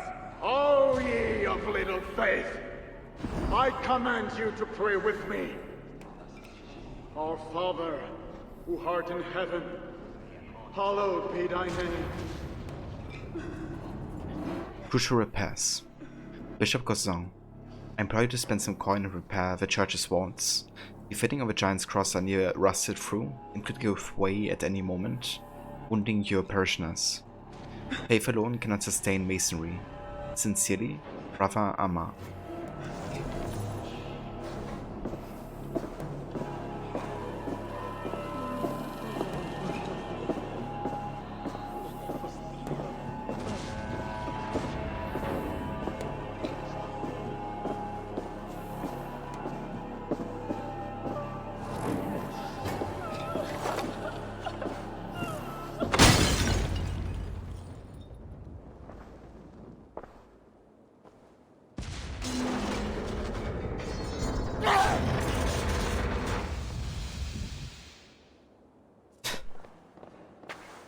My God.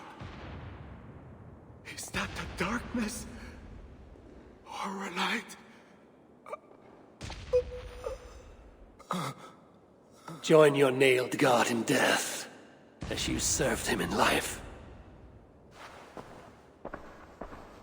What a way to die. Mama, I'm scared. Clear the hall! Hush, child. Shh, hush. Come, Eivor. The fighting still rages through the streets. We need your strength.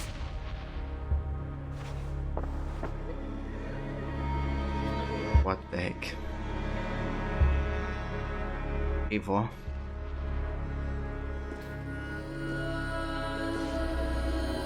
Blood red wine for your drinking home, my brother.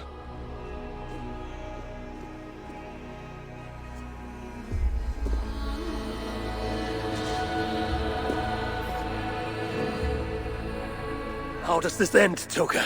Killing everyone? It is as I feared. The bloodlust is upon him.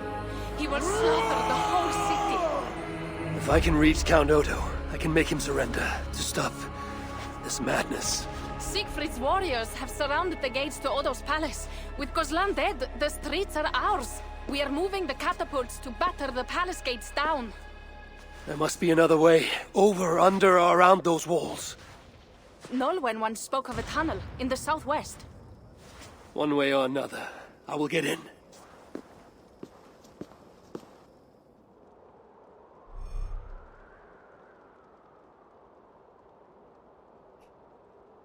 Yeah, that song was really good. Very chilling. Kind of also fitting for what Sigurd just did there. Like, he just murdered all of these, you know, like, women and children, like it's nothing. Just for, you know, or like vengeance or something. Yeah, me too, actually, Levi. Me too. I don't actually think this is a part of the official soundtrack, like it must be kind of like hidden in the game files or something. If I could find the track, I would love to actually listen to it fully. Confront Count Odo. The siege has become a slaughter. Only an order from Count Odo will stop the fighting and the bloodshed. Find Notwenn the smuggler, who knows the way into the Palais.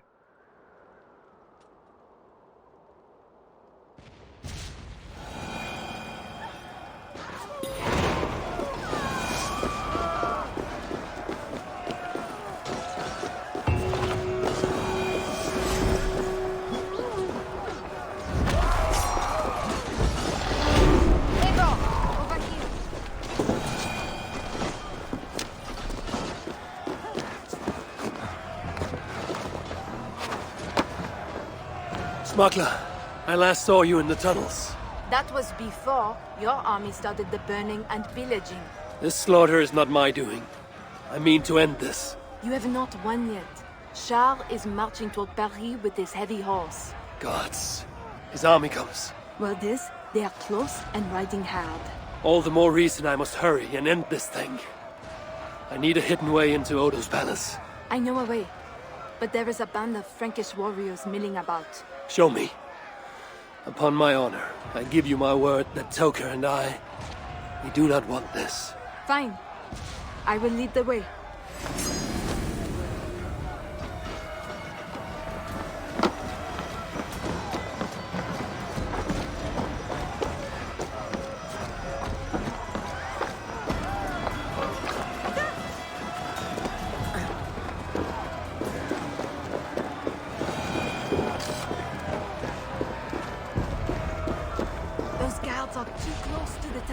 I will chase them off. We will die if we don't get into Odo's palace somehow!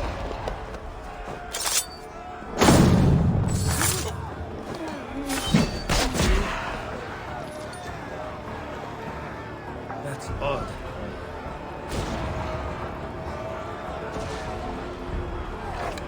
Wait a minute. God damn you! No escape and no quarters! Coward! Shoot the idiot!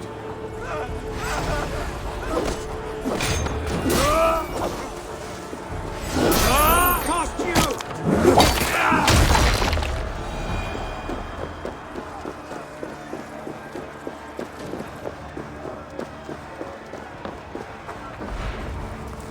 Hurry now, Eivor. Down into the dark we go.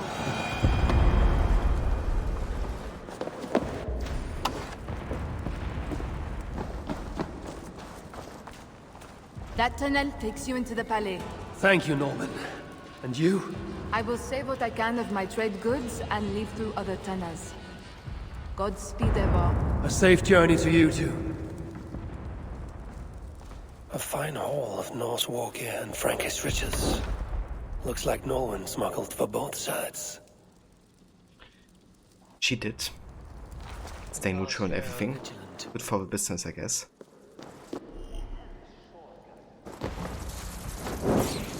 I like how they still give you like the tutorial for red swarms, even though, you know, there would like countless ones at this point.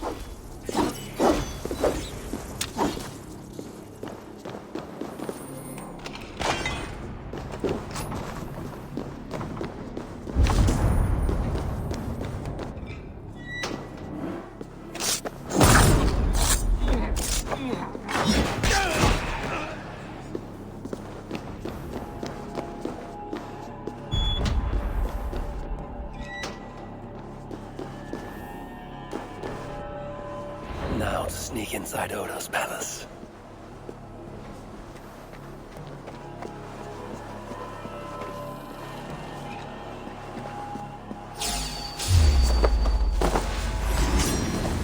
If they see me, this will get messy. Eyes open.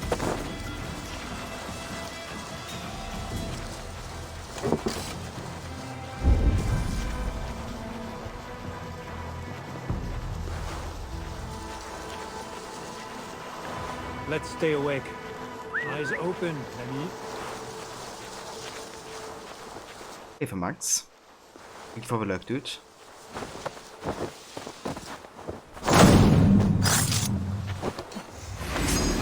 What play? Evo cancelled that chain assassination because the enemy parkoured. That extreme parkour.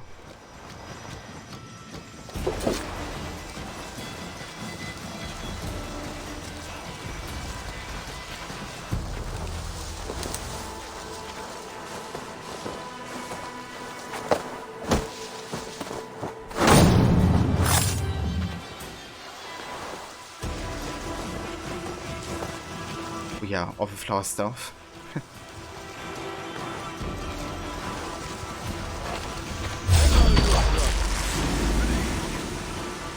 Almost finished.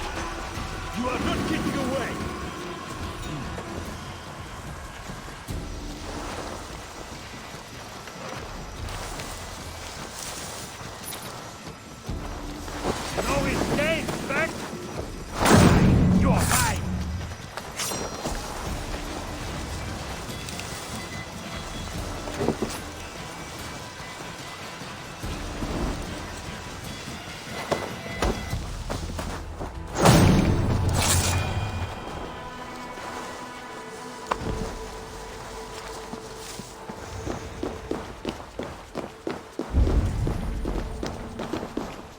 so I think we have our eggs back to our hand now. Might create some funny cutscenes if it stays. Troublesome mate. Captain. A madwoman haunts the tunnels beneath the Palais, interfering with our patrols. We feel she's hiding something down there. This woman is one of the Palais mates. We sent someone to find more. The maid can be found in the Eastern Gardens, taking her breaks. The bear. They will attack on sight here.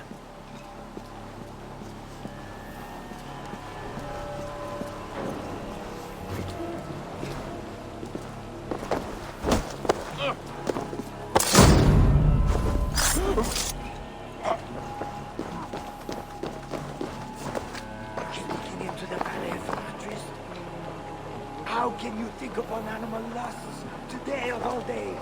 We may die today. Should I spend my last moments scrubbing floors or making love? May God have mercy on your soul after that. Sneaking through the back door like that. Following that love-struck maid should lead me into the palace.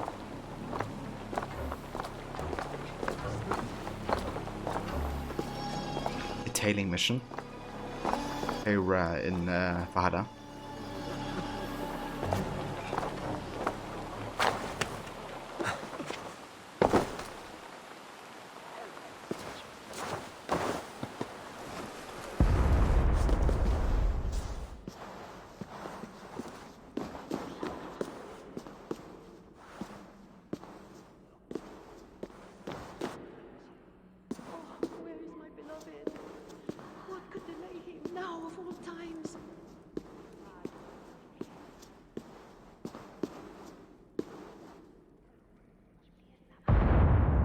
Okay, so I assume I have to confront her?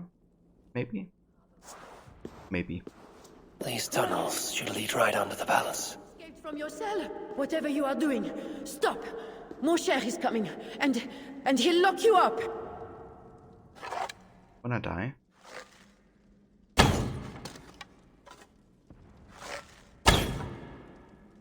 She's not even scared. I thought she would maybe like run away.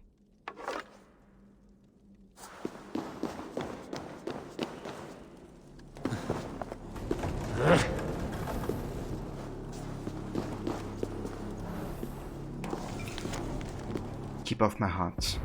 My darling jailer. To the keeper of my heart, our moments together have unlocked my captive desires. I know you and your guards must guard the cells and protect the Palais, but I have such need to see you again. Please, let us have one more tryst together before the heathens burn us all. Meet me at our love nest, yours in flames, my brother. Oh, she's very dedicated. To say the least.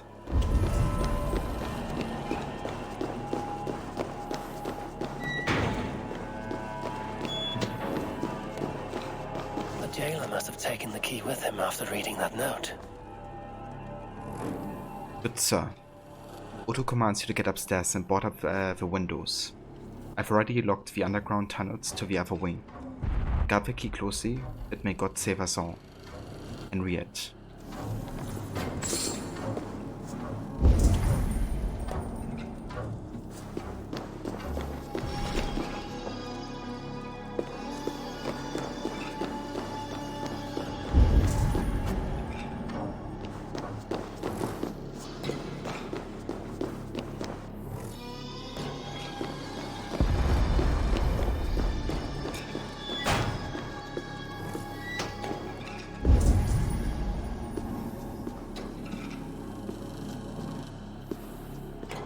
Do I have to go like back up here again?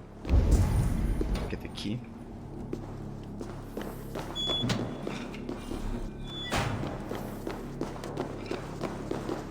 I assume so.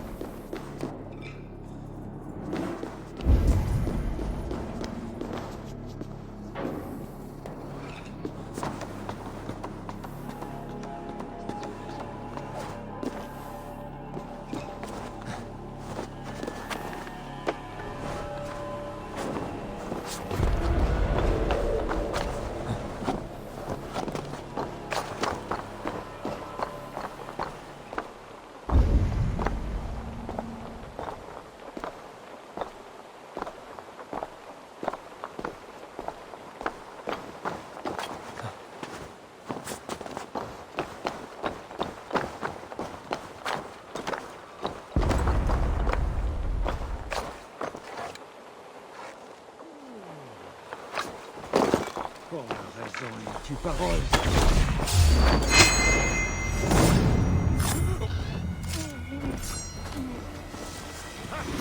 Target practice.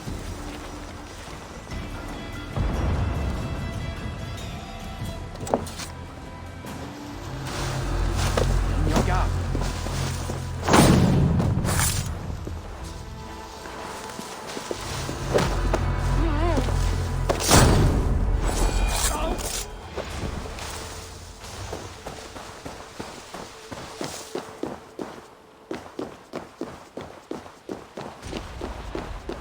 Right, let's find entrance.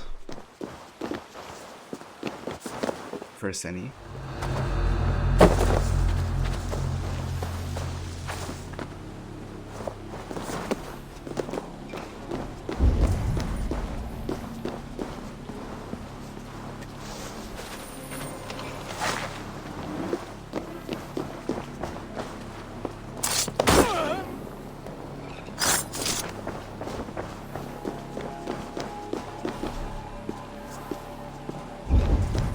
So why is my rave not available?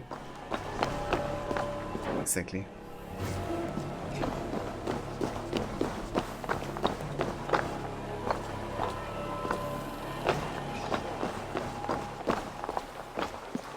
So I'm looking for a scaffolding, right? Like there's an open window right next to it. So where's the scaffolding?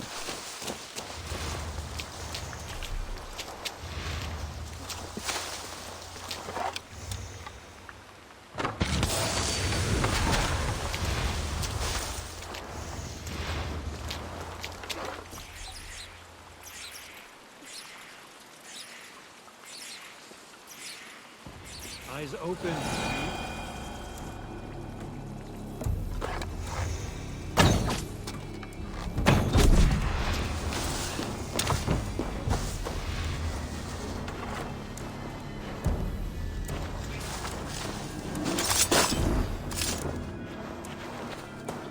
Yeah, that's the classic child levy mode.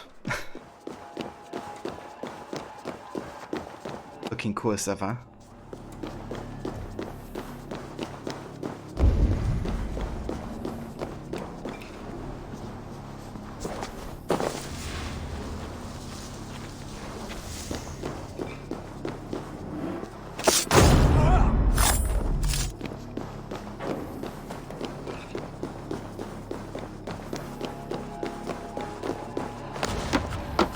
Maybe this is scaffolding? It definitely looks like a pre-made way up here. Okay. Now that I'm inside the palace, I need to find someone to point me toward Odo.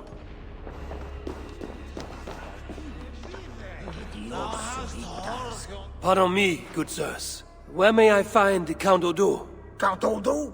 Who cares about Count Odo? Where is our good friend Walter de Sens? Oh, why? Who is Walter de Sens? A great warrior? Walter? A warrior? No. He is Count Odo's family priest. He's begging Odo to give us more wine. We plan to be past there drunk by the time the Northmen bust into here. Odo's priest might lead me to Odo. But I need to sneak past these guards to the servants' wing.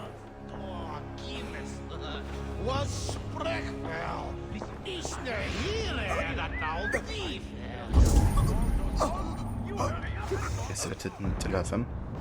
Let's go over here, blend in, and then call one of the two. Or maybe both. Could also happen.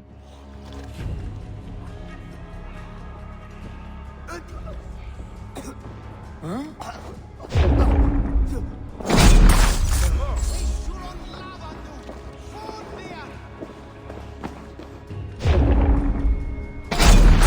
Guards in this hallway. I must tread with care.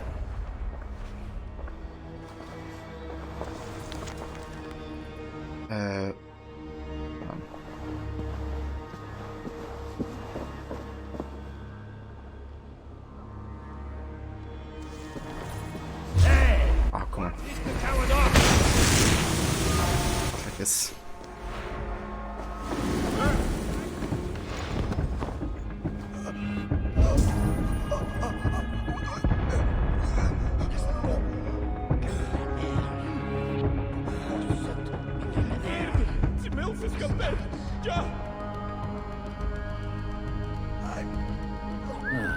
spot. Yeah, very odd indeed. Come over here.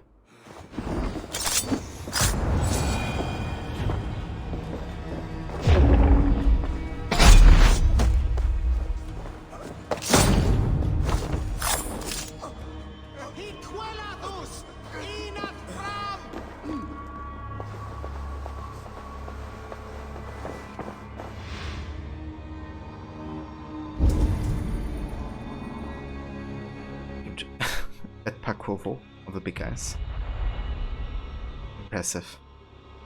With all that weight and armor. Okay, let's read up on some of these documents here. Water's behavior. Henriette. Count Odin's priest Water has drunk himself to yet another stupor. It is disgraceful and frightening. He's heading to the kitchen in search of more wine. Please intercept him and help him restore his dignity before God. Juliet. House Chamberlain.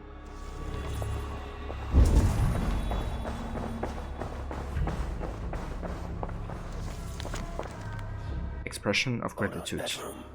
If his wife is inside, she might know where he is. Faithful Henriette. Thank you for this delicious meal, and more importantly, thank you for your years of faithful service.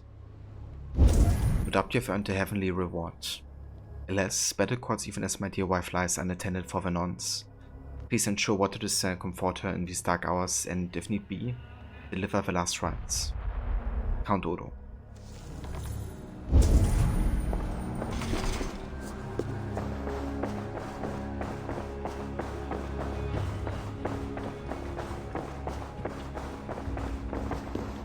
Alright, we gotta get the key here.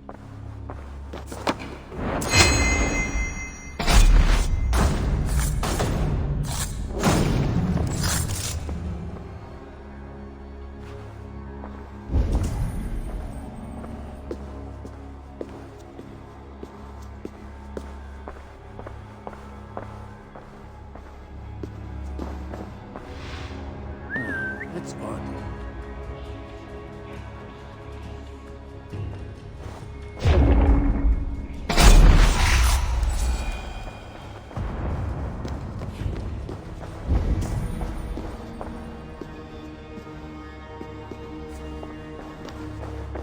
Okay, can I get the key first?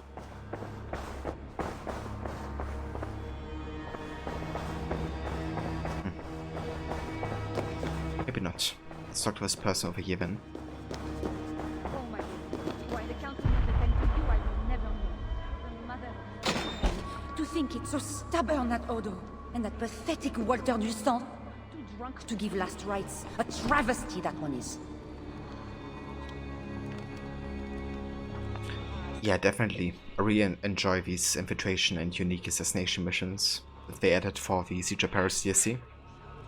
It brings back that investigative nature of the earlier AC games. Pardon me. Is that food for Count Odo? No, this is for Lady Theodrat, his wife. She lies at death's door. And who are you in such garb? A healer from Frisia. What happened to the lady? While helping wounded soldiers off the walls, she took an arrow in the belly. Persuade that worthless priest Walter to give her the last rites if you can. He's just upstairs. I will see what I can do. Thank you.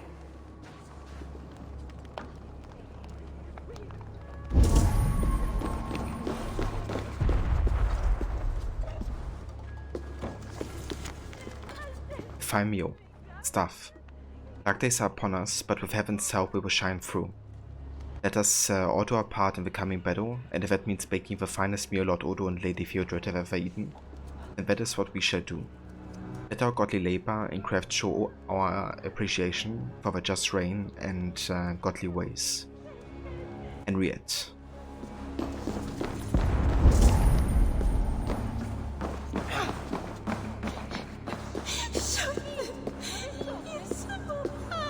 Special wine. Maybe for a high feast. Could come in handy. Yeah, it kinda happened. I guess I could have reloaded the game. Because, I think it looks kinda funny.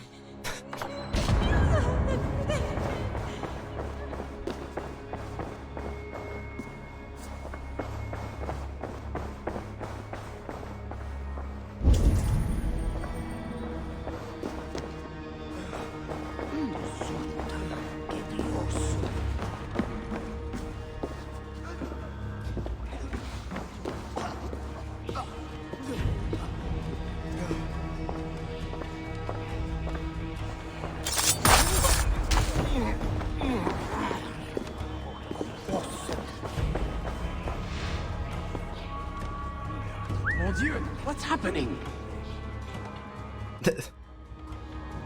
Way the X like clipping into Eivor here. It's X4.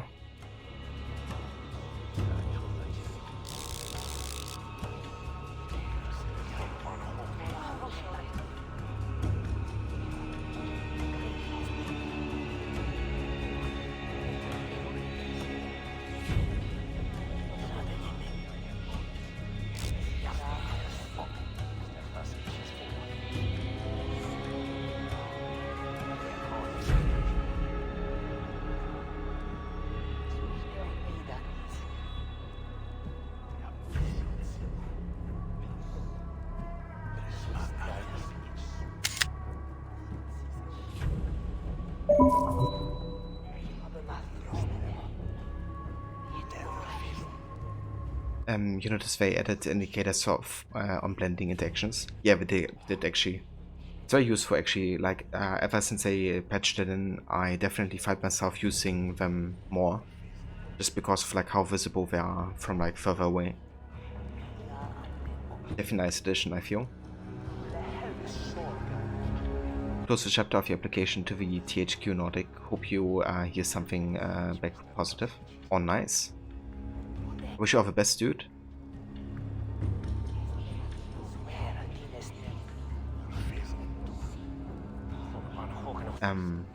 He's fine, not a problem. He's one with the X. Yeah, that's how you beat your enemies truly. Become one with the X.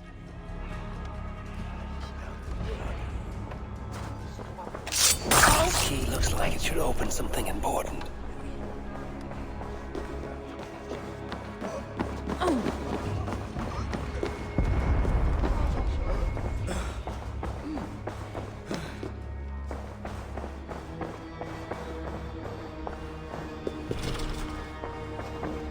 Okay, doesn't open this door.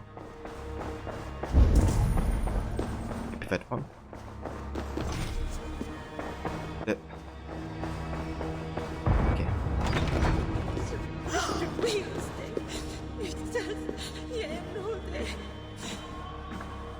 To die a drunken priest, disgraced before God, unfit even to say last rites for the Countess. And Count Odo, he was disgusted with me. If only I were a man, not a drunken beast. He will not talk to me. Says he's keeping watch for King Charles. No time for wine-drunk priests. But that's nice, Gislek. I think it sounds like you, you know, did your best with the application. So hopefully something comes out of it. Pardon me, Father. Where is Count Odo? Odo? His foolish pride will kill us all. Yes, but where is he? Who are you again? No, I can tell you nothing without more wine. My memory has gone all hazy. Here's your wine.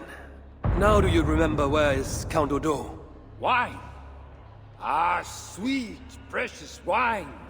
The water of life, the blood of Christ, the fiery flame of the world. Red wine, nothing more. You may have it. Oh, heaven hears my prayer. Now, I can die. Before you do, where is Count Odo? Although I do not know. But his wife lies wounded in their master bedroom. She may have answers. On the second story, along the main hall. Here, take the key. I locked the door. Thanks. I should head to Odo's bedroom.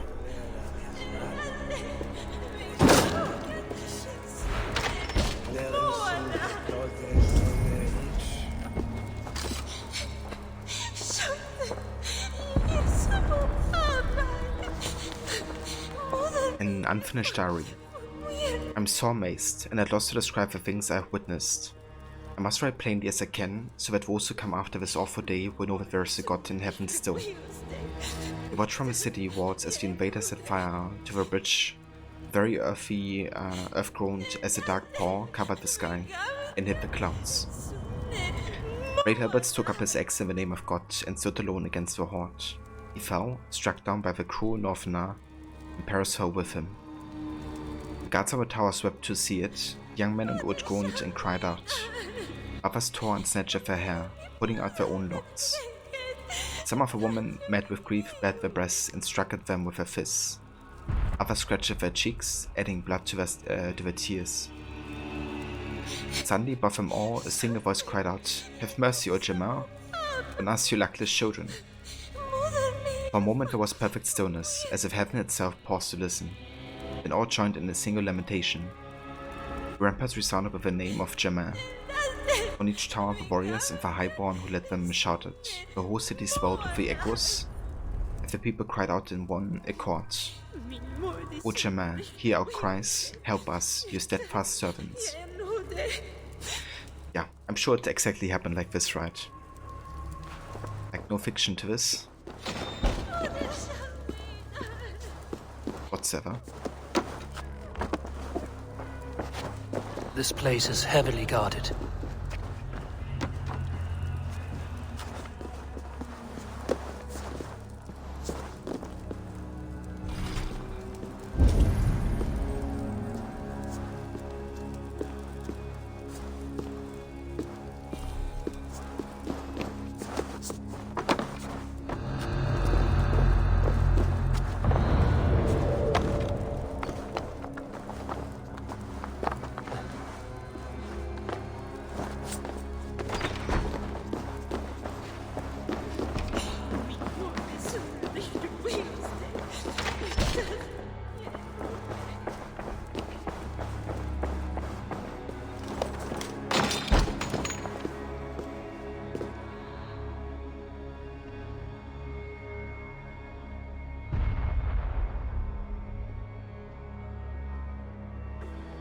Is that you, Odo, my love? No. You're too tall. Are you the priest? The light has grown dim. I see nothing but shapes. Father, will you hear my confession? But is how Odo is always drinking every scene? Yeah, pretty much, isn't he? But I guess he also has to, you know, keep up with a lot of bullocks.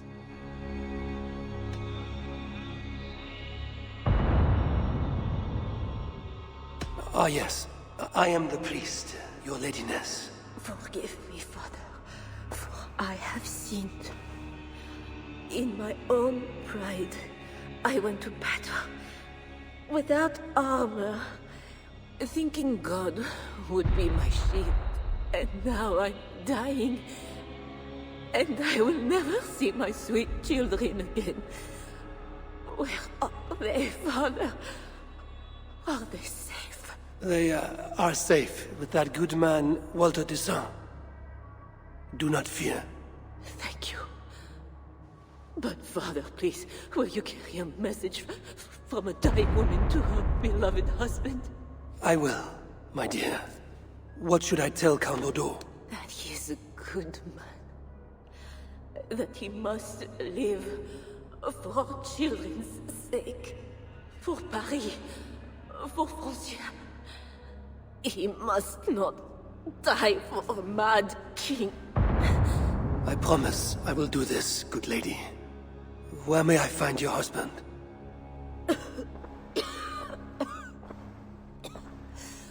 Odo remains locked in his sanctum. His sanctum? Up the landing and across the hall. My husband still hopes Charles will ride forth and save the city. Locked in, you said. There is a key in the bureau. Take it. Help my husband any way you can. Death creeps upon me now. slow and quiet, like a shadow at day's end. Eyelids so heavy. Mother, where are you? Farewell, good lady.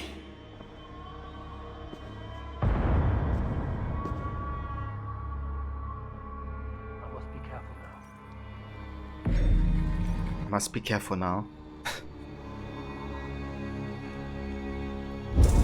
Tja. Requiescat in pace. To that lady. Give me actually 1 second, guys.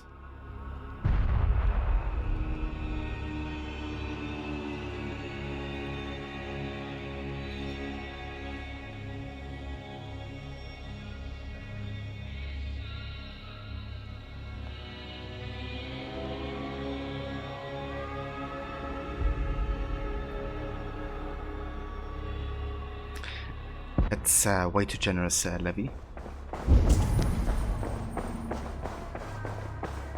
My lord Odin, the day is lost. Give the order to strike the banners and lay down our arms, please. What good are our deaths, my lord? Your lady wife lies dying. Go to her. Your duty as a husband. My duty is here. When Charles and his army arrive, we will join the attack. We will crush the heathens between the hammer of Charles and the anvil of Paris.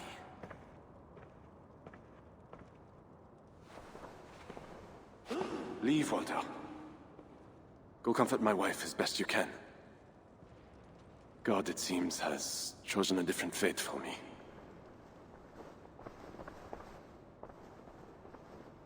The priest is right. Lay down your arms. Save your city. Among the Northmen, is not death in battle the best way to die? Come, share a glass of wine with a doomed man. I have heard many a warrior cry out for their mothers as their life's blood feeds the ground.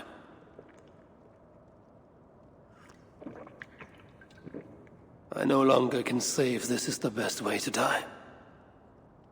Your wife's wound is severe. An arrow to the gut. I saw her. I fear she won't last the night. And I won't last the next quarter of an hour. She said to be strong for your children. Do not throw away your life for a mad king.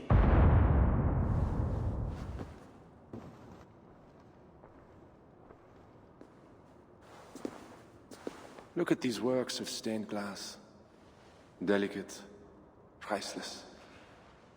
Evro's artisans spend years crafting each piece. Wondrous works, I grant you that. We brought them here for safekeeping. In the hopes that your invading horde won't smash them to pieces.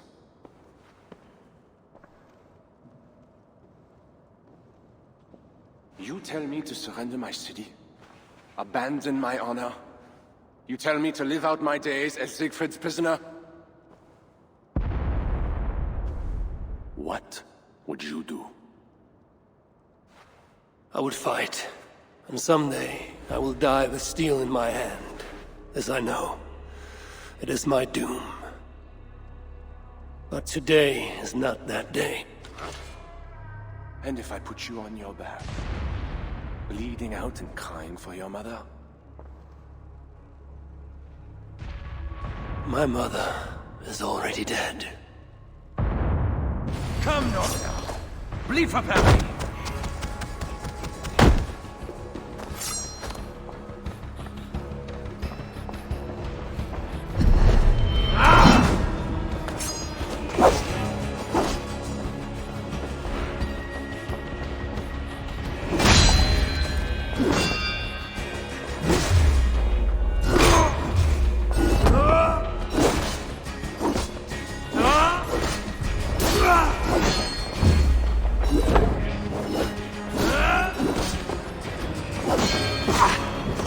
Yeah, no worries, Levy.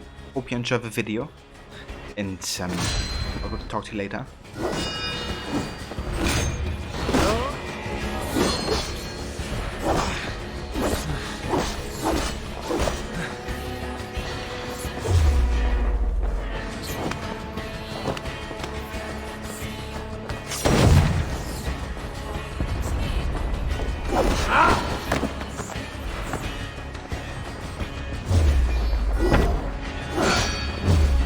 Do not make me slay you.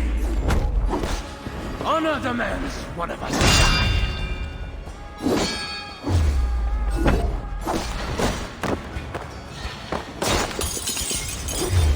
Boah, he's destroying his own windows. I haven't been damaged.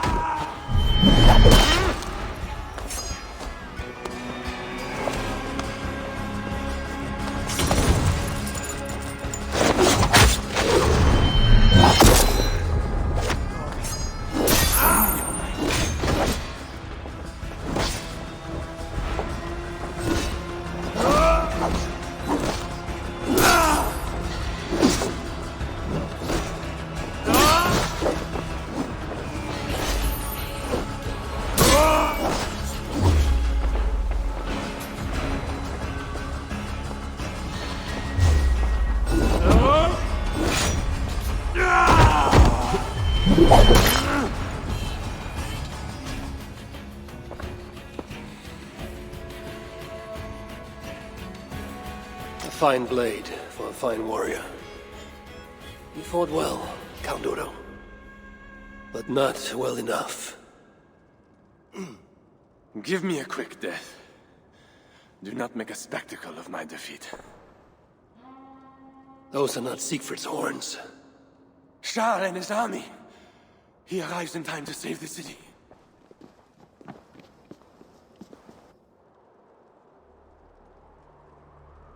They do not fight. I see a flag of truce. Siegfried and Charles would hold parley. I must be there. My boys must be hurt. As should I. But I am your prisoner. Then I release you on your honor, and trust you to keep our truce. Thank you, Eivor. I shall.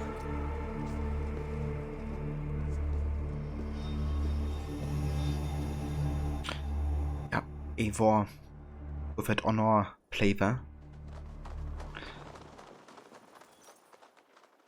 Because he realized that Otto really has some influence and not necessarily a negative one. Lord Siegfried, I offer a gift of silver as a token of the love and friendship between us. Let us have peace.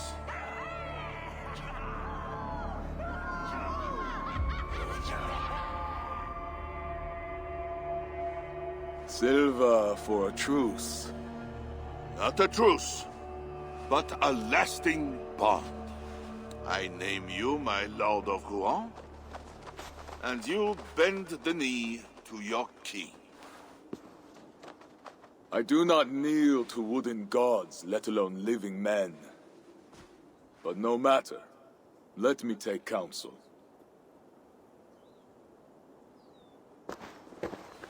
Eivor! Thank the gods you live! As do you. Good. I made it inside the palace. Odo would have surrendered the city, but... But Charles showed up with his mighty flag of truce. Aye.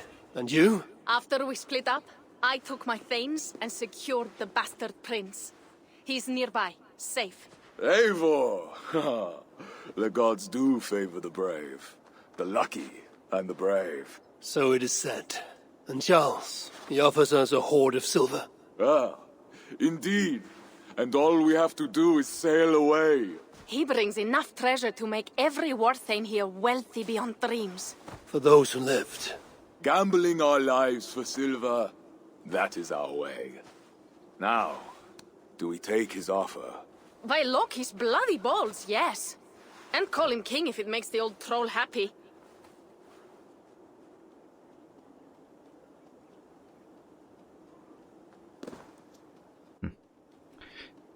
I mean, I think historically they did take the money. On the same side, Charles cannot be trusted.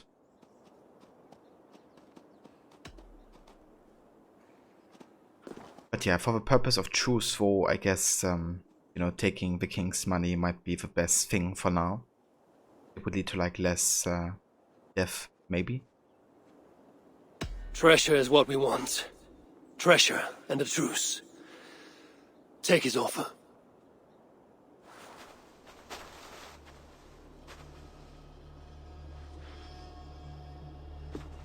Charles, we take your gift, and in return we give you peace.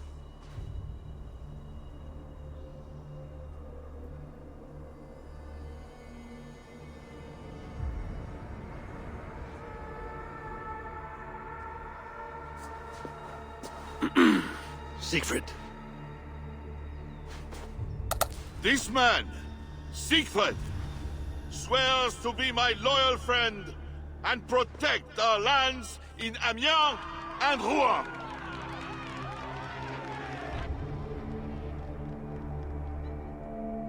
Goslar, Abel and my wife died defending Paris from these river pirates. And now, you offer them the very silver we paid you to defend us. Are you mad? Wait. We know you are. Let me ask instead, are you a coward or a fool? Siegfried swears to protect our lands in the north. If you surrender my birthright, you are no king of mine! Count Odo, I bested you in battle and spared your life. Honor the terms of our truce. This heathen knows more about honor than my king. Today has been a good day, but I tire of long speeches. We will take our silver and go. You Franks may stay and pursue your own quarrels. Wait. A final matter. Eivor of England, bring forth my son, Prince Bernard.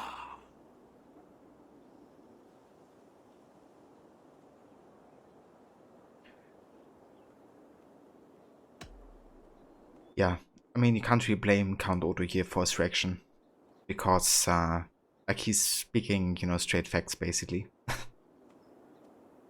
About, you know, his evaluation of Charzefet. So I'm not gonna hand over the boy, because even though it breaks the agreement, the boy's kind of like... I mean, it's tricky, right? Like, the boy is kind of like the follow-up for Charles, should he lose the throne, or kind of like not be able to continue leading. But at the same side, if we kind of like deny him his son, then that will give him a reason to attack us. But I think it will happen anyway, so I'm just not gonna give him the son. I cannot hand over the boy to one such as you. He's free to go where he wills. You dare defy me? Do you want battle, King? I will take your silver and your balls. Do not wreck our truce over one small boy. Bernard is not any boy. He is my only son and heir. What? Have you forgotten how to make another? This is not over, Eivor of England. Ah, we have won a great victory and a great treasure. Come, we feast.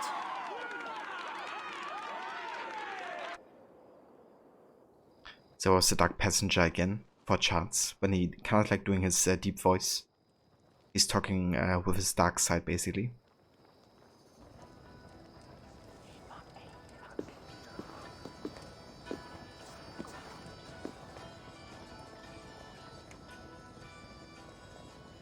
Tomorrow, the Franks will bury their dead, thanking their god that they yet live. And they should, for Paris was merely kissed this time. Should we breach those walls again, we will bare our teeth and bite. And should Charles judge it wise to draw swords against us again, let him remember the glint of our axe blades. Let him remember the red mist on the air, the taste of iron.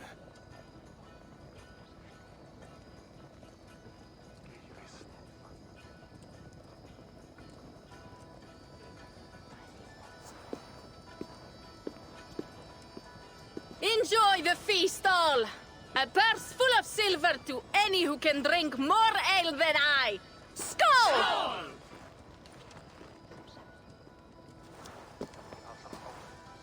He was still holding that eggs.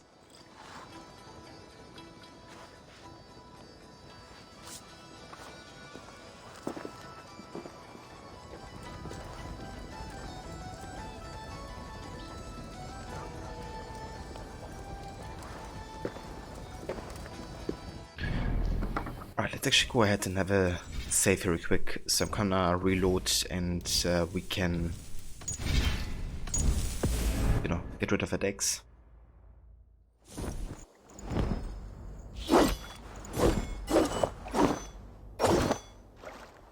If only you could keep on like the hood during combat.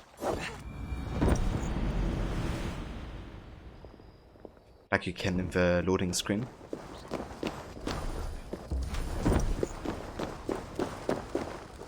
Eivor! Come here! Have you ever seen something like this? What is this? Racing against pigs? Yes! What is more amusing than watching drunken men race against pigs? We've done worse things to entertain ourselves. Would you like to try, Eivor? There is a small prize for the winner. Or are you not fast enough?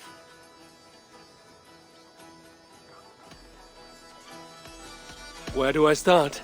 Good sport, Eivor. You will start here. Run when the pig starts running. To raise the stakes and fun, I will join you too. Ready?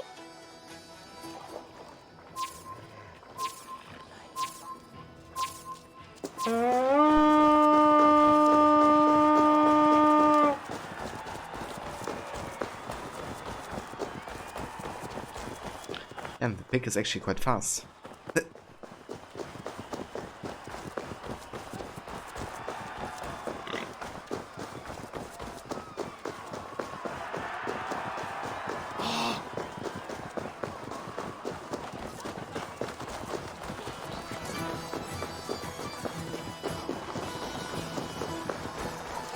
You are fast, Eivor.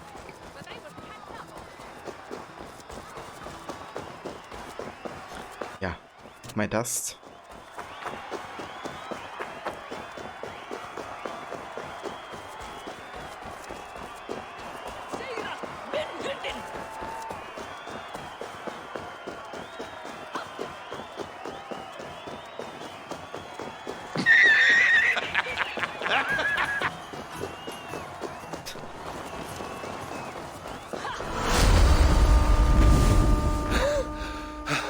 Another victory for my saga.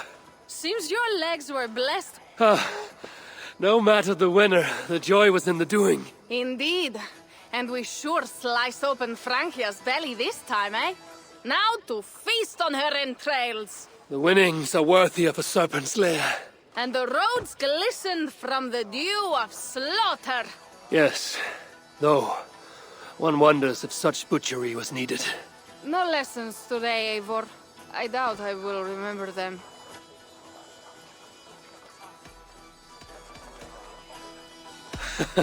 Truly, Toka. Tonight we drink. And tomorrow, we vomit. You are hopeless. That is clear. I took a handsome sword with the fighting. Have it. A keepsake to remember this day by. You honor me. I will cherish the blade. By the way, I was glad you did not turn over Bernard. I miss Cynric, but a father like Charles is worse than no father at all.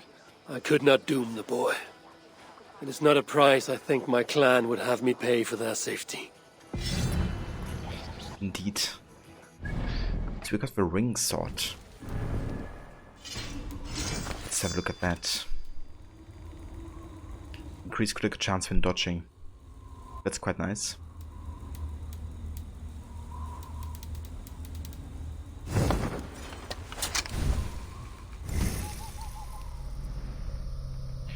Okay, I think at this point I'm just gonna assign it like automatically because we only have a few left anyway.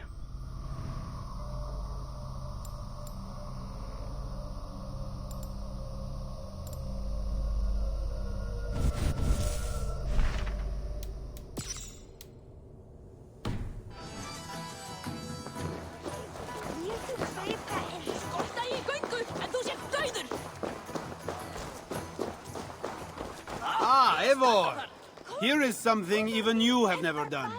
Tossing food for sport. Cheese throwing? The most pungent game of them all. Nastier than Charles himself. You enjoy this? I prefer to eat the cheese, but who am I to question the games of the people? So, want to toss some cheese? Yeah, always. Who doesn't like to toss some, you know, big cheese? Will not hurt to try. Should be easy. Just try not to hit anyone.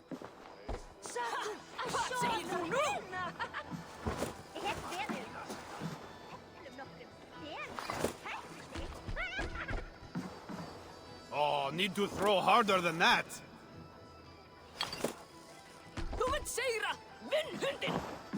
Bravo, Eivor!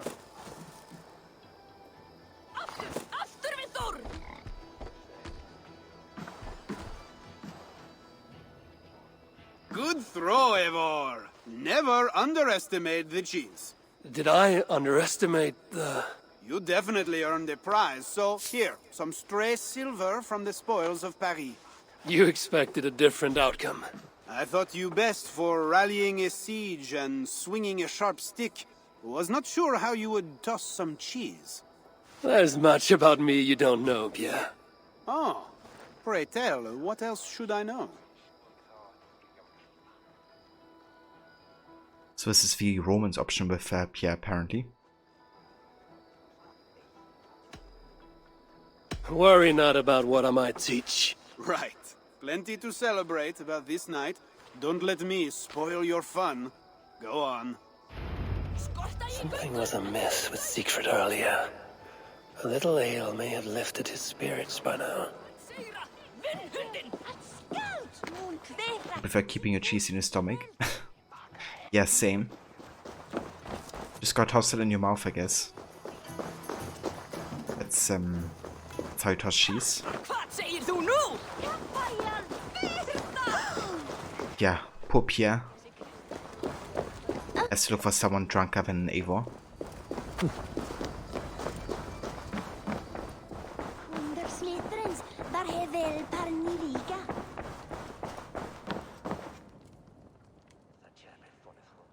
Eivor the Talker.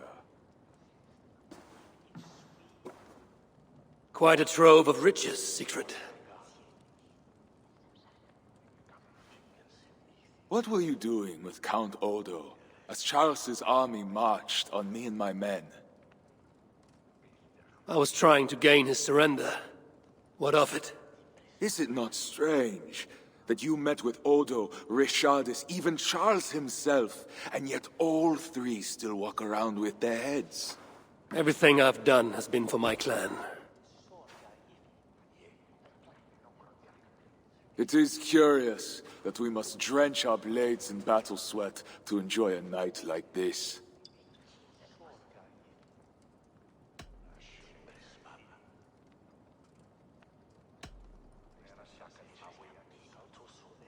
This celebration is not about us and those we killed. It is for our dead, so that we may honor them. The Frankish blood, the feasting. I still feel nothing. I find no peace in any of it. You avenged your murdered people. You gained glory in their names. Is that why I did what I did? Vengeance and glory.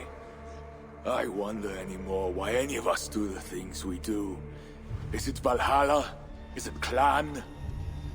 Or maybe we grant ourselves reasons to go from one mead cup to the next. Maybe there are no reasons. And we are no different than wolves, driven by some inner hunger we can never understand.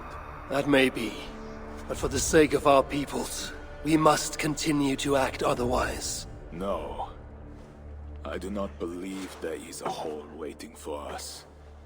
This world is a hole. We get but one.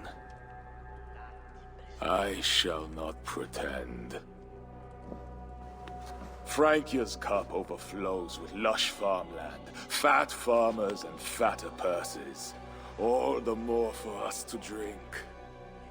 Tomorrow, We quit this place and head south for greater bounties than even a king can grant. We gave Charles our word. Our word? You are the one who failed to return his son Bernard. Have you forgotten? That was different. Charles would have... Fuck Charles! We spared Paris today, but tomorrow we march for Burgundy. And after that, all of Francia. I cannot let you do it, Siegfried. Then stop me.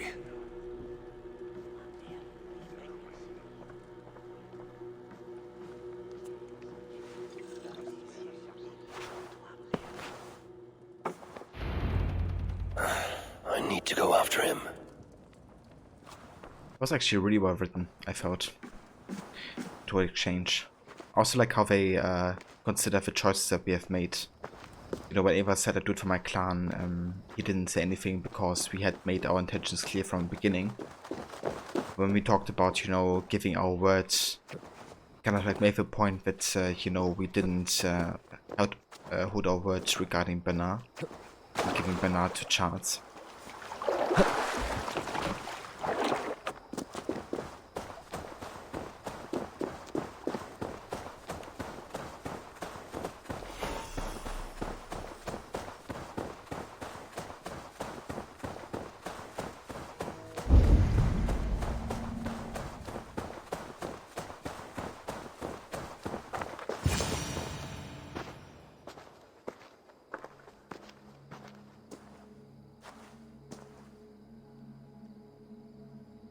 Will it be a Holmgang then, Wolfkist? I only ask that you honor your agreement. What does a crow starver like Charles know about honor? I owe him nothing.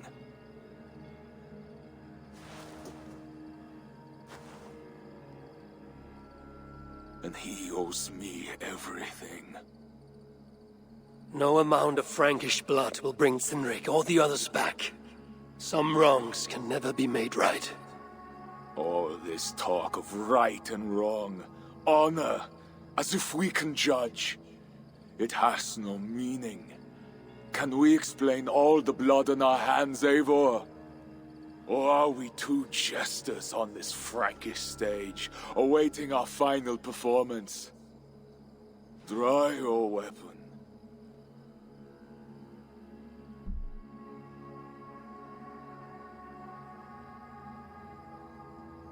So, we have a choice here to battle him until death, or to find a way to peace. So the reason, you know, Siegfried is acting like this the whole time is because his brother, you know, died. But not only, you know, the vengeance that he felt because of it, like the way his brother died, but also that his brother couldn't be there anymore to kind of like give him counsel, right? Like, it's kind of like indicated that Cynric, his brother, was kind of like giving some balance to him, you know, into his like rage outbursts. So his counsel kind of like, you know, make Siegfried do more rational decisions, I guess. And Eivor kind of like tried to fill that part in a way, and by going for the this is no way to find peace option, we kind of like do what his brother has done to him before. Because killing him doesn't really solve anything either, right? That's like the whole point of Eivor here. That killing somebody doesn't bring back the dead. And Siegfried has done some fucked up shit, to say the least. But there's still, you know, room to make amends. And a different way. If you want to find peace, this is not the way. We must build fresh bonds. Look forward to something new. Look forward, look back. It is death in both directions. We are but a morning fog that will inevitably lift. Now answer my challenge, or dishonor yourself.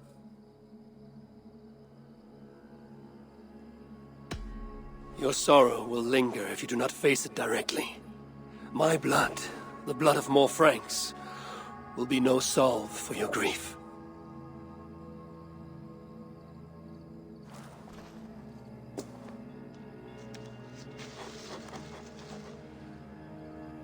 is as if you speak with Sinric's voice. I have been at sea with no stars to guide by since he died. And if your brother were here, what would be his counsel? To move forward. To live. My time here is over. My kin are dead. The ones who remain must decide what is right for themselves. Let it be Toka's time. What will you do? Leave this place. Ask different questions. Forget everything I know and find a new way.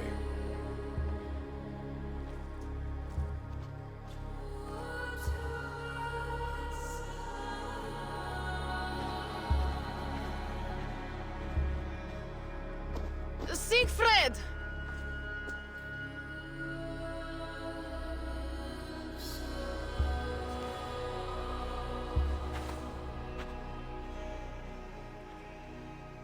Where is he going? Away. Then I am going with him. No, Toga. Your clan needs you.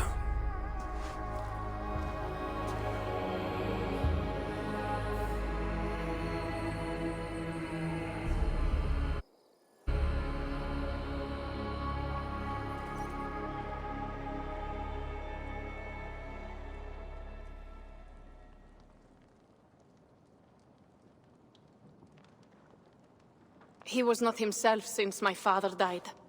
A solitary man. But never more so than when he stood alone, tasked with rousing our desperate clan. He led well, but all leaders must one day step aside. That, or see others die because they held on to power for too long.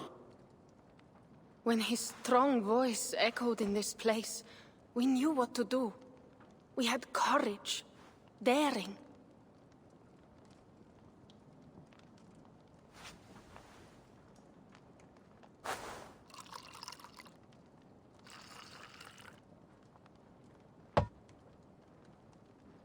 And his fire still burns in your thoque.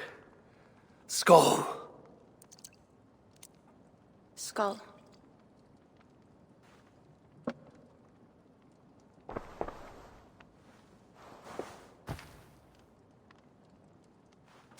I lack a taste for mulled wine. Sometimes a leader must drink the thing they wish not to. I have word from Count Odo. What does he want? An audience with Eivor. It is urgent. He says the Queen may be in peril. My spies confirm this. Charles has been hunting again for her and the boy. What do you think? Odo would not lie. If he says it's urgent, I must go. I owe the Queen a debt, and I am honor bound to see this through. Then go. You have fortune's favor, Wolf-Kissed.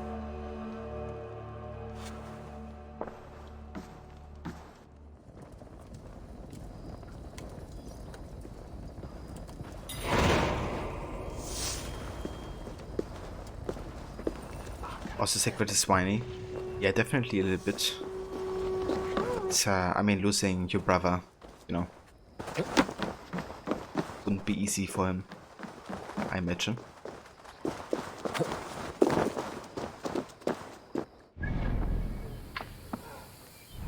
Okay, so we decided to go for the peaceful Sigrid ending there. I did the same on my first time playing, and I'm gonna stick to it, I think, maybe for next time as well, because I really think, you know, it fits more with like what makes sense with what Eivor has said before. But yeah, now we still have to deal with Chartsville. Before I'm gonna do that though, let me go ahead and select the last 12 opportunities that we still have open, because then we have done all the side content, including all the small like collectibles.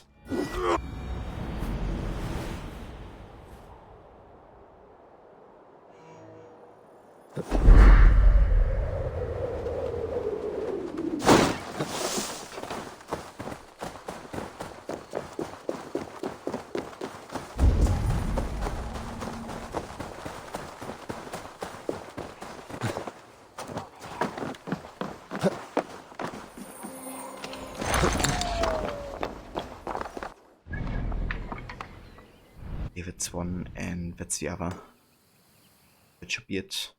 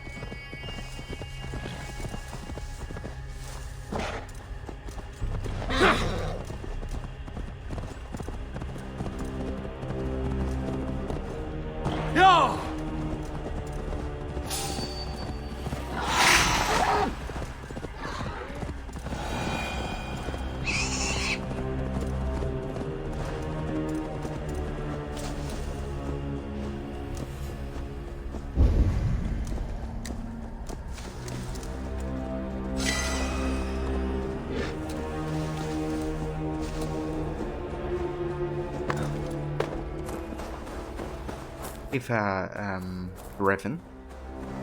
It's going very good, thank you.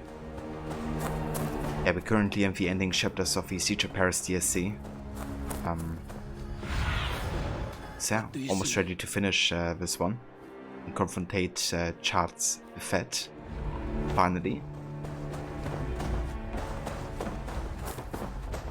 Okay, so this one is underground here. Where's the entrance? Won't be gentle if they spot me. Be my eyes, Zunin.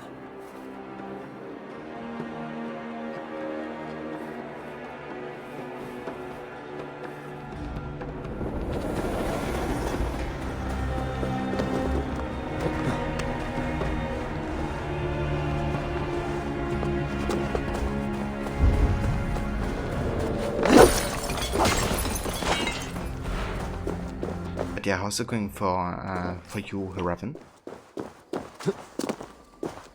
We having a good day or evening?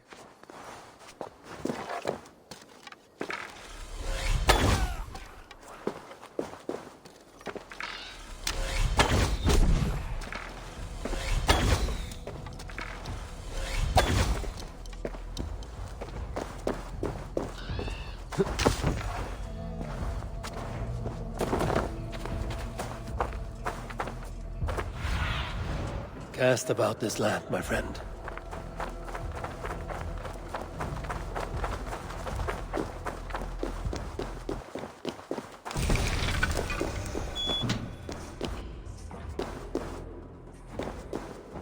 Must be down here somewhere.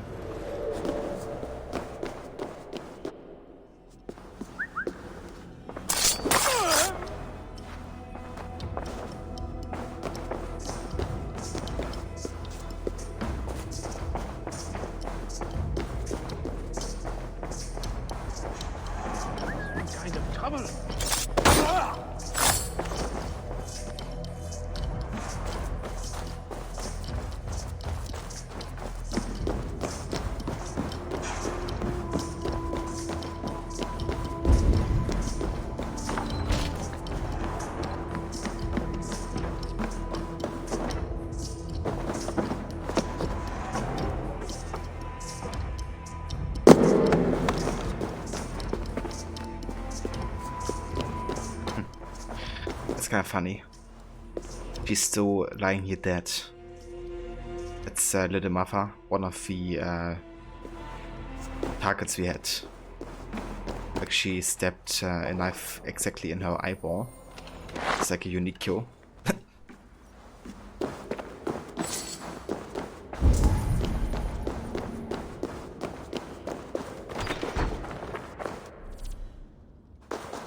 Yeah, thanks for the tutorial. Okay, so I can actually fast travel out of here, right? Okay, nice. Let's do some more main story then. Because now we have done literally everything side content-wise. Except of course the rest of the rebel mission stuff, but I'm gonna grind some of that off stream, I think. And get some kind of like infamy points for Silver Denier for the unique like runes and hairstyles and stuff.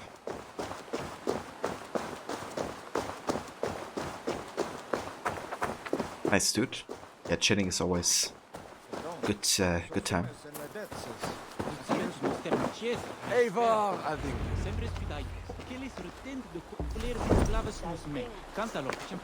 You sent for me.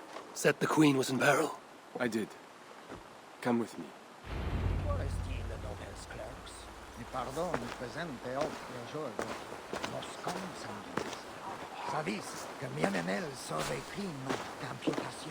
Look at these workers. Working happily. Working with pride. The beauty of my family vineyard depends on them. And the quality of the wine is their due. They are not beasts of burden. They take as much pride in these grapes as I do. I'm not here to admire your vineyard. No. But this is more than a vineyard. It is a vision of Francia. A vision that cannot exist under Charles. Ah, pluck the grapes right on time, Roland. Très bien. Dependable as always. Merci, monsieur. These grapes produce the wine that my vineyard is famous for. I admit, there is an uncommon beauty to these lands. Indeed. Come. I am slower than I once was. My physician says the wounds you have delivered should have taken me. You chose to have that fight. And you fought for your people and for your honor. I do not hold it against you. Any true leader would have done the same. We are more alike than we first appear, Eva. And I will carry the scars to remind me. Oh, very nice. I love me some cooking streams. So what kind of dishes did you make, Raven?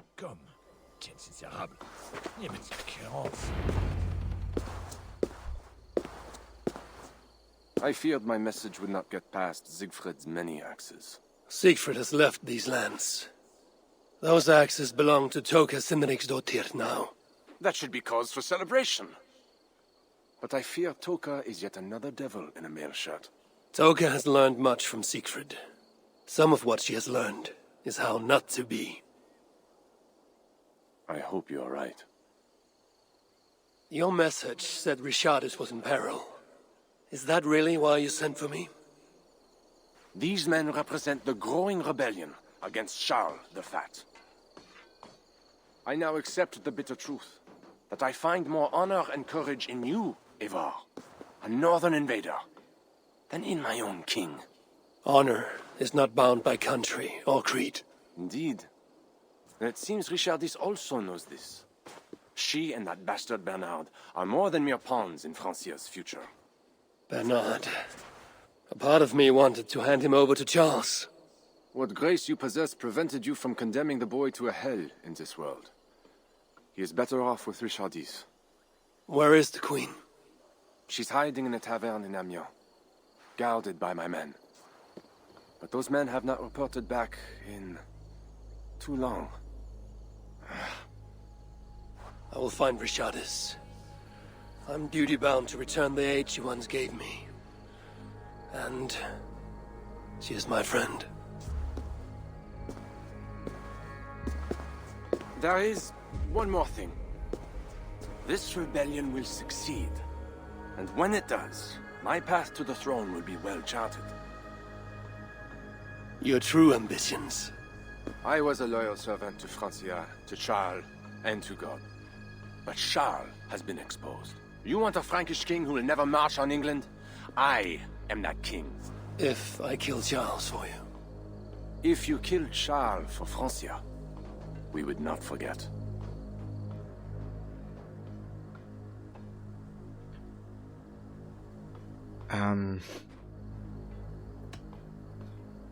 Yeah, I'm not gonna promise to kill Char, I don't think.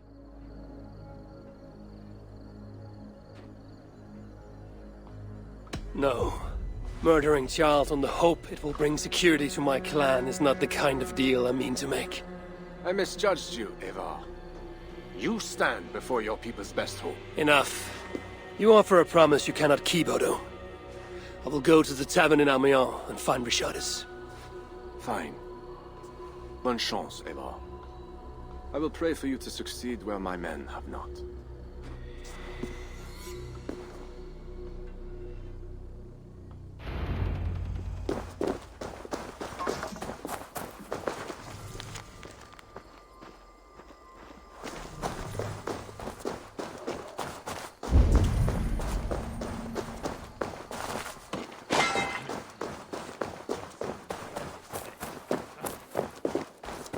Yeah, I don't know. I don't think I'm gonna kill Charles actually, so that's why I didn't promise to kill him, you know, if I intend to keep him alive.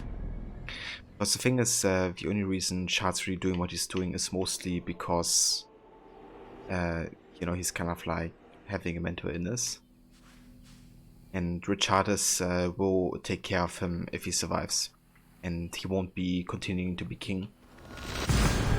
So, yeah, it kind of like solves the issue as well, I guess, without killing him.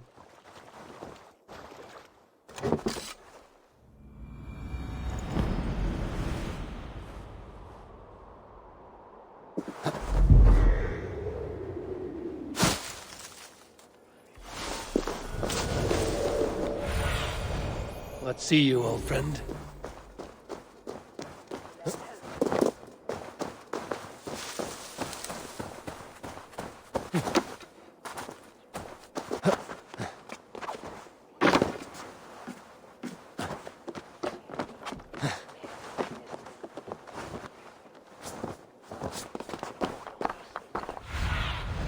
Go, Sunan.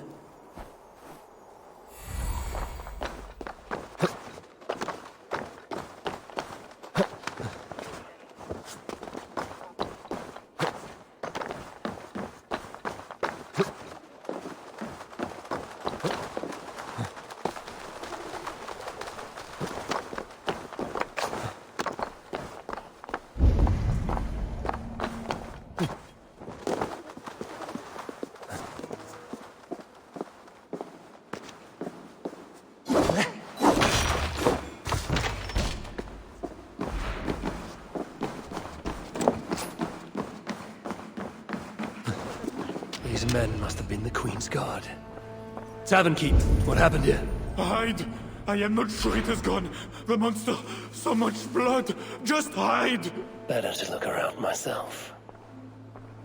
So this was Charles actually, I'm quite sure. Monster.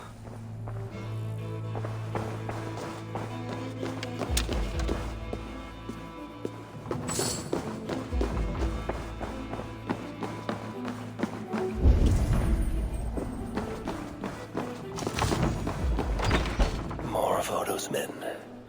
They failed to safeguard the Queen. A monk. What was he doing here? Got Bernard's Latin scroll.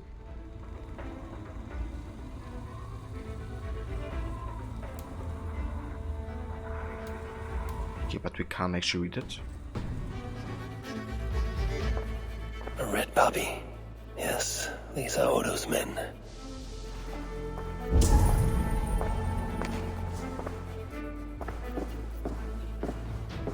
A scroll. It has an odd marking. Could have been part of Bernard's studies. The tavern keep may know something about this scroll and its markings.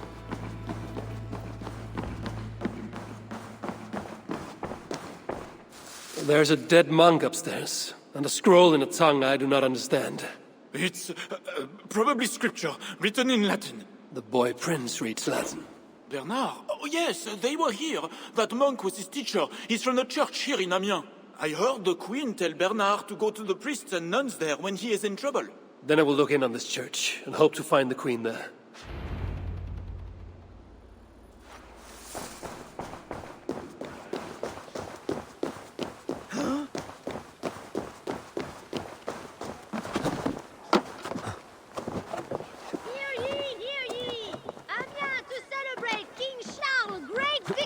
Over the heathen chieftain they call Siegfried! Show your faith and loyalty boy, I know him. The bastard princeling is around here somewhere. Bernard is here.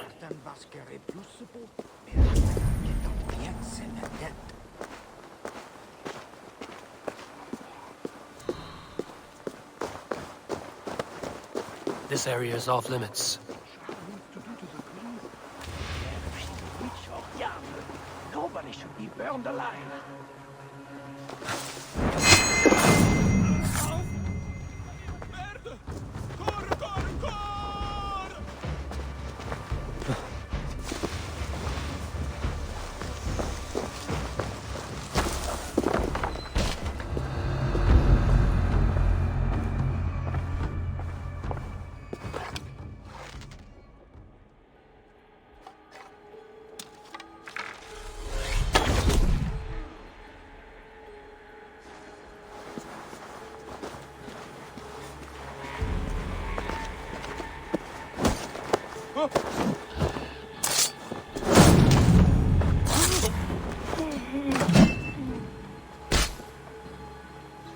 Where is Charles Lee? Where's Charles Lee? Hey, the Maxi. Welcome in, dude. How's it going? How's your evening?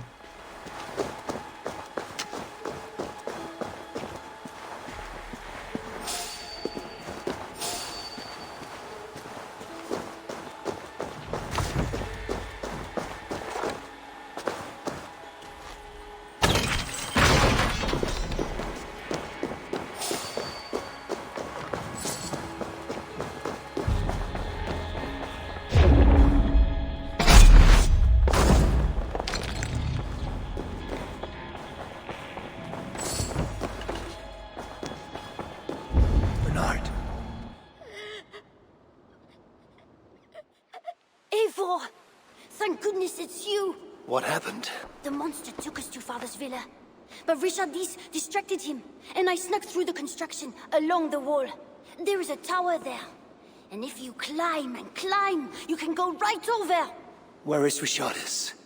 Where is the Queen? The monster. She left with him. You mean the one who slaughtered so many at the tavern? He said we'd be brought to Father for something. A test. I was... What kind of test? He called it a trial. Yes, that is what he said. A trial by fire. At Father's villa, here in Amiens. He means to burn her alive. Go, Bernard. Go to your house in Lisseur. I will see to Richardis. I can help. I know things. You do not have to hurt my father. He is just... he gets confused sometimes. You must keep yourself safe, Bernard. The fate of Francia depends on your survival. It will be a grand task for you to sneak all the way down to the Seine alone. This is a hero's burden. Are you up for it? I can do it. Good. Now go. Keep going, and do not look back. I will see to Richardis. Au revoir, Eivor.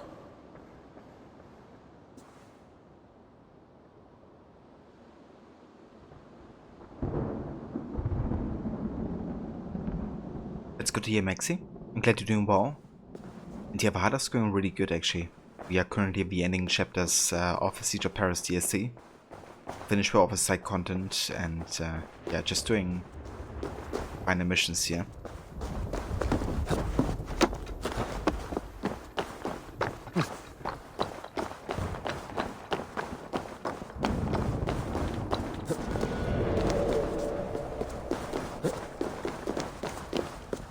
Yep. I think I'm not supposed to go up here. But I don't care.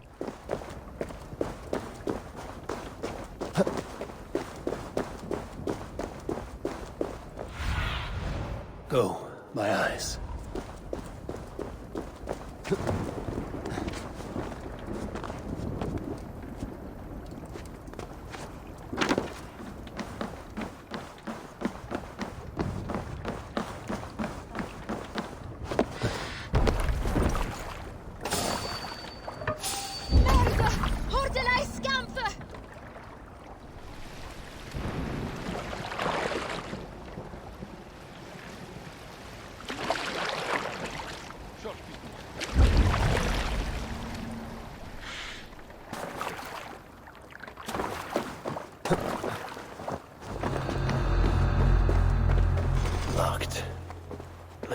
a way over the damaged section.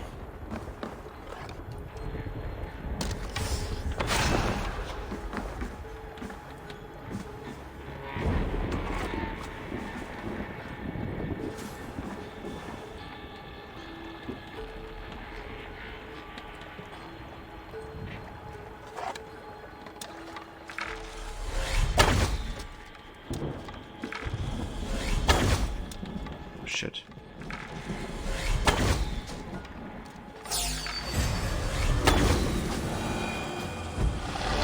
So give me 1 sec, guys.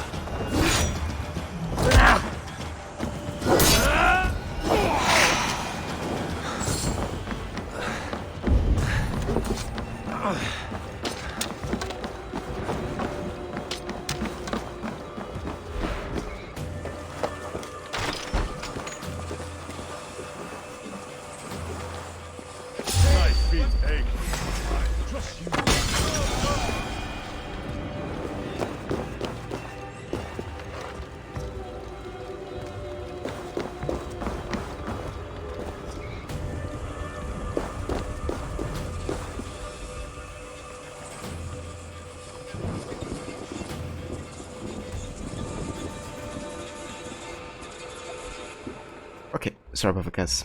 Just talked to my sister real quick. Just came back from a film set, working on that.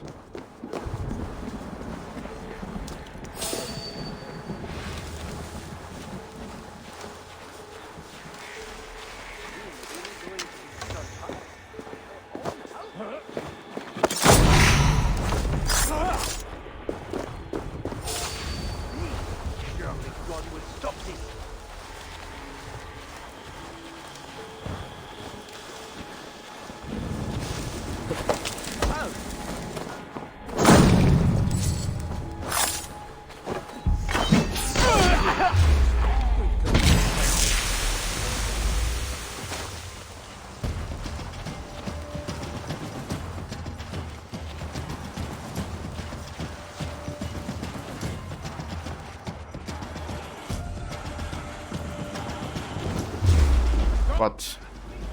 Can't see me. Get on the flanks. Actually see me. Turning.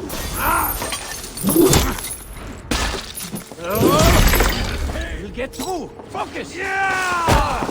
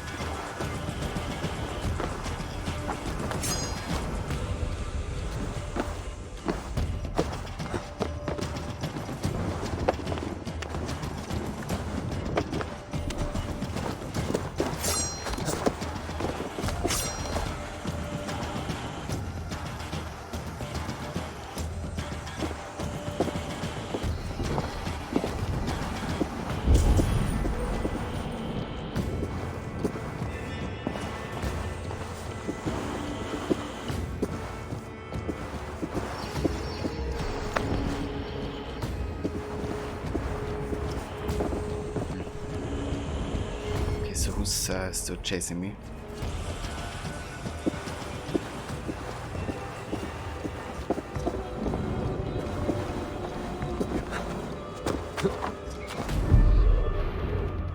There we go.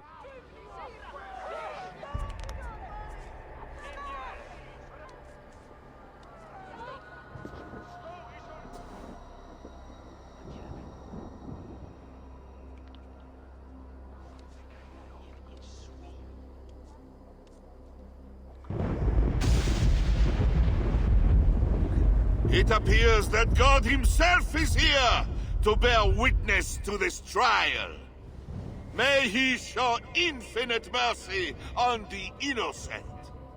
And if one is guilty of lying, scheming, committing adultery, may his holy wrath punish your wicked soul.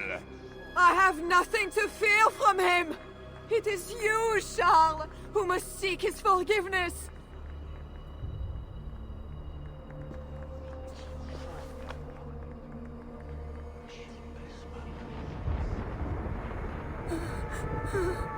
We will soon know who God has blessed with his favor.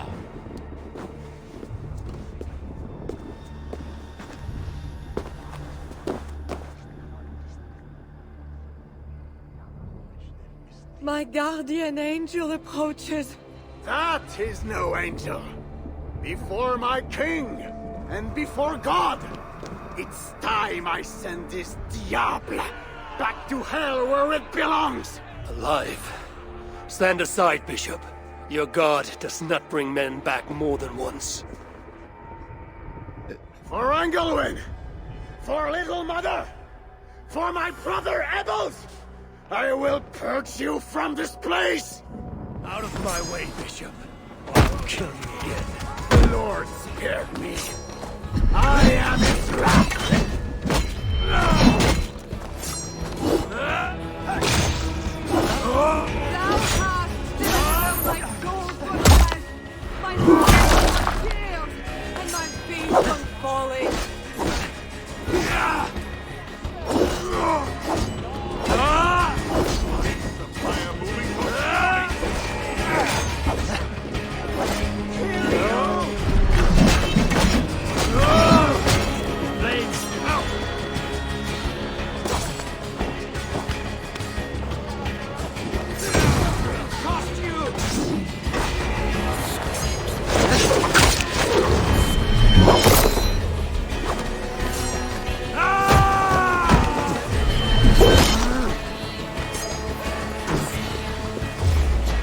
I think you want the pain.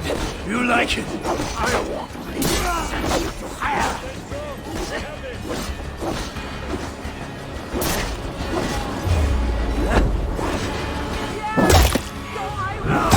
Valley of the shadow of death, I will fear no evil, for thou art with me.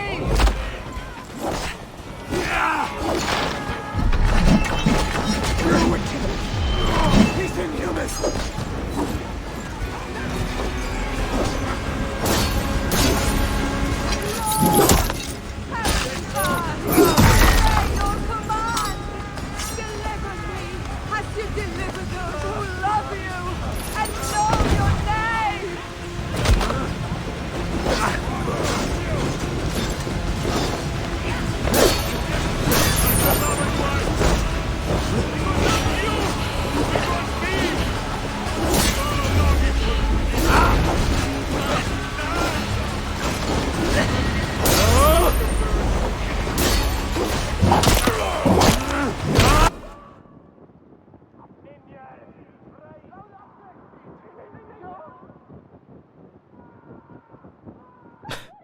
That's our effects here with the fire and the poison.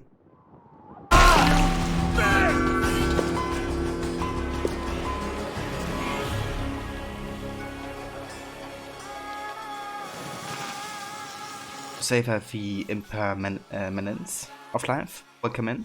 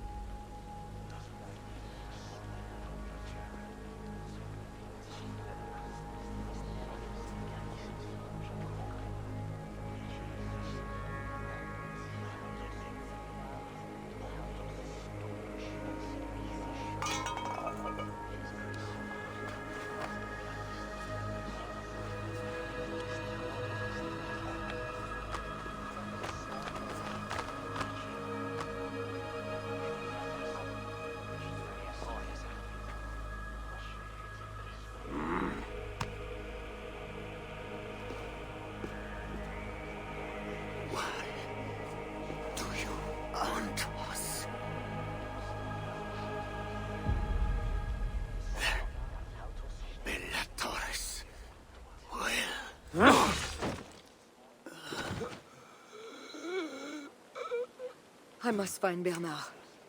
Bernard is safe. I sent him back to the house in Lucerne. Once again, he uses you. You radiate God's grace, Eivor. You mistake grace for the flash of victory. Poor Bishop Guzla. I will pray for his soul.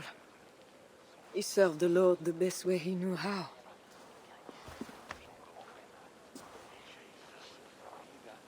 Charles and I need to talk. It may be the last time he talks to anyone. No.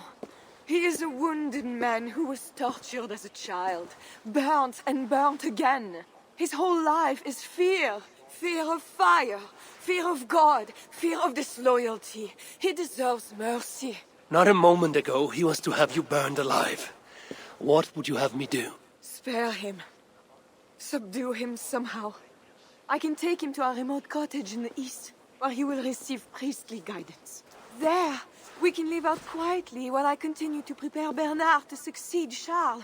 I assure you, he will grow up to be a ruler without ambitions for England. Spare Charles, and your people will be safe.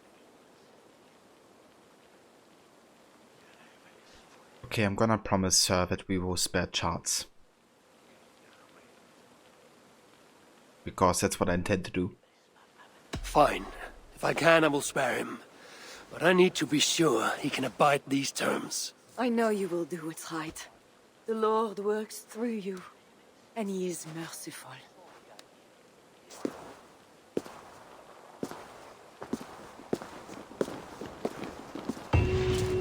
Father, bless these men who stand humbly in your judgment. So she's like a saint now to these people because she survived the fire. Everybody's like, it's a miracle. This is madness.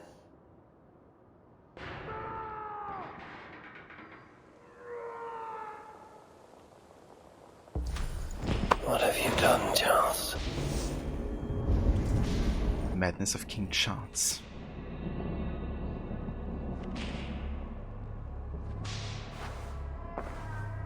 He slaughters his own servants. Madness. She is pure. I am a monster.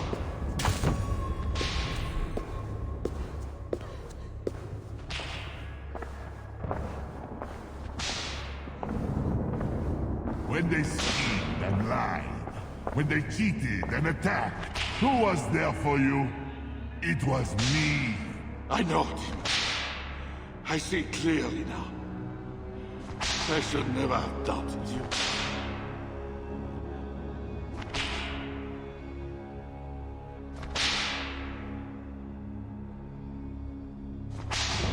And now we smash the little ones. All the little ones. Against the stones. Against the stones, I know.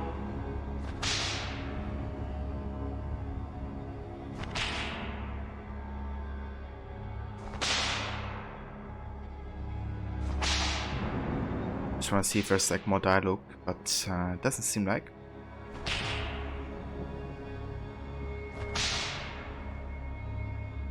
Two keyholes. I should look around.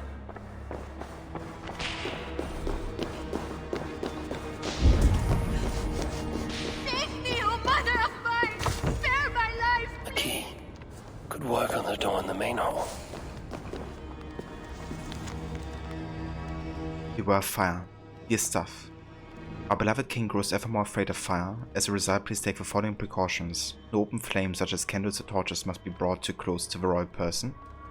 Second, please ensure basins and barrels of water are kept well watered and close at hand for immediate firefighting duties as appropriate. We appreciate your cooperation during this difficult time, Butler. So we can use that against him, of course. Fight him with fire.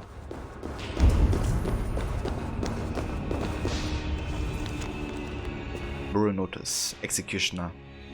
I order forthwith the immediate execution of the servants who recently served Queen Richardis.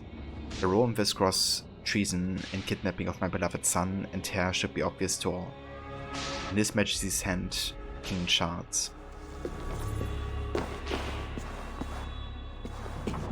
madness. The servants did nothing wrong but serve the king faithfully. He is truly... Do not say it. We just do what he asks, or we will end up like... If we don't kill them, he'll kill us. Merde! This is a nightmare! Okay, we don't have to die for now. Just gotta get the other key here.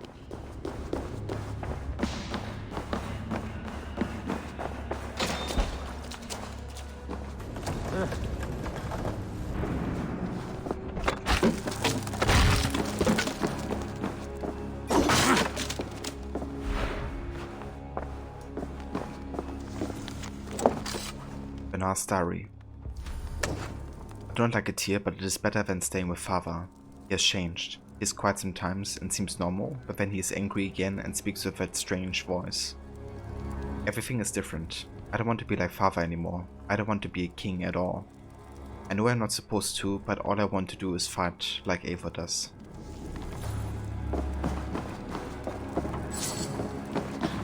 It's actually important because you kind of have to make a choice, right? Like, who gets to have a say at the end. And I think we can choose Odo, Toga, or maybe even Benar. Not exactly sure. But yeah, Benar would definitely not want to be king. That's good to know.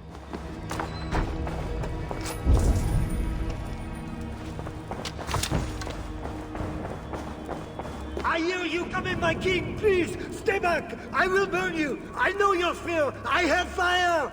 I'm not him. I'm not the king.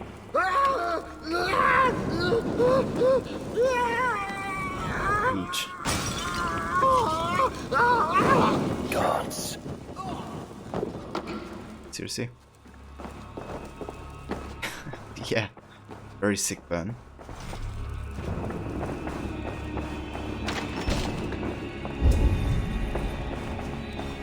This kingdom has riches beyond my wildest mushroom-capped dreams. The bedroom of the king and queen. Like it has never been touched. Could be Charles's wedding ring. Why is he not wearing it?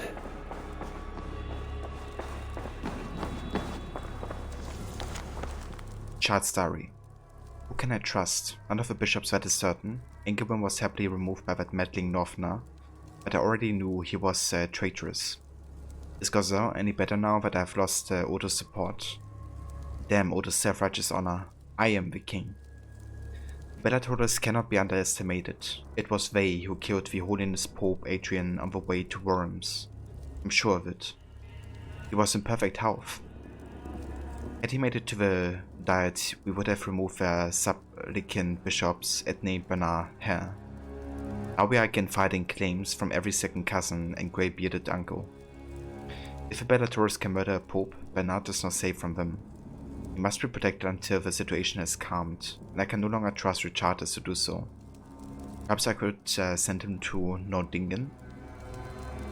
My headaches have returned, the voices too. So I can kind of tell that his regular self was definitely caring quite a lot about Benar, right? But he's also very much struggling with the voices and the demon.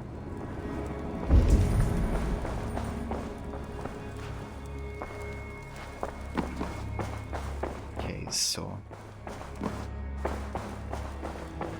gotta get this key here.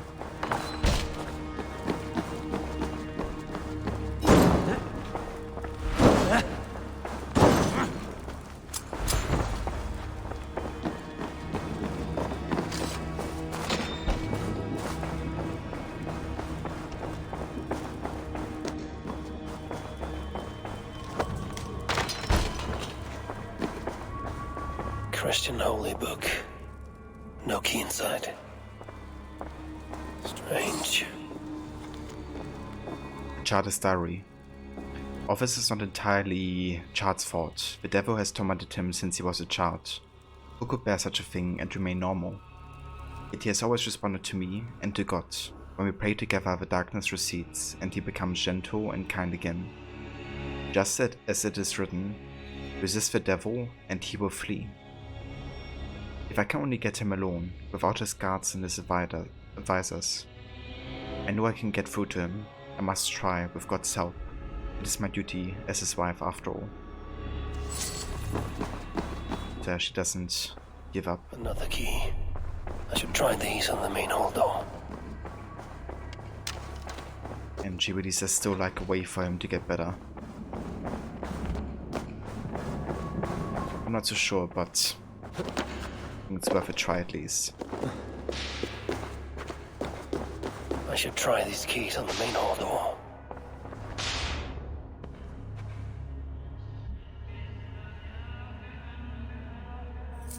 This better work.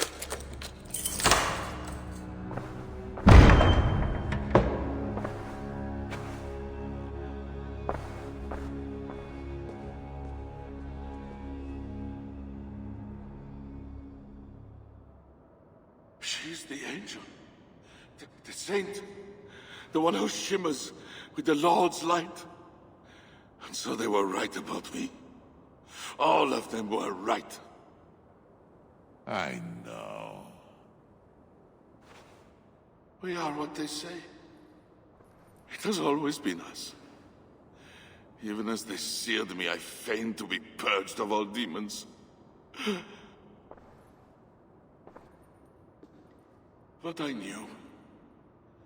No amount of burning would rid me of you. And burn me they did.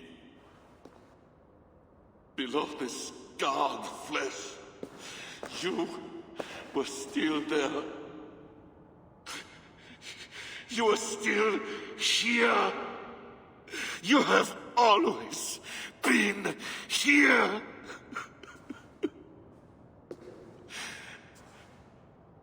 I embrace you, demon.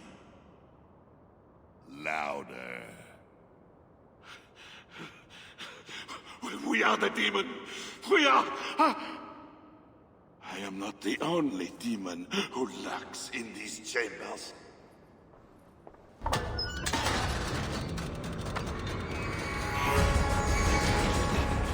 Ah! No one is allowed in here. Least of all, I'm not a heathen.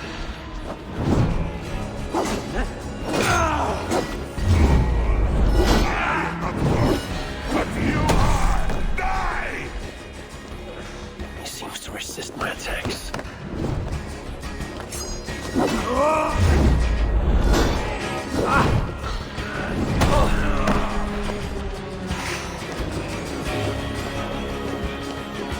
Now is my chance.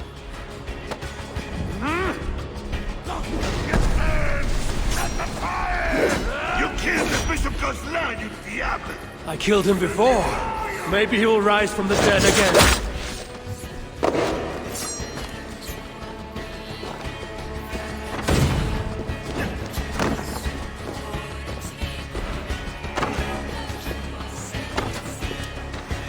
Die, diable!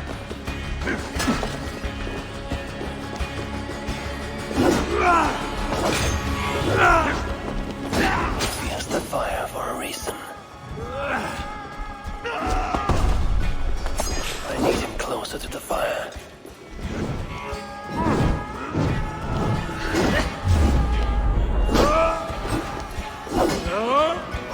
You will flee!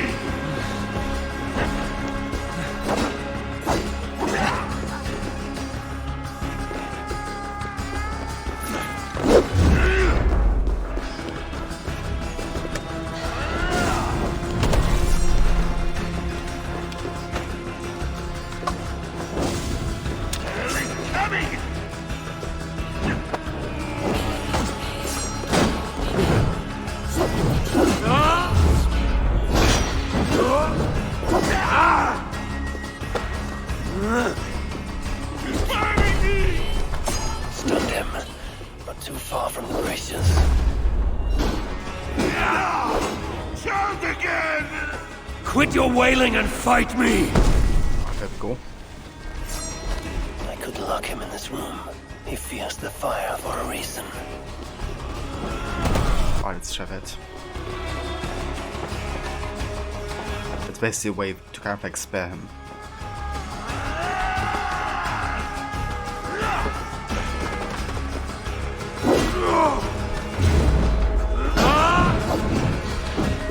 you had to do was give me my son!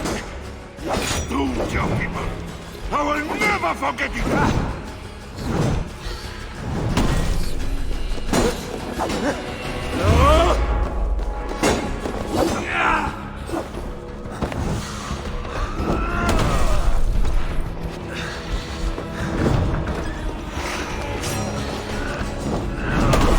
Shit.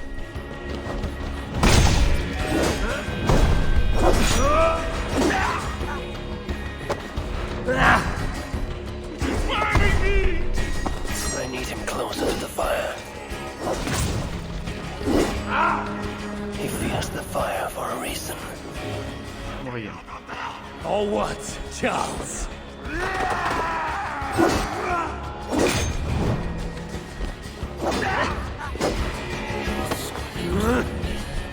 What to a fire? I need him closer to the fire. Over here. I could trap him in here to spare his life. Yeah. This is where it ends, Charles. There you go.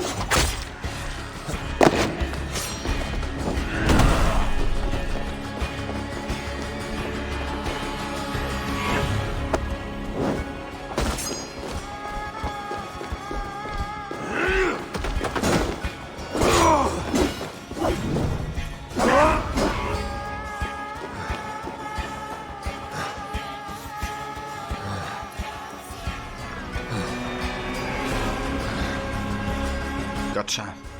He fears. Welcome back, Levy. You swine! Not before you swear that you and your troops will never come to England. You had every chance to secure a treaty between our peoples.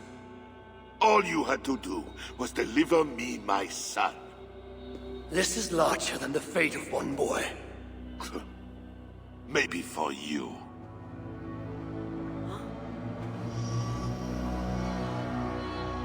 No! Look away, my queen!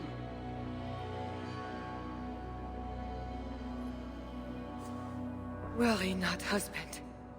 I am here for you.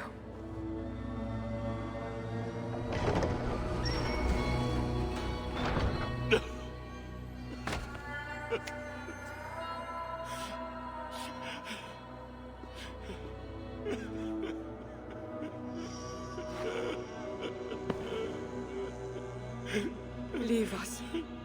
All will be as I promised. And if not, I will come back for him. I know.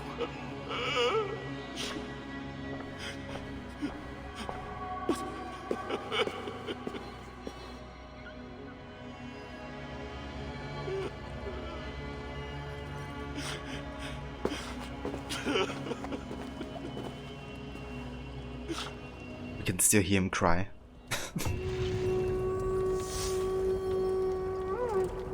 Like we're way hundreds of meters. We still hear Chad's cries. Need to cloak myself here. They haunt us. He fangirling pretty hard right now. His crying transcends space and time. Yeah, no kidding. So how was the video? Did you learn anything new?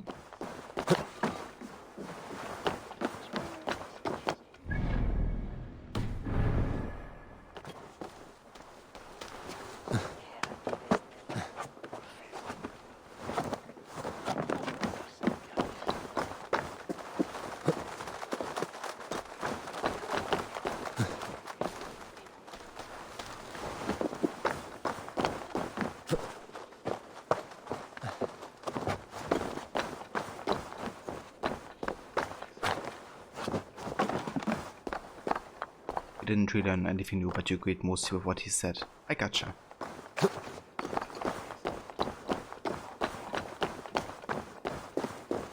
That's a good way. I'm glad you had a good time watching it.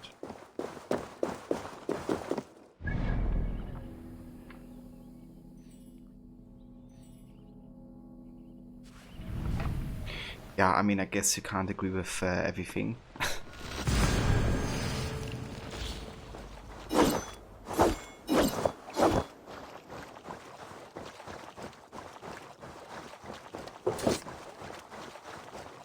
Yeah, it's always funny when people say like, yeah, that doesn't make any sense or something, and when there's actually like some kind of clue or explanation lying around that they just missed.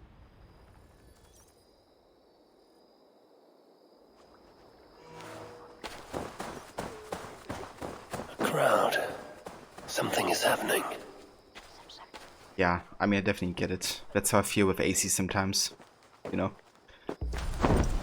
It's like, kind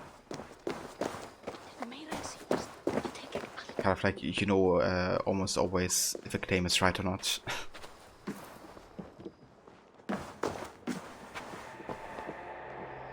Just know, Charles will never honor a bond with you Northerners. Unlike him, my word can be trusted. Ha! You are no more than a wounded dog at my table looking for scraps. How dare you? Wait! Eivor! Finally, we can talk sense. What of Richardis? Did you encounter Charles? Richardis survived the trial by fire. The flames never touched her. And the king? Did you do as I asked? I fought Charles, but he still lives. You made no promise to kill the beast, and maybe I was fooled to ask you. But tell me you did not take the king's words over mine. Richardis had her own ideas about the future of Francia. I grew sympathetic to them. After all I have done to try and keep her safe from him. She convinced me that her plan was sound. She meant to subdue the king. Truly, she has a spell over him. This is your plan for the long-term safety of your people? She will ready the boy Bernard to be the next king of Francia. He is yet a piglet! You should be glad, Odo. Charles is gone. He will not bother you anymore. Maybe. But I won't stand by idly and watch this kingdom crumble any further. At least we can drink to Charles being subdued.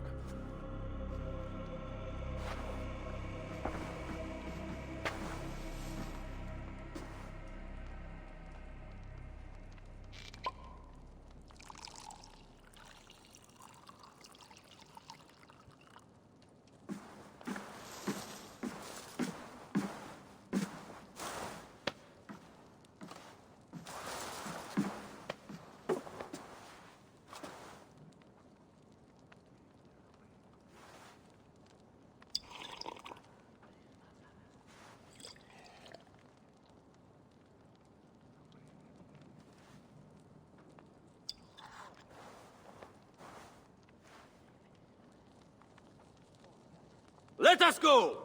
We have work to do!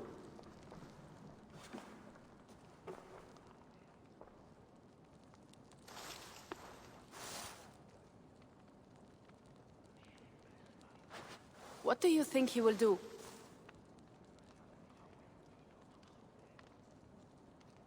And hey Vermola, welcome in, dude. Happy pre Friday. Thank you so much, Mola. Happy Monday to you as well. I hope you had a good one today. How's it going? Yeah, it's like you said, like Odo's drinking every scene, basically. You see him.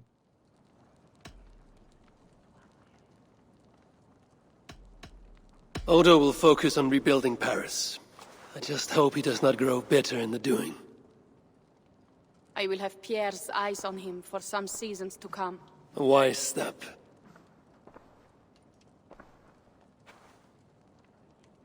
Can Richardis really keep Charles from returning to an active kingship? That is the wager I've made, and the lives of my clan depend on it. They can depend on more than that. You still have me. I will be sure to send word should Charles slither out of whatever pit Richardis has put him in. To your relations with Odo, consider returning to him the lands that Charles pledged to Siegfried. No. Those lands are compensation for the hardship he has caused us. Odo kept Paris. That is enough. You sound more Jarl-like all the time. And now I must think of my own people, whom I have been away from for too long.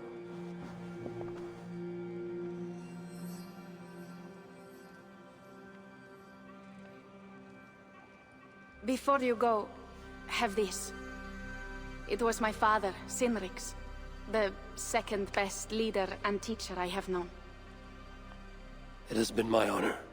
I hope to lead as well as you do, Eivor. If ever you hunger for more Frankish cheese, I will be happy to share. Farewell, Toga.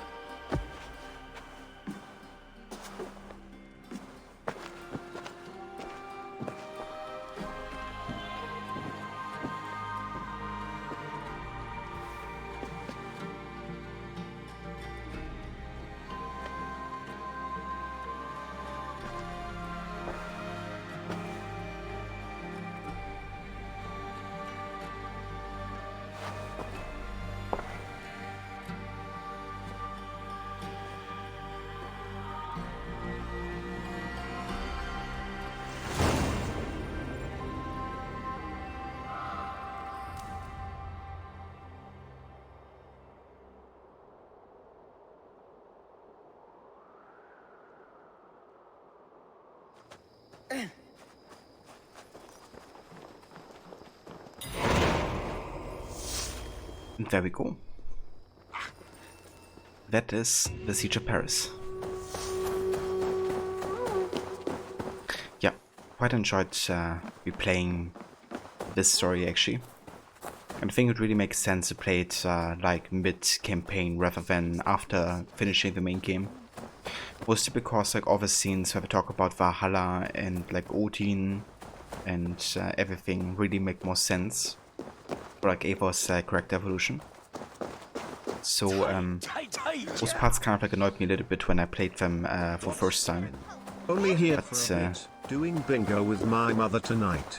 Jackpot is $10,000. $10,000? Not bad, Waffle. Not bad. How's it going, dude? Thank you so much for the 25 months of resubbing, Vo. In a row as well. Thank you so much, dude. How's it going? How are you this evening? I hope the bingo goes well.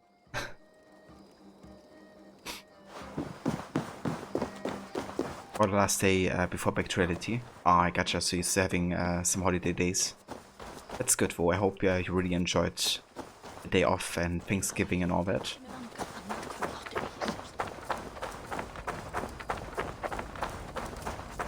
Ah, that's good to hear, Waffle.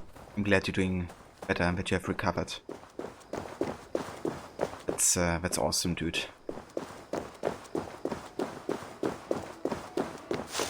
Yeah, we just finished the Siege of Paris DLC with the main story. So now the only thing that's left to do for tonight is go back to Ravensthorpe and kind of like discuss the aftermath of the siege here. I trust that you have heard. Yes, we have heard. Charles yet lives. A hard choice had to be made. What matters is that England is safe. What matters to you? Not all agree. And new forces rise to threaten the future of Francia. The Loyalists are unhappy with your deal and want their own king on the throne. Our missions will continue. Now you fight for the kingdom. It has always been Francia we were fighting for, Eivor. How can I help? Back to England? To England. Off we go then. Right, let's do it. So I'm still gonna come back to Francia for like off stream to kind of like do more rebel missions. And get the rest of the items like the haircuts, the unique runes and stuff. But yeah, for tonight we're gonna head back to England. Talk to the people there and then record a night over here as well.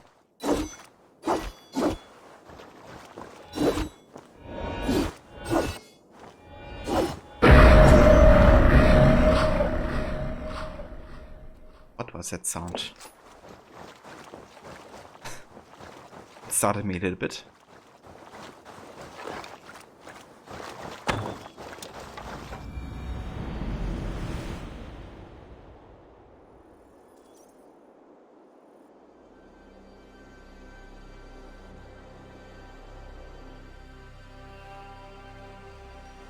Eivor!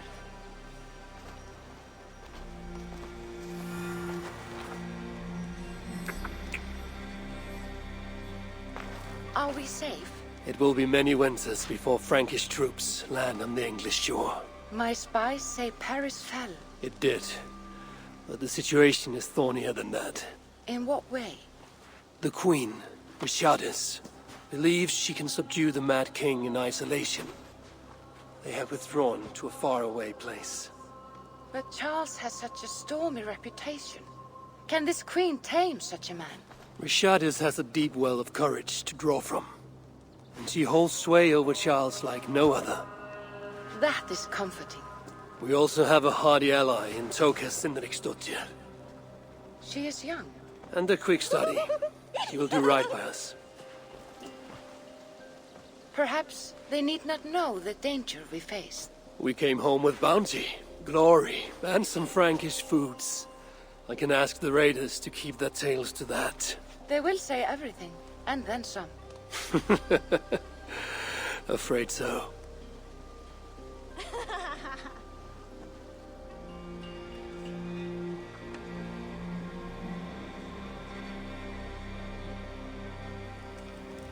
New strength comes to weathered halls.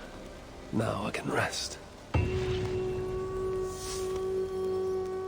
Indeed. Alright, nice. So that finishes both DLCs now. The Wrath of the Druids and the Siege of Paris DLC. And that's also gonna be the last DLC content we're gonna be doing for this playthrough of AC Valhalla, most likely. Because now there's only like a few things left to do. First, we're gonna go to Vinland next time. Then we're gonna explore the last dream of Odin, aka Harvey. Then we concentrate on the last remaining regions of England, up here to the north of Overshire and Jorvik, as well as Nottinghamshire. And then we have Gloucestershire and Hamptonshire left to the south.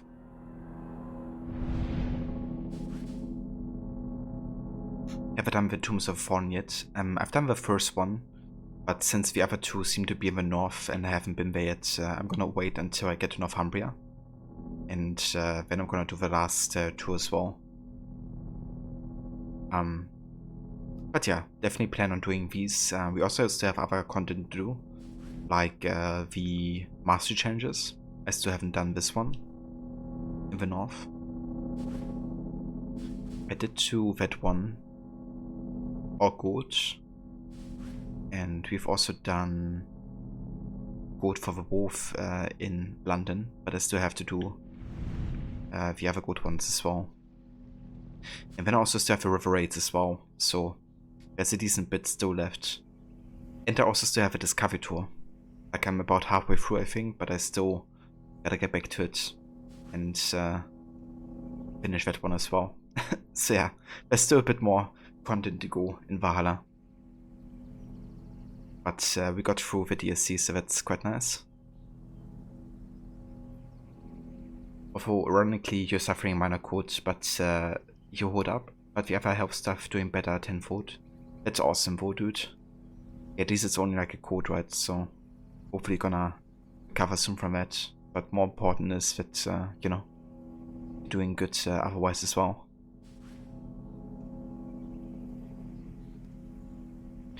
Yeah, the Wolf Masteries are very tricky. I'm actually really glad that I got the one for this gold first try, because I tried it so many times in my main save and I still haven't gotten gold there. And then I played it over here and got immediate gold on first try. It's one where you have to kind of like hit the weak points and then also have to headshot every target basically. It's insane. But yeah, that's all we're gonna do for tonight though. So let me go ahead and have a save here, and then we're gonna find ourselves a raiding target. I wanna thank you all so much for coming by and for joining for the last Siege of Paris stream. So next time we're gonna be going most likely to Vinland or to another story arc. I haven't decided yet what of the two we're gonna do, but yeah. Tomorrow though we're gonna be most likely getting back into some Watch Dogs Legion, since I still have my all missions permadeath playthrough going there. So we're gonna go back to that, and on Wednesday we're gonna be playing more Valhalla. So yeah, that's the plan for the next 2 days. Thanks again so much for everybody tuning in tonight, and just for being here, you know, watching the stream, lurking and chatting. It's always hugely appreciated. But thanks also to all the other support. It makes you see. Thanks again, Master Zoten, for a follow while I was offline. When we had Mr. Goody raiding with a party of 12. Thanks again so much, dude. If you haven't checked out Mr. Goody, definitely consider doing so. He's also a big fan of games like Assassin's Creed. Also has been playing Call of Duty Vanguard and a lot of other games. Also the new Far Cry and stuff like that. So if that sounds like something you're interested in, then check out his channel and also his YouTube, because he's doing like montages and stuff. Thanks also to the other follows at Scialatella and the Impermanence of Life. And Waffle, thanks also again so much for the 25 months of resubbing, dude. Very much appreciated. Waffle's actually also a streamer. Streams occasionally. Everything from Car Mechanic Simulator to Forza. Also has been playing the AC games up until Revelations. So yeah, check out his channel as well if you haven't yet.